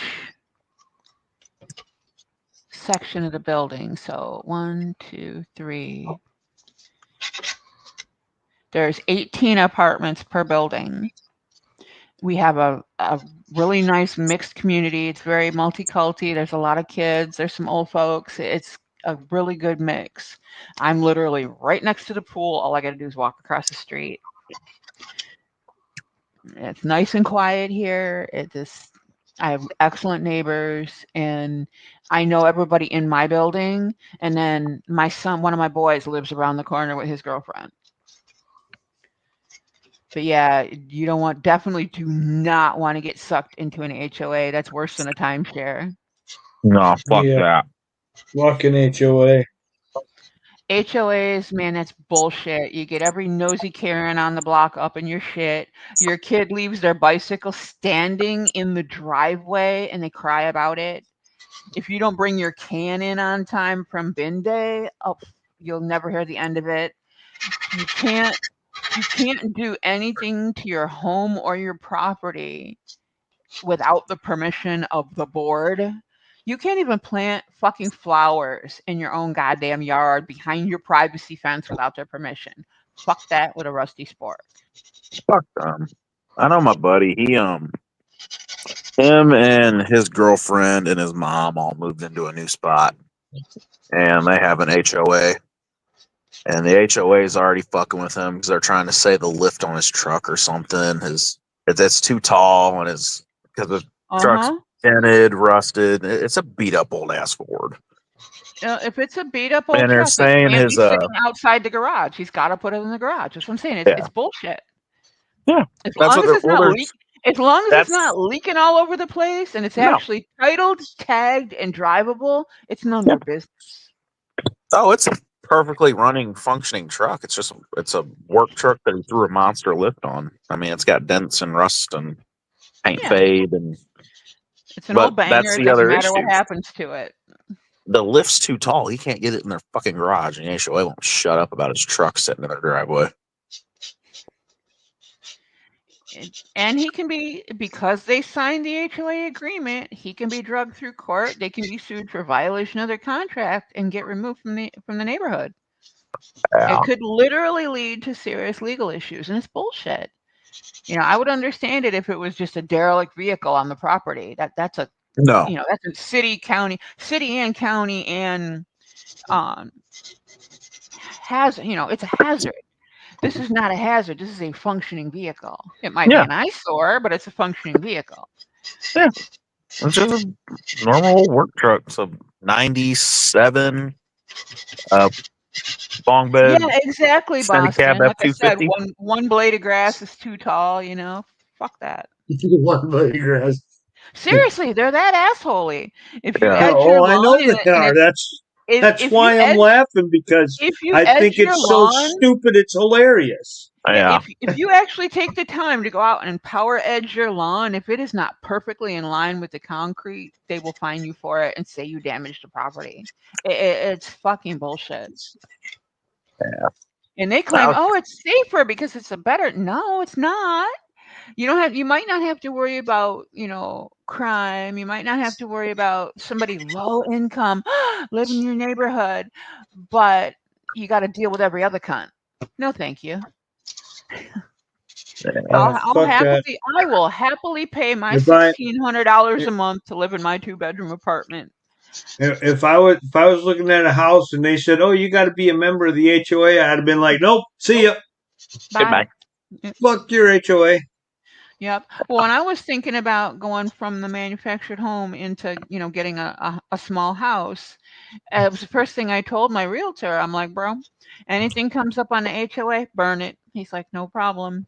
Yep. I didn't get any listings that had any of that bullshit. I got everything I asked for. Didn't have to deal with none of that nonsense.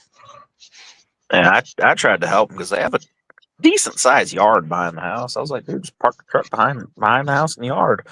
No, they started finding them and shit for having a vehicle in the yard or some shit, even though it was in the Well, backyard behind the if fence behind if the they have house. a privacy fence Yes, and they do. it does not show above the fence, what they need to do is have a concrete slab put in and just park it on a slab in the backyard. As long as it is out of view, the HOA can't say anything about it. That still is. He's got a big old lift on it. You can see just the top of the roof line over the fence. So the fence isn't really that tall, but it's tall enough. You can just see his roof brake light and the very just little top of it.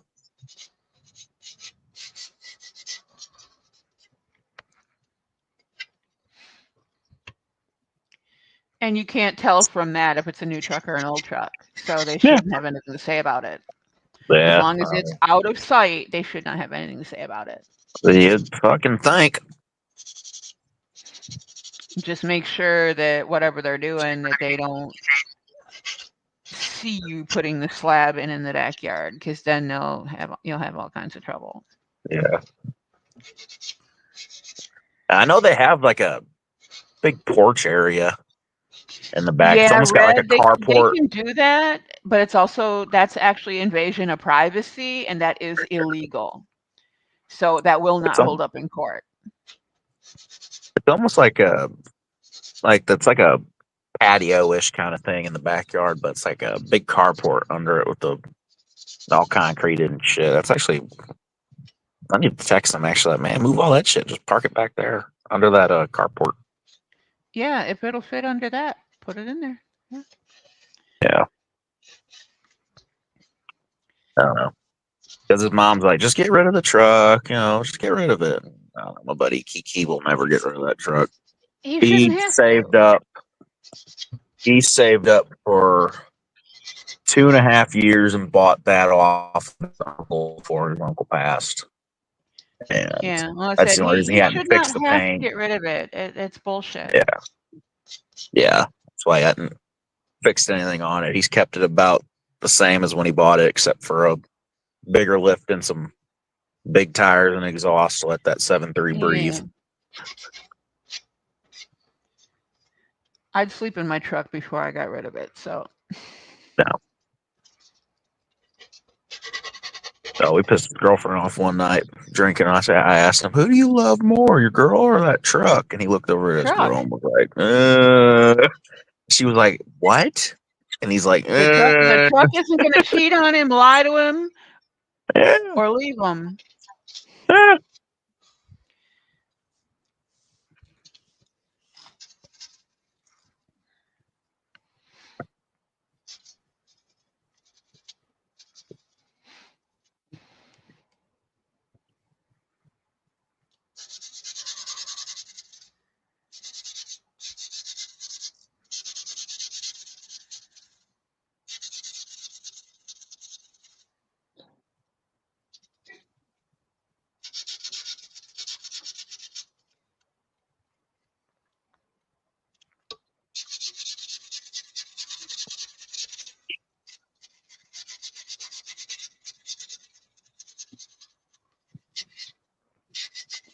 And 65 Barracuda. No. Nope, they'd be burying me in that. Mm-mm.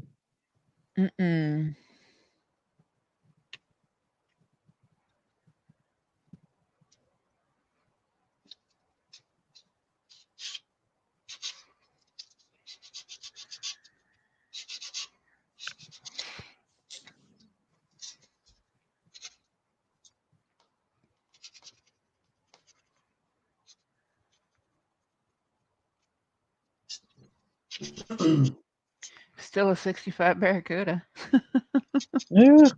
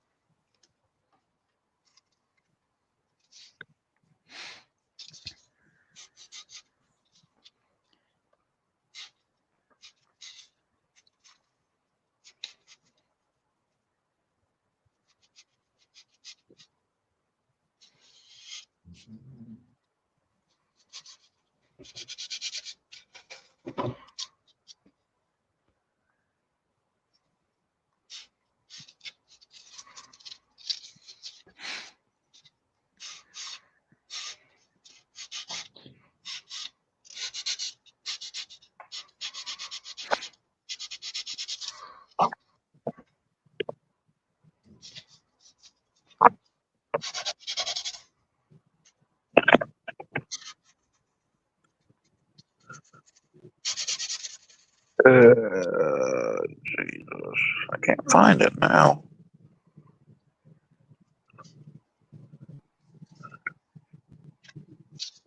I know I saved that car my brother wanted for his birthday. I cannot fucking find it now. So, Jimmy, you've been using that airbrush? I have the paint booth set up and everything set up for it. I just need to get some paint, and I don't have any of the cleaning, any of the stuff to clean it with. So before I do any kind of Oh, painting, okay. I need to order that kind of stuff. I just Oh, haven't okay. yet to order any of it.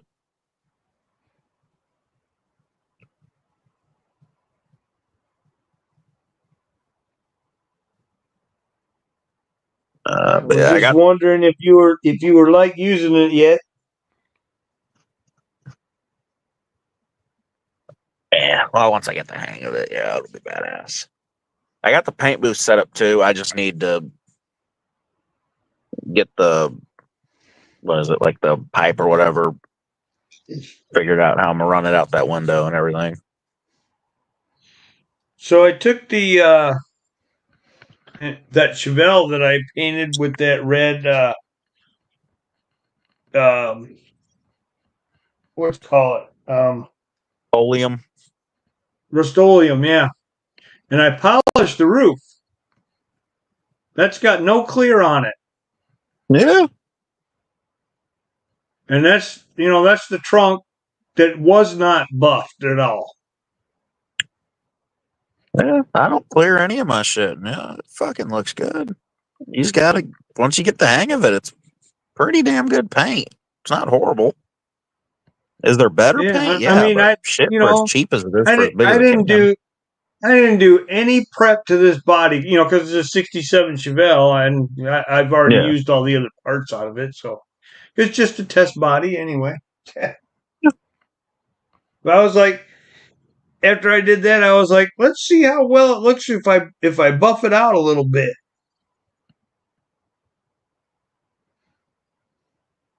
And that's how it turned out. It looks pretty good.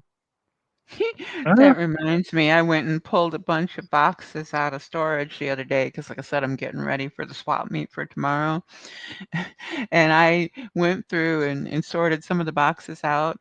I thought I had 14 of those Chevelles. I don't. I have 27. I had a box that was in the You back that probably had have more more of than them. Fred does.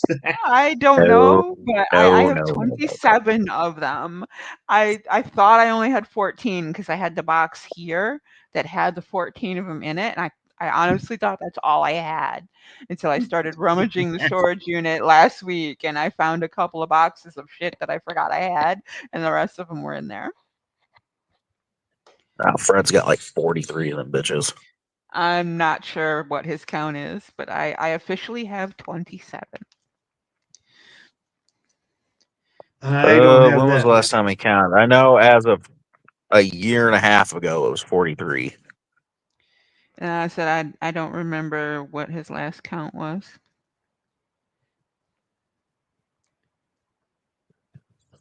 I thought I had a lot at 11. God damn. Yeah, it's just another one But of I've those probably kits got that's good for a lot of things, and at least 20 of them GMC big game trucks just because I keep stealing the four-wheel drive frame out of it for my four-wheel I drive builds. I did not get that one. They're not great kits, but the Yeah, frames I and think I suspensions only got are like really, really 4 or nice. 5 of those Chevelles. I don't have very many of them.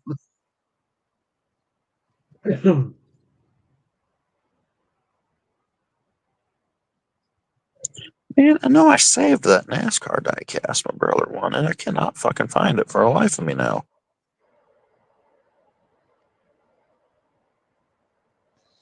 I need to go rummage Wait my till the last. desk and find my price tags. Wait for the last fucking minute to Somewhere in order this shit for shitstorm, I birthday. have a package of price tags. If not, I'm going to have to find a roll of tape and a Sharpie and make them.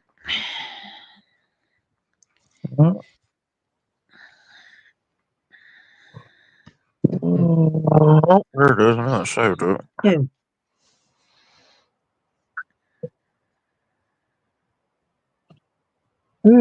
Jesus Christ. God, NASCAR diecast fucking went up. Good Lord.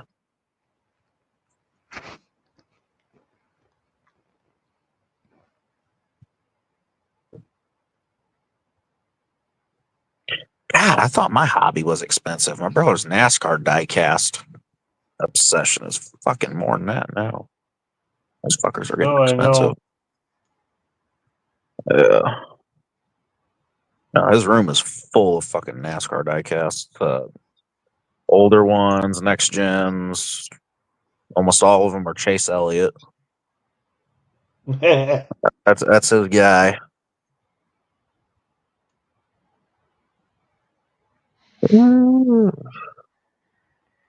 Yeah, ever since they went to this next gen car that they got now, he hasn't done very well. Yeah, he was doing all right. The best.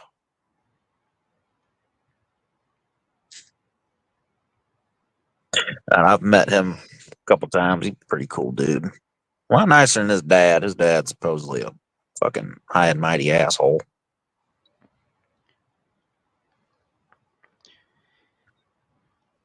Chase Elliott, he's a pretty cool dude.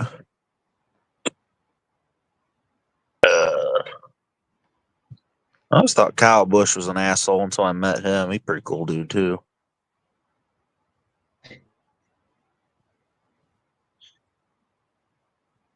Yeah, I've heard that about him. That I think his thing is he puts on a show. And he just really fucking wants to win, which I guess I can understand. Yeah, yep.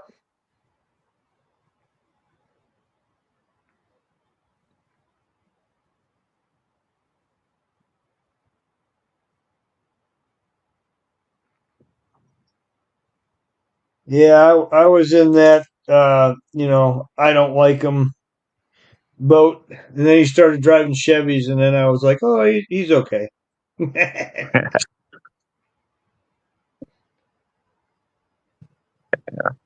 His brother's same way. Kurt Busch too. Kurt Busch, he's a pretty cool dude.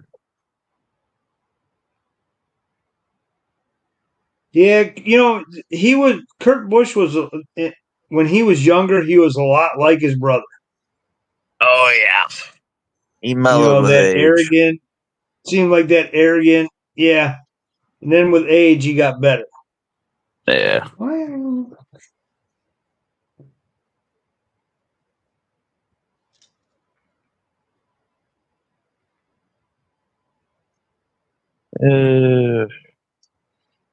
The only one I've met that I didn't like was Joey Logano. I thought he was a fucking prick. believe it or not, the only one that I've ever met, Dale Earnhardt and Richard Childress. Phew.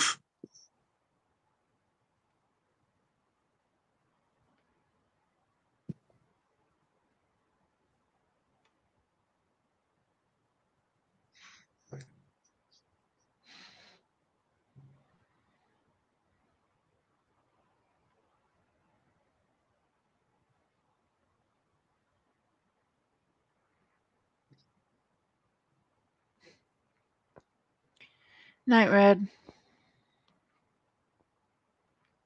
See, Red. Hey, good night, Red. Thanks for stopping in.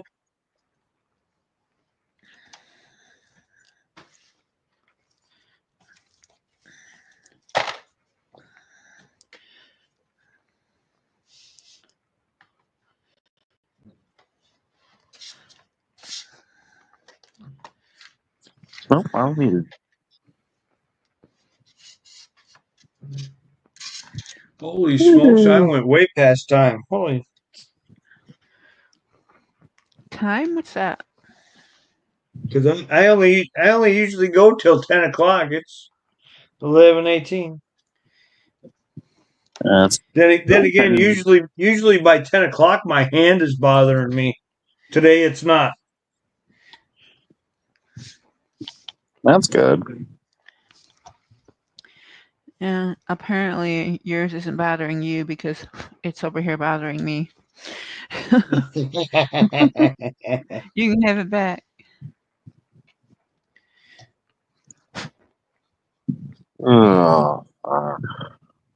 The one time I have any spare time to play with anything and my hands are cramped up like I got stepped on.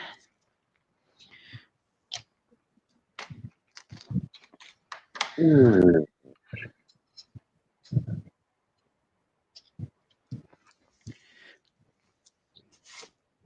last couple of weeks at work, I used, I wore a brace on my hand and I wasn't before.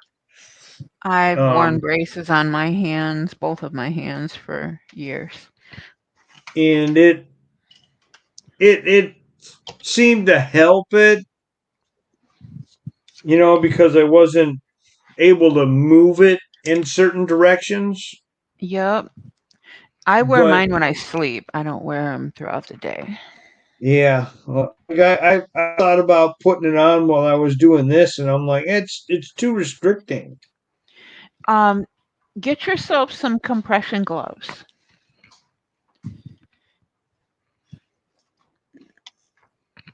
I thought about that, but I'm one of those guys that when I'm at work,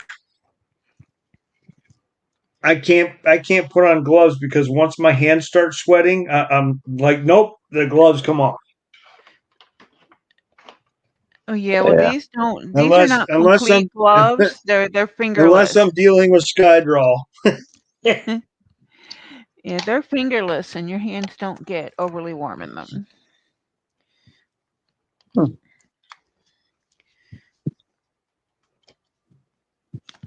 You can usually find them where the hand braces and the elastic bandages and whatnot are in the pharmacy. Yeah.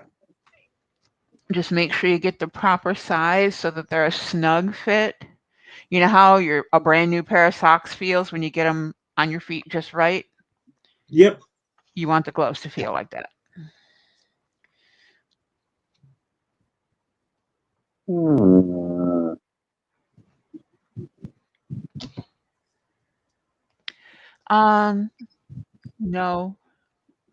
No, because that affects the integrity of the compression. You don't want to do anything to them. Just wash them and wear them. Front much of the truck in there? No, it's just the box. $20 for the box. Yeah, because mine is I got the the arthritis in this bone right here, and you can barely see the scar there from where they did the first surgery on it, and that didn't help. I was hoping it would give me some time because what they're going to have to do is they're going to have to go in there and remove that bone out of there. Where did you have your surgery done? No, St. Elizabeth, down here in Kentucky. Yeah, you might want to see if there's a way that you can see. Was it actually a doctor that does nothing but hands? Yes, yes, it was. Okay. Because there's certain orthopedic surgeons that should never touch certain parts of the body, and the hand is a very complex machine. Our hand clinic up at U of M is great. Dad smashed his hand. He fell off a ladder about 10 years ago. Destroyed his hand. His hand was like in a halo. It had all these rods sticking out of it and shit.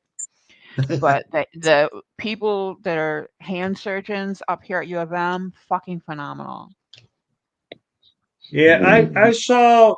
But then again, I saw university sports medicine, Yeah, I saw a thing online where instead of, removing that bone out of here, they'll remove the bone and then put a, what do you call it?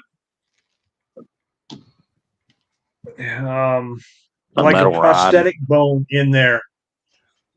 Like Instead a of, because cadaver what they'll bone. do is when they take that bone out, they'll take the tendon that's attached to it and like coil it up in that position, and then they'll put a metal suture from this bone to this finger bone, and Mm, and yeah. they say that you lose some of the grip strength, but if you have the surgery done where you put the prosthetic in there, you don't lose as much grip strength. Right. But how's your grip strength now? Is it It extremely weak sucks. now? Oh yeah, it Yeah. sucks. So I don't know if that would be beneficial for you. If it's that bad already, it could do more damage. Yeah, well, that's the No, it's Could problem just come is out of that it. God's You got to could it's get come it. the out of it with an absolutely useless hand. yeah, that's what I'm thinking. Which sucks, because then I'll have to stop playing guitar. Yeah, that's a whole nother animal right there. Yeah. Yeah.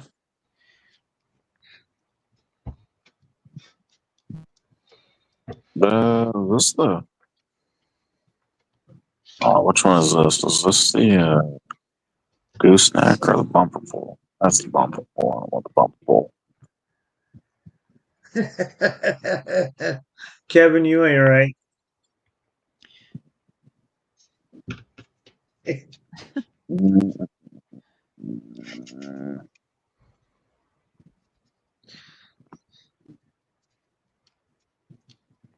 But no, give the compression gloves a try, because they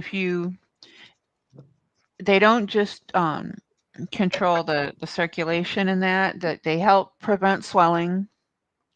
Just like compression socks, Oh yeah, yeah. they just don't have as much squeeze as compression socks would have. And keeping the hand warm keeps it more relaxed, so that can aid in movement.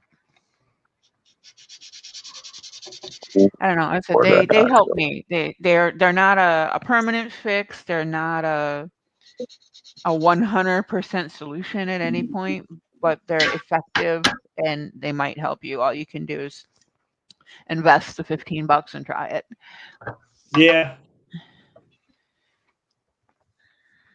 God, it was $12 to ship all this shit. I mean, man, that If you that's could get way your too much. doctor to write it up, you might even be able to get your insurance to pay for it. Right. So, there's always that option. Where'd Yeah, that because dodge go? it's one of those things that I can't turn a key. Doing anything like this hurts. I can't like grab a bag of chips and open it like this. Mm-hmm. I can't pull it apart. Open Ziploc bags, can't do it. Because the pain is so bad when I do that stuff. So you notice this bag was opened by a pair of scissors. I've always opened bags with scissors. I'm not going to risk pulling the bag too hard, splitting the bag, and having whatever's in it go everywhere. Yeah, that kind of sucks. Yeah, I I've cut done that that a factor time or two. straight the hell. I cut that factor straight the fuck out. I go right for the knife or the scissors, and we don't have that problem.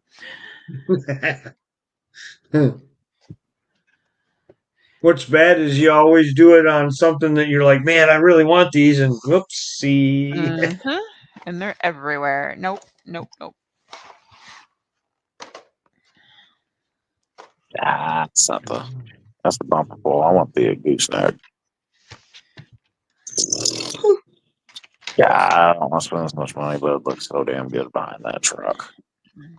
One of the damn Galaxy Limited gooseneck enclosed trailers. Fuck that price. But God, that looks so good behind this truck I'm building.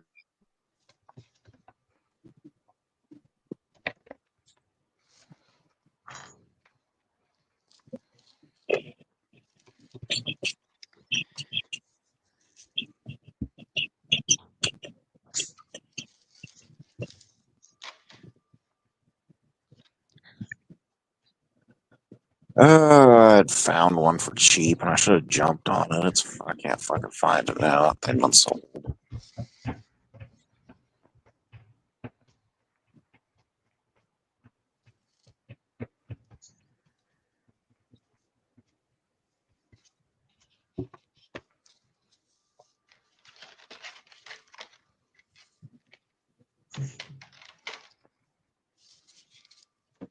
I can't find it. It had a Galaxy trailer unsold. I found that was cheap.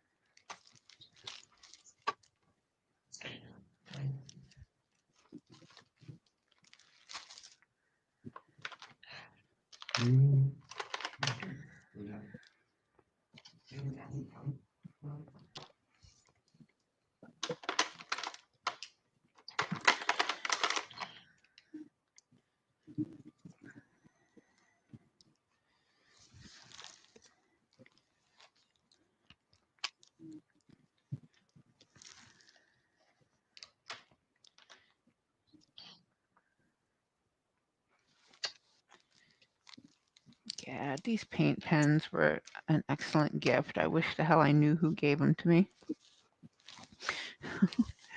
Nobody will own up to it.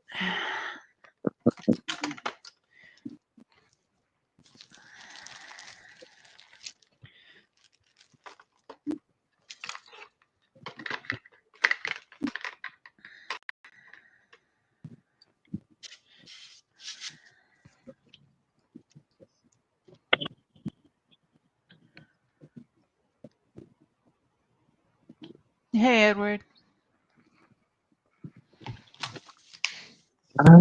Ooh. It'd be a Oh, junkyard. Edward, how you doing? It'd be a junkyard rebuilder, but damn, it's pretty nice. A rebuilder. He used all the parts out of the Chef Zoom on it, so the wheels and motor out of the Chef Zoom. Ah, hey, Love that Marcy. car. What? Hey, I found out what street it was she lives on. Hmm? She lives on International Drive In Ipsy.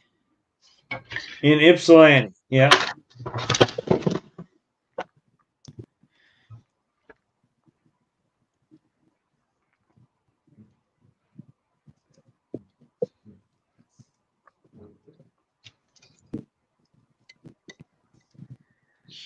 I was going to say, I think in relationship to the airport, the Willow Run Airport, I think she's like opposite end of. Yeah, she's down between Gulfside and 17 behind the Wajing Asian Market. That's $50. She's between Fuck off. Hewitt. She's between Hewitt and Gulfside. If you say so. I know where she's at. She is. Nice collection. I really hope she's not living in Aspen Chase, though. Aspen Chase apartments suck. They're owned by McKinley, and they're a bunch of dickbags. I got Crown Vic. How much? She's No, told she's me probably that she's probably next to Aspen Chase. Is Crown Vic still on? Could be. Crown Vic. Yeah, that's over by where Dad's doctor's office, where the IHA office is. That's old Lindbergh Crown Vic. She's like 10 minutes away from me, maybe ish. Oh, well, she's moving to South Carolina here soon. I think she said in June after the kids get out of school. Cool. She's moving down to South Carolina. Her mom lives down there. Green Hornet. I bet you got the photo of the Crown Vic. Yeah, we got the bitch on here. That'd be the one I want. Asshole. Jimmy, you spending next week's paycheck already? I've worked some fucking hours this week. I'm gonna buy some shit I've been wanting to get. Yeah, maybe some that's my justification for selling shit tomorrow is I want to buy more shit. And what's really and being in the club is the worst because everybody knows what I like and they know what Mhm. I haven't built or what I want to build and don't have. And somebody always gives me something. I literally could come in there with 8 crates of models, sell every fucking one of them, and expect to leave with 8 empty crates, and one of them will be filled. Yeah, started debating on buying a few of these newer kits I got out. They literally just go, "You here? I'll never build this. How do you think I got half the military shit? All the bombers I have. The guys are just giving them to me." Oh yeah, I got some newer ones saved. I'm pondering on ordering the 71, that new Mobius F250 Lieutenant Dan's doing, the Revell 80 Ford Dually, a yellow box art one, Mm. and Yeah. the Revell Stranger Things Blazer. I like the Stranger Things blazer. I kind of sort of want that. Well, I might wait to get the Blazer because Revell, they're coming out. It's the same thing as the Blazer, but it's the Jimmy with the GMC grill. Yeah. Obvious reasons, I like the Jimmys better. So I might just wait, and then I'll end up just buying the Jimmy. Yeah, I definitely want that 4x4 though. That Mobius. That's been ever since I saw the cast model they had out for it at the show when they first were talking about doing it. It's like I want that. I want that now. I want that yesterday, and now it's out. Yeah. That's what Amanda told me. When she found out about that Stranger Things, all the different ones they have. Mhm. She's like, "You're gonna build every one of those for me." I'm like, "I am." Build them yourself. You can Penny build left them, it. You're building them. How about if you build some and she builds some? Right? Make it a group effort. You work on the projects together.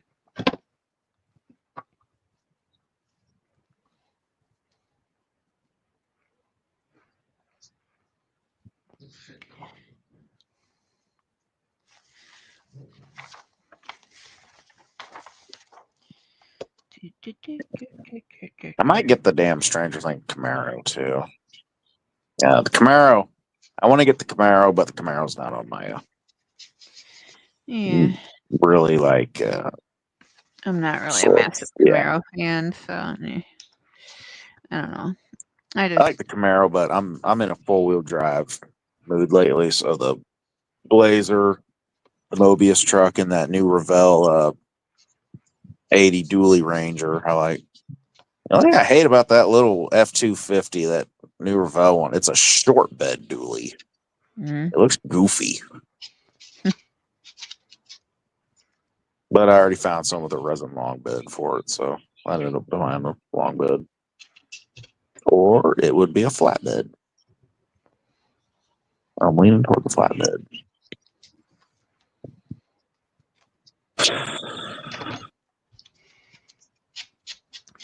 okay. Do I want to glue things together or do I want to paint things?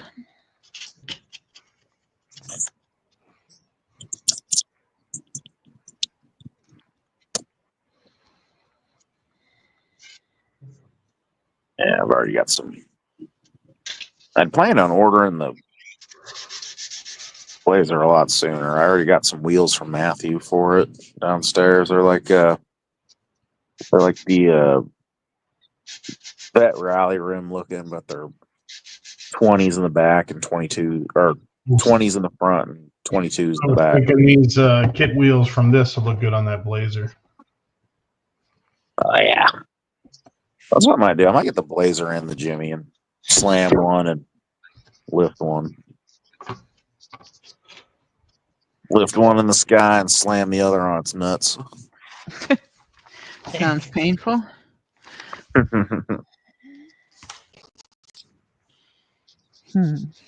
Yes, it does. Freaking. Well, I showed too. Dad bought me that the AMT 20th scale Sonoma. Man, after looking through that kit a little bit, I've been looking at them 20th scale Limburg kits a little more. Limburg.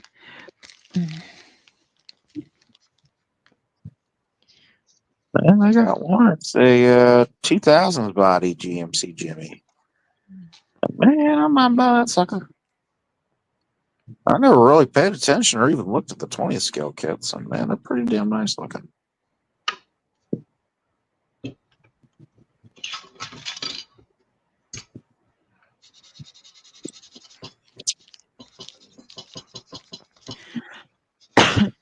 I'll see if my guy at Texas 3D can upsize a few things for me to 20th scale. Drop some LSs and some big tires on them motherfuckers.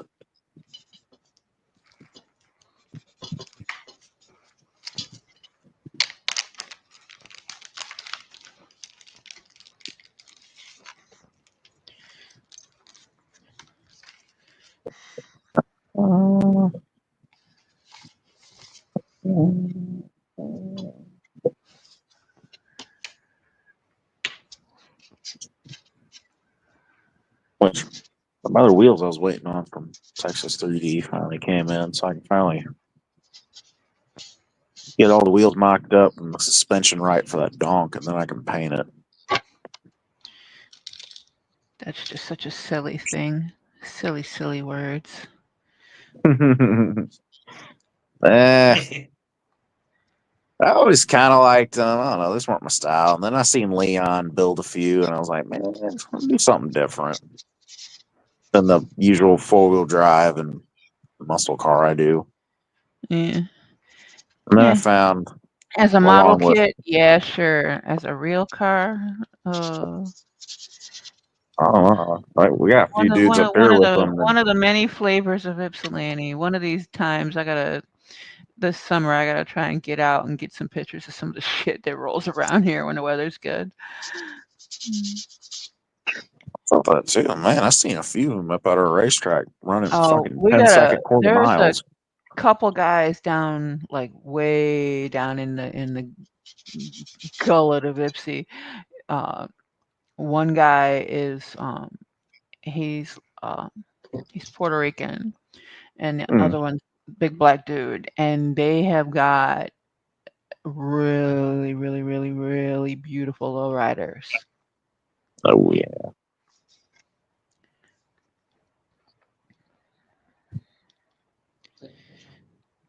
And then there's my buddy from the shows that I posted the video clip of, that I found in my phone when I was looking for something else, and a video that I took a couple shows ago that I forgot to share. That's a nice one too. He did all his own work in his own garage, did the body paint and everything.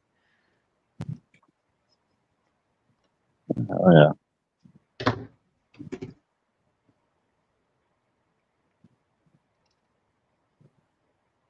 Yeah, I was building a lowrider, and then I taped it up and did a bunch of gold pinstriping on it. And the pinstriping turned out really good on the passenger side. The tape peeled by paint up on the driver's side though. So that's a stripper. Oh, it was beautiful too. I had 4 coats of paint, 3 coats of clear, gold pin. It was that 80 Monte Carlo NPC kit, and I had gold pinstriping. No. I had gold pinstriping all along the body lines and stuff. I messed with the frame a little bit, and I had it sitting where it was 3-wheeling. Pissed me off, but what can I do about it? That just means I won't pinstripe it when I repaint it. Right?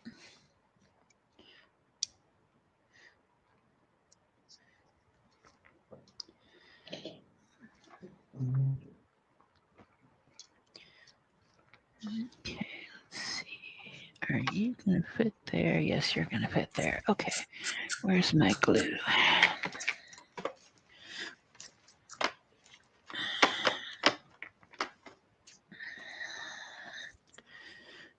this the open one? No, it is not.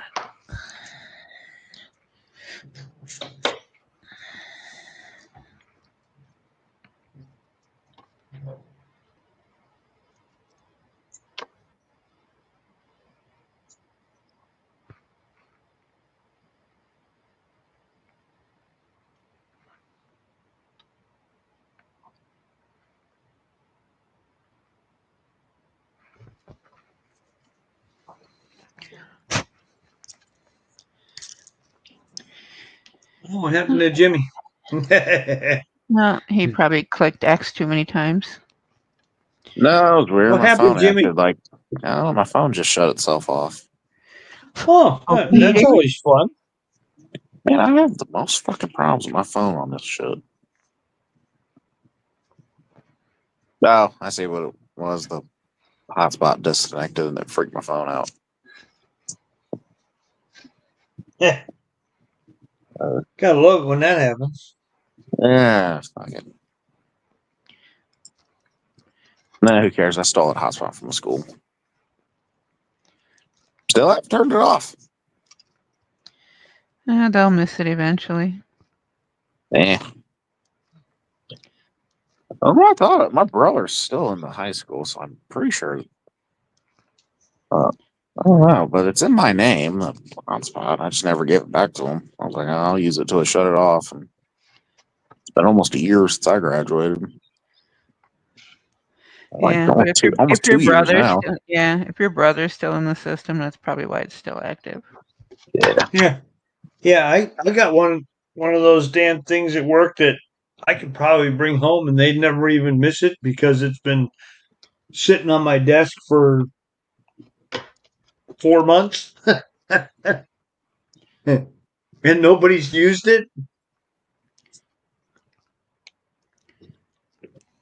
But the only problem is because it's through their network, a lot of websites I wouldn't have access to. Yeah. There's ways around that. Yeah, once my brother graduates, and if they do shut that thing off, getting on these is going to be a pain in the ass because my phone doesn't like to work on these unless it's connected to that hotspot.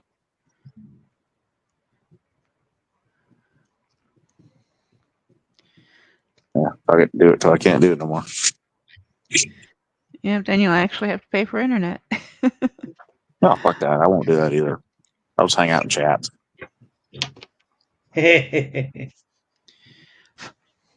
Too much of a cheap ass for that.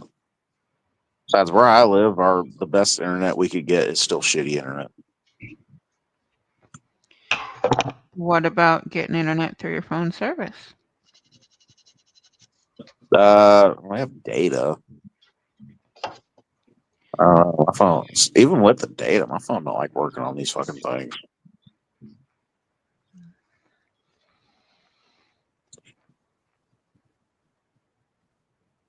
I think being in the basement doesn't help either, but whatever. Yeah, I was gonna say you need to be up on the normal levels.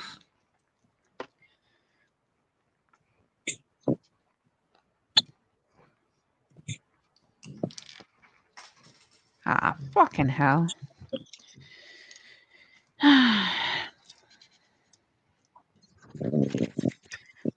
Yeah, here, that's what I was looking for.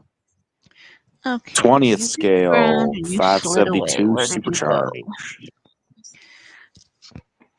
Under the fucking table. God damn it. Earth.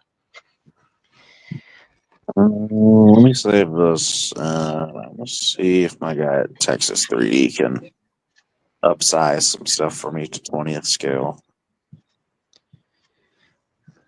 I'd love to throw some big supercharged LS in that Sonoma. Well, this thing had a lot more flash and mold lines than I thought, but it cleaned up pretty easy. Sweet. Bed went together perfectly. And it's big enough that I can paint this as one piece, so I just went ahead and glued the whole thing together. Sweet. It's a big truck. This seems bigger than 125th.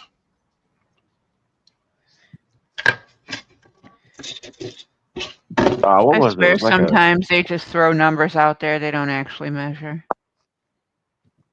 what year was that Chevy? I've You know, seen so some far photos of everything lines Mobius. up perfectly.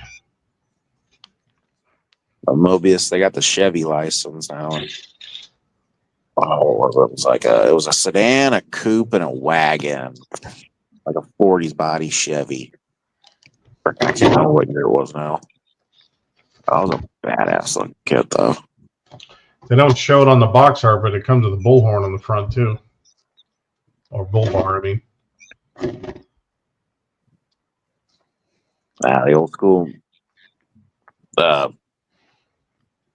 generally style bull bar. yeah, it's got I don't know if you can see it here, right there. Yeah, Cool. And it's got the those off-road are bumpers, typically the called bench. something, but that style of bull bar is specifically called something. But I always called it the General style. Yeah, this glue fucking stinks. Quit huffing it. I'm not. I just took the cap off and it got bombarded with a gas bomb. That's always fun. Yeah, I definitely might have to pick that kit up, Dan. I think those were a pretty nice kit. Yeah, it is a very nice kit. I've never built a single Mobius kit either. I've always That's looked at them Yeah, though. I've just never. You won't turn back once you get your hands on one and you see how much junk is in the box. Seeing it on the screen is nothing compared to having it spread out all over the table in front of you. This has got this has a Oh yeah, they're. I thought they were the I've only built one and I thought it was awesome.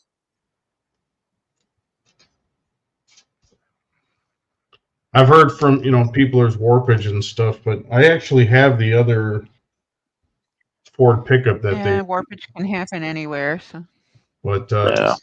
man, this thing is square. only- This thing is sitting perfectly square on the bench. The one I heard was really bad was that damn ramp truck. Every video I Yeah, watched about it, yeah. either the hood or the ramp parts were warped. I'm afraid to open mine. Here you go, Jimmy. This is the one I built.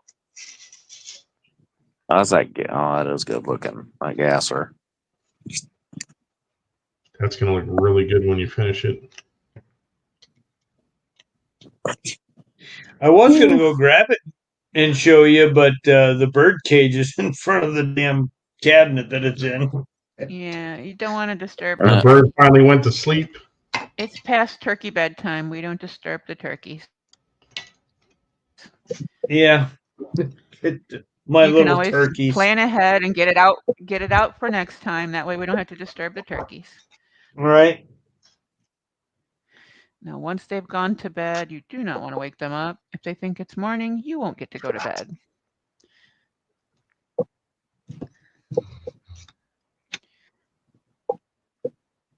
In fact, the only reason why they are quiet is because Amanda fell asleep in there and never turned the living room light on. Yeah. So her and the birds are sleeping.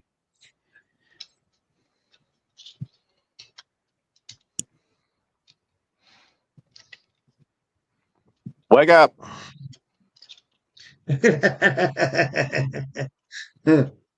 So Jimmy, you're safe. She can't hear you. She's asleep. Oh, thank fuck. and she's got her noise canceling headphones on too, so she's definitely not going to hear you. Oh yeah, she's gone to another planet. She's Oh checked yeah. out. Yeah. And she didn't even eat any gummies for that. That just means she had an exhausting day and needs a break. So leave her in her peace bubble. Yeah. Well, she took our son to the DMV, just so he could get, because he's got to go there just to get a regular ID because Right. he's now 18, Yeah. right? So he was like, oh, I need to get a job. Well, actually, we've been telling him he needs to get a job. So he Right. I goes, don't need a yeah, regular they ID. want, I just use my license for everything. everybody wants it. They all want me to have a driver's license or some kind of ID. I'm like, You got to have photo ID for everything. And I mean, yeah, while you're at it, just get the real ID. That way he's compliant and he doesn't have to deal with it for 4 years Yeah. unless right. he, makes any kind of changes. I just So, use my license for everything. so he goes, he goes there and they tell him, they tell his mom, well, you can't come back with him because he's 18. She can come She's back like, with him. She just can't what? interject in it. Yeah, and unless the person that you're with, child or not, is your ward, like if I don't know they're how my mom disabled would for any react. I can only reason imagine her. and you're their caregiver for whatever reason. But if they're straight up ordinary 18-year-old, they are on their own, they are an adult, but they cannot Yep. tell you who comes with you into the building. Yeah, that was my thought too. But this is Kentucky, for God's sake. Yeah, Kentucky. God, Illinois is So, worse. It's so not even like that. he waits in this line for damn near 3 hours That sounds about and right. then gets back there and they say, well, we can't do anything for you because you don't have proof of ID. He's like, Well, yeah, you have to have well, something look at my that mother's shows. ID, who is on my birth certificate. Yeah, you need your birth certificate, your social security card, and some form of mail to the address you live at. Yep. So that's what he had to do. He had to. He had to send a blank envelope to himself. Yeah, just mail yourself a letter. Yep. Mail yourself a birthday card, whatever. Yep. Right. Yeah. So now he gets that back, and they left here at 7:45 this morning because the place doesn't open till 8 o'clock, Right. and they didn't get back here till almost 1 o'clock. That sounds about right. The I'm like, only "Jeez." 2 times the DMV moves is when it's 30 minutes to lunch break and when it's 10 minutes to closing. Yep. The rest of the day, I would love to get the money they get paid to basically do nothing. Yeah. Right. They are the worst office to deal with. And now they want you to have a fucking appointment Yeah. so Yeah. that you are there with a specific number of people, but you're still there for 3 fucking hours for something that takes 2 minutes. Yeah. The ones around here, want you're not allowed. they want you to have can't go in unless you have an appointment. Yeah. they want you to have an appointment, and then she went online to make him an appointment, and Yeah. there's no appointments available. Of Yep. course. So if there's what I don't understand. I don't know. I'm like, Jesus. Yeah, they've cut down the staffing. They've cut down the number of offices. And everybody's running to get Real ID compliant. And we had 20 years to do. and well, see, that's the thing is Kentucky is just now starting that. Because I had the Real ID up in Michigan because I was going at that time. I was going back and forth to Canada quite a bit because I was playing in hockey tournaments. No. There's Real ID and there's Enhanced ID. If you were traveling to I had Canada, the enhanced. you had I had the Enhanced ID. Yeah, I had the enhanced one then. That's right. Yeah. Shit, I don't know if Marcy, that Illinois was requires that or not. I don't have one. that was over 10 years ago now. Yeah. That's how long I've been since. Oh, let's put it this way: I left Michigan in 2013.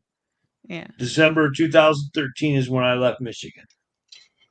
I have to look up if Illinois needs a real ID. I have no clue. I just use my license for everything. Until you want to take a domestic flight anywhere. I hate planes. I don't plan on that anyway. Yeah, well, you want to be able to get out of the country if you need to, so you need to get a passport book and you need to get an enhanced ID.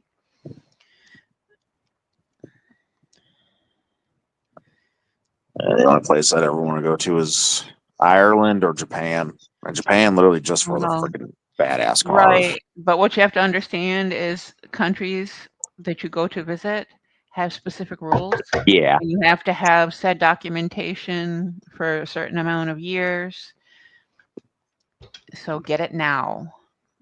Yeah. Plan tiny trips so that you get marks in your book that show you're a traveler. Then when you want to go to Japan or one of those really cool places, they can see that you have traveled, that, you know, things are legit and you're who you are, and you won't have any trouble.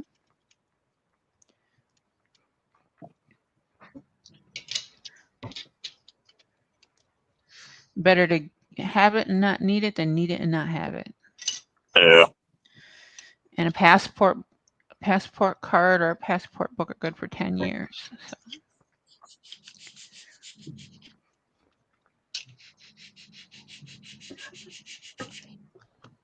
Yeah, my passport's expired. What is this kid? Mine is not. What is this kid? I have had travel documents since I was 4 years old. Revell Rat Fink. Big.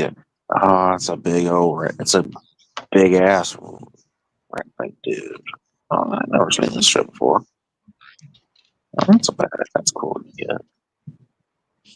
Oh God, get me away from this. I'm spending too much fucking money. I come on here looking for a purpose, and now I'm looking at the shit. Click the X. Don't be spending the money you haven't earned yet. Click the X. What the heck with that? I'm gonna see a Ed Roth Rat Fink kits now. Oh God, I love these fuckers too. See, oh, this guy's got shit I'm not gonna say. I feel your pain. She told me I'm not gonna say you can't buy any more models, but your stack is touching the ceiling now. These are all these old. These are the. Remind Miss Amanda that I have 3 walk-in closets in a 2-bedroom apartment full of models, and I also have a 10x10 storage unit that is stacked above my head. Oh, geez. You do not have too many models, Ted. You have a fair amount. You have a respectable amount. Oh, these are these old '90s Revell Ed Roth like figure kits. There's Rat Fink. He's got them all. Here's Rat Fink, Surf Fink, Frank Eliminator, Mr. Gaffer. Those are all reprints, so be mindful of what you pay for those. Well, he's got them for how much are these pieces? The big Rat Fink is 40, and he's got the rest for 35 a piece. He's got Mr. Gasser. That's a $20 kit.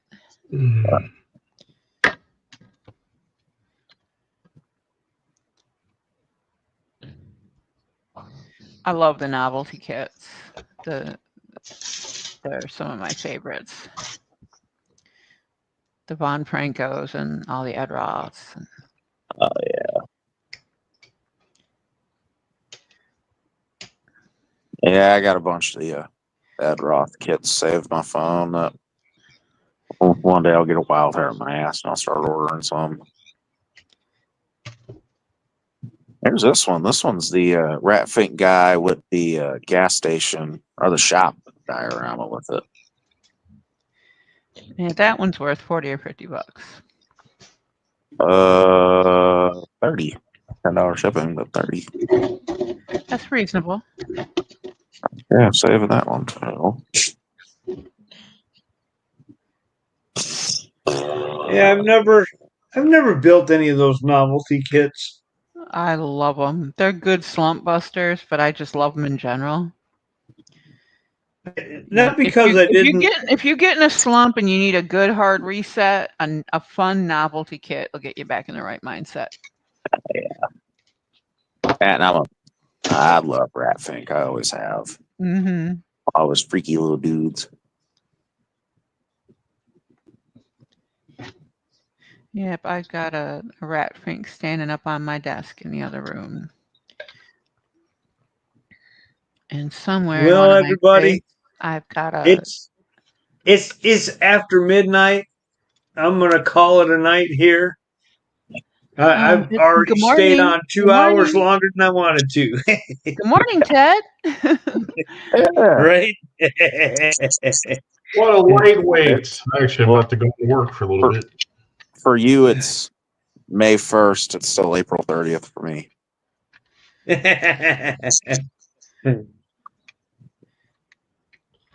Uh-oh, we got our first possible warpage? Maybe not. Oh, no. That's just the way the frame sits on the... Okay. And like I said, unfortunately, I have the I'm doing the freebie one. I'm not paying for the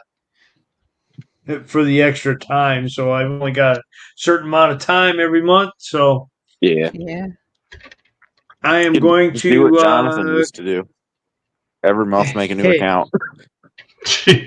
Every month, make a new account. Yeah. Or every when does it reset? Ted, does it reset tomorrow or today? Actually.